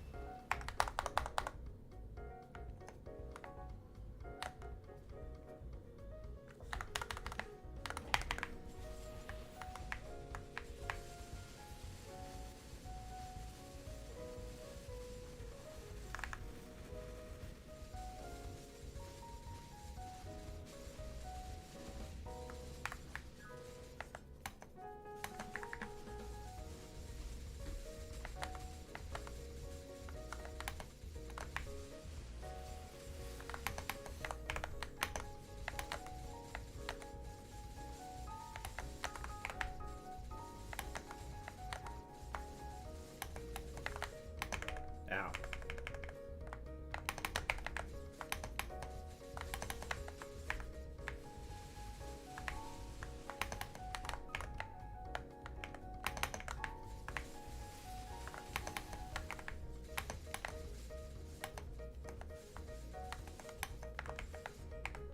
Ouch.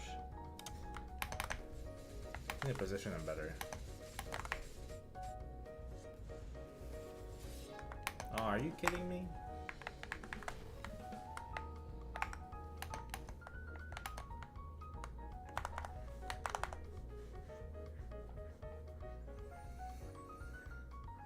I was running my bishop, but I'm bishop doing angler now, I see. No, I'm gonna keep doing angler on my Kanna, I think, until it's done with its Hexa. And we're working on Yuki now. And then we have technically Lord Oni and Hexastat. We're rerolling Hexastat tonight, so that's gonna be nice.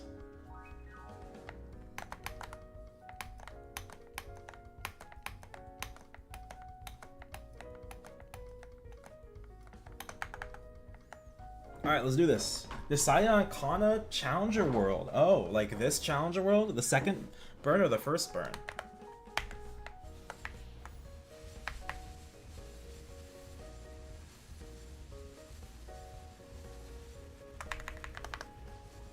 Wow. Okay, well, let me know if you want any tips on Kanna.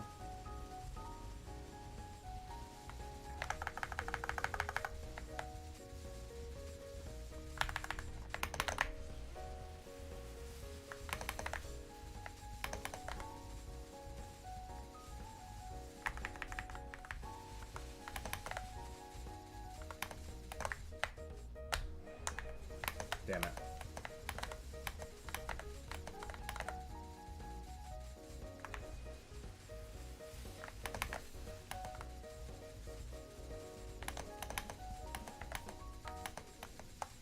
Oh, I thought I fired. Oops.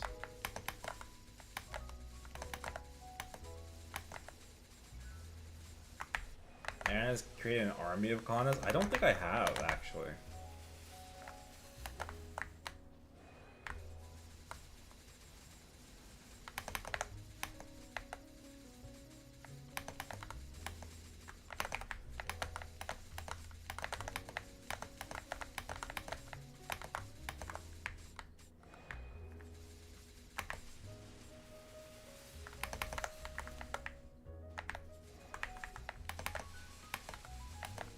Burst coming up. I don't think burst is enough to kill it though.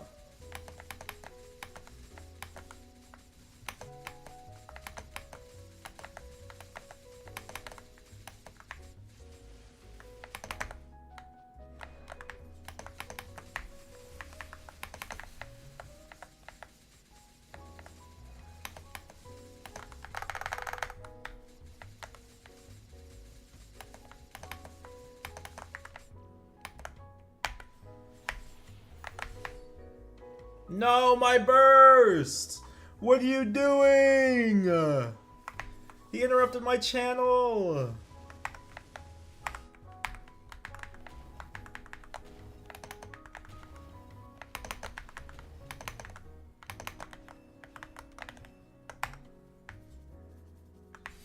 I'm so sad. Oh, was I supposed to press interact on that? Oops. Well, now I'm in here for another minute and a half. I did not do the up jump correctly.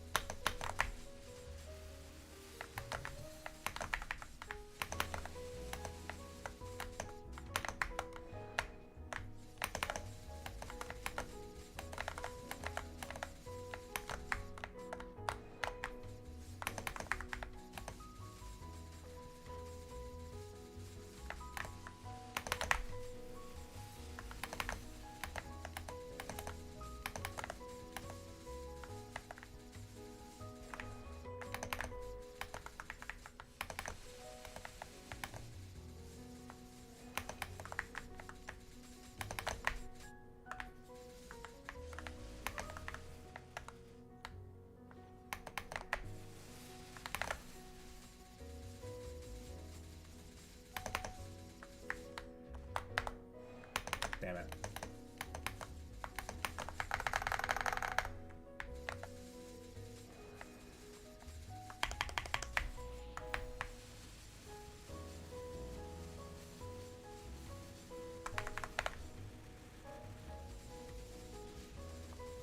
Get his ass!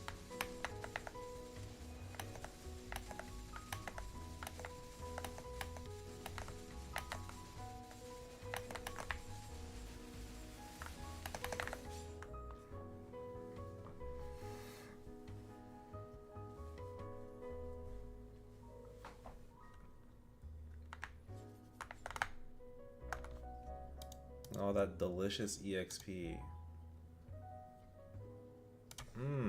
Solid. We got a couple more frags for a hexastat tonight, guys. We got 572 in this bitch.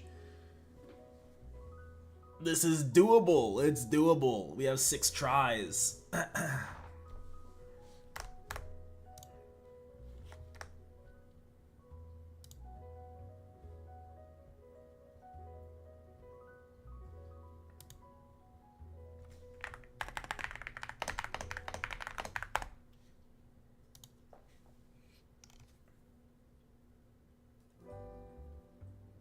Oh, you know what I forgot to do, guys?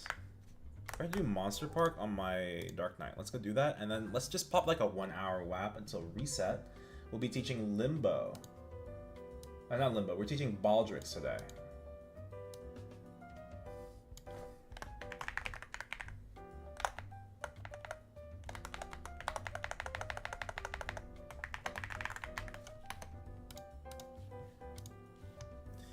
I think I have a better idea on how I want to teach Baldrix.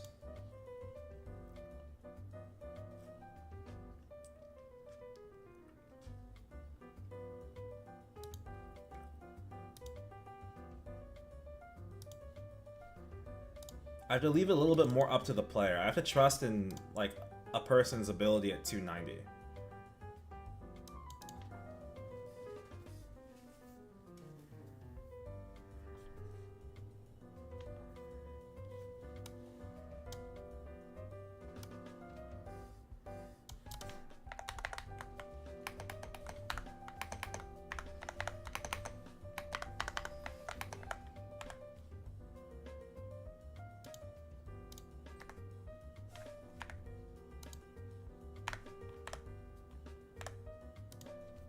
It's also IA reset. Ah, surely. Surely we're good today, surely.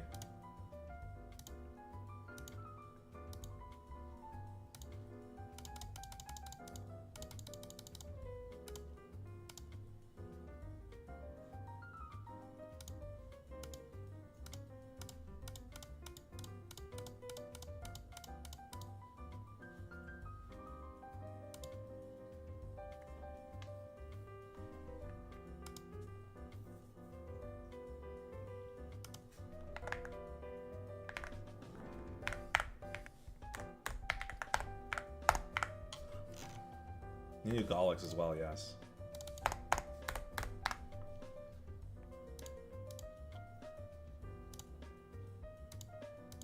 What are we doing again? Lost my train of thought. Monster Park, that's right.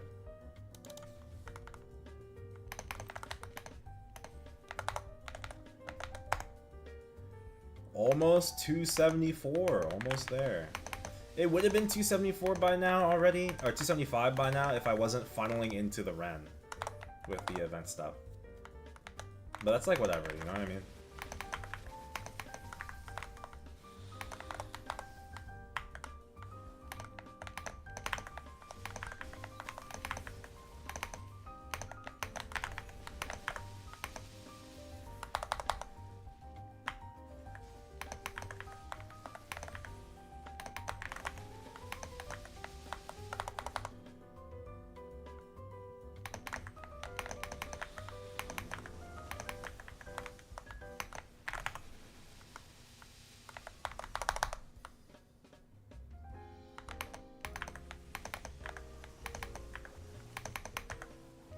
Is Ren gonna be your second to last Legion champ?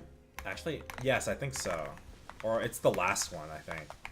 Well, it's supposed to be. It's in those last two, something like that. I'm not sure. It's gonna have the levels, but it might not have the year. I'm not sure.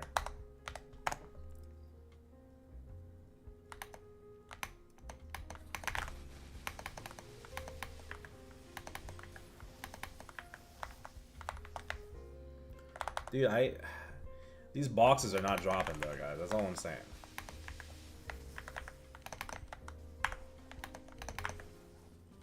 Also gonna have the Hexa. It's gonna have some Hexa, that's for sure. Funnily enough, this this Ren is the only Legion champ that I have that has Hexa stat 1. I haven't unlocked on anyone else.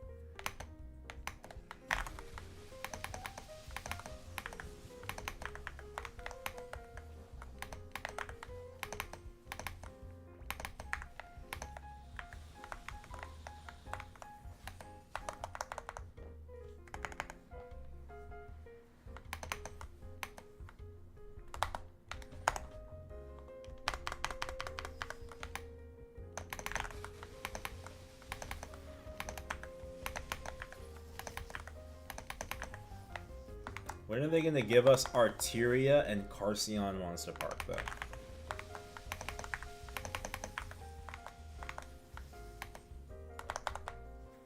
You know what I mean, guys?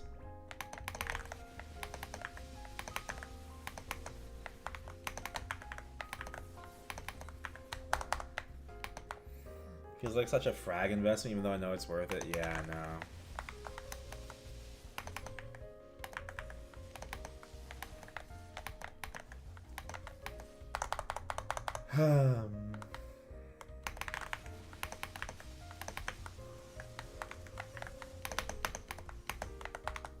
Summer update bridge. I don't think we're getting it for a long time, like a year from now, minimum. Because it has to be accompanied with some kind of change to, like, leveling. For us to get something that valuable.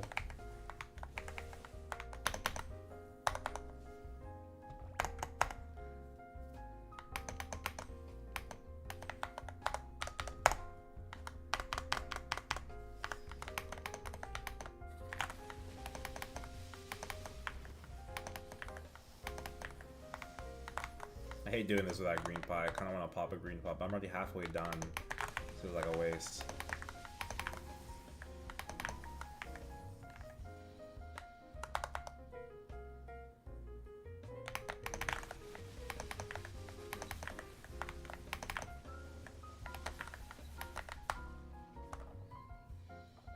Is Q here, by any chance?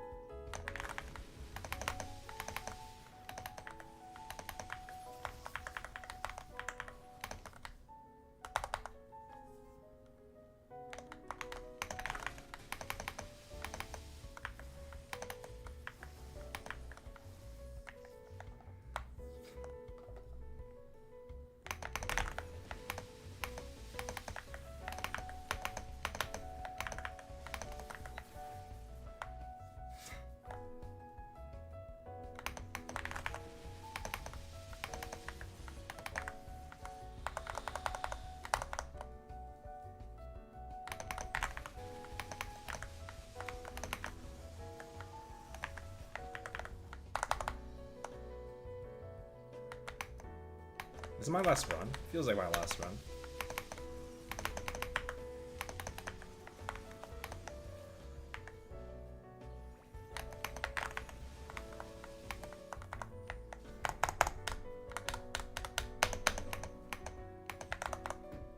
Ah, one more.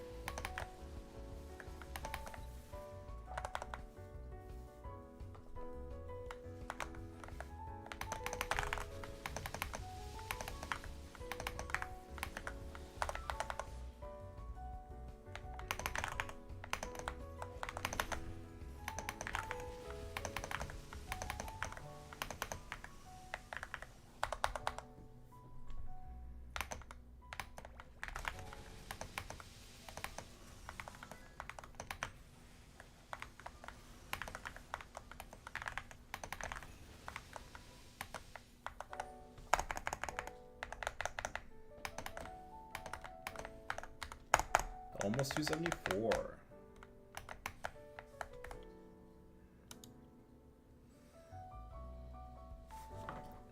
How's my legion looking? Ugh, let's see.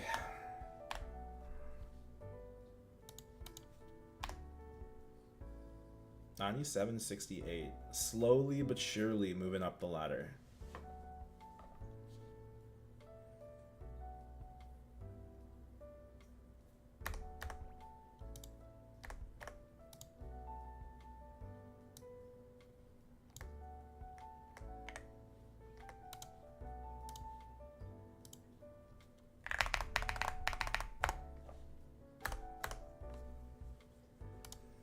We have about 350 bill. Oh, I was right then. I was gonna have 500 bill by cube sale if I didn't spend on that last 5, 10, 15. I'm kind of glad I'm not spending that much. 350. 350 is fine. We will zero out. That emblem, mark my words, that emblem is going to double prime this event. That's all I'm saying. We are going to double prime. It's gonna happen. Alright?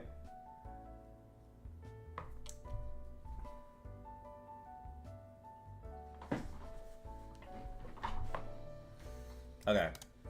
Here's what I'm gonna do. I'm gonna step downstairs. I'm gonna make a smidgen, a very small amount. I double prime my ET.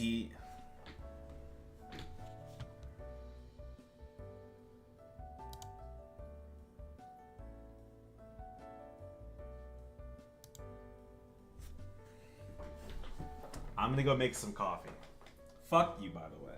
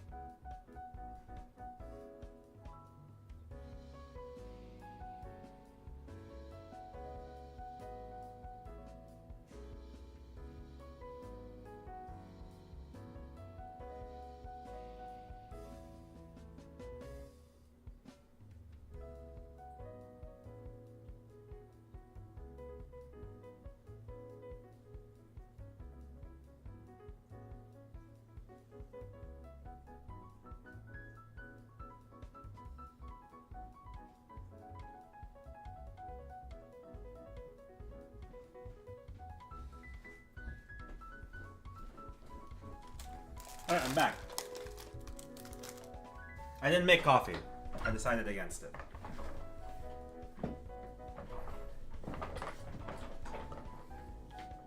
But we will WAP.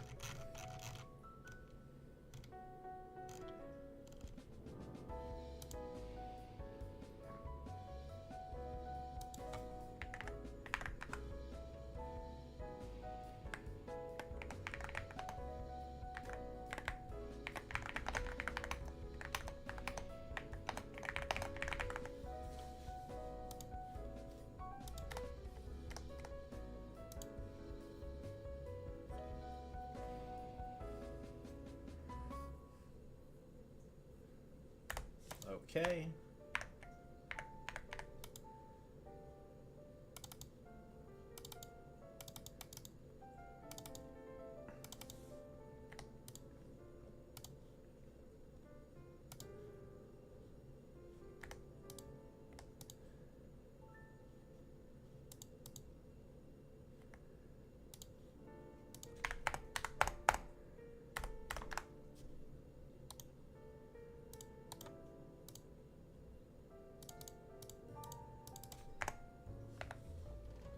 Oh. I forgot. Fusion luck.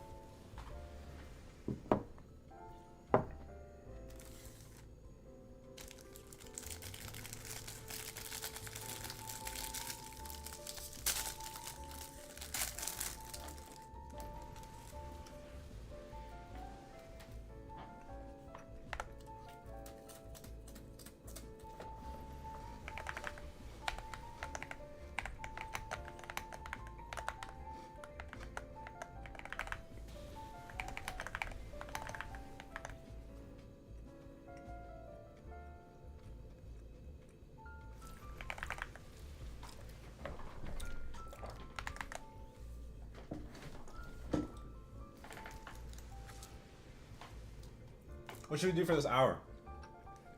Should we work on the Nuzlocke?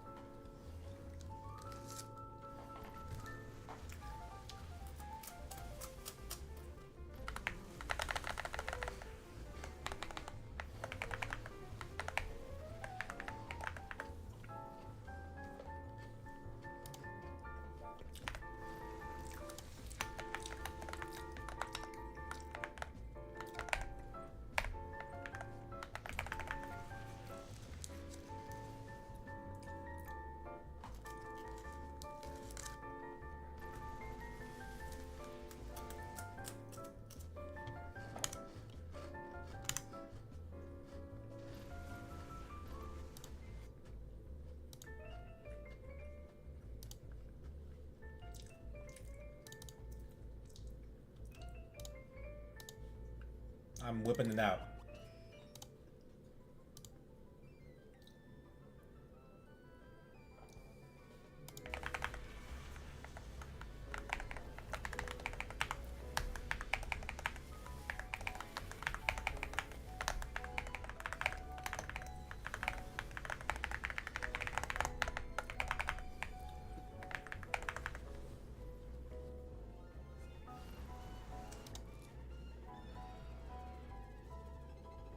Uh-oh, are we dropping frames on stream?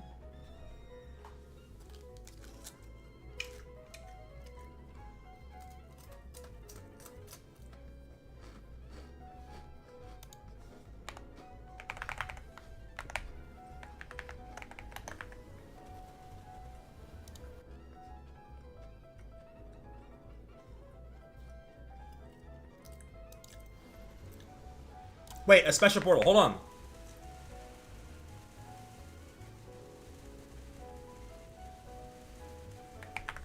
There we go, purple. It's just you. It's not just you. We are lagging.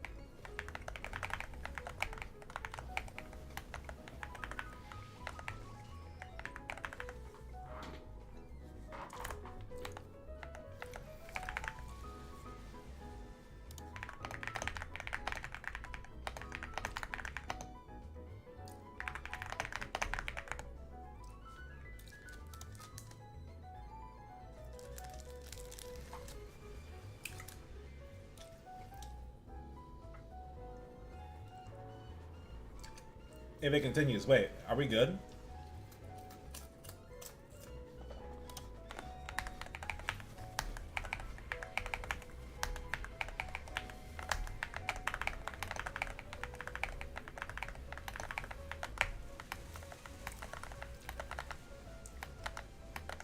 We are most definitely not good.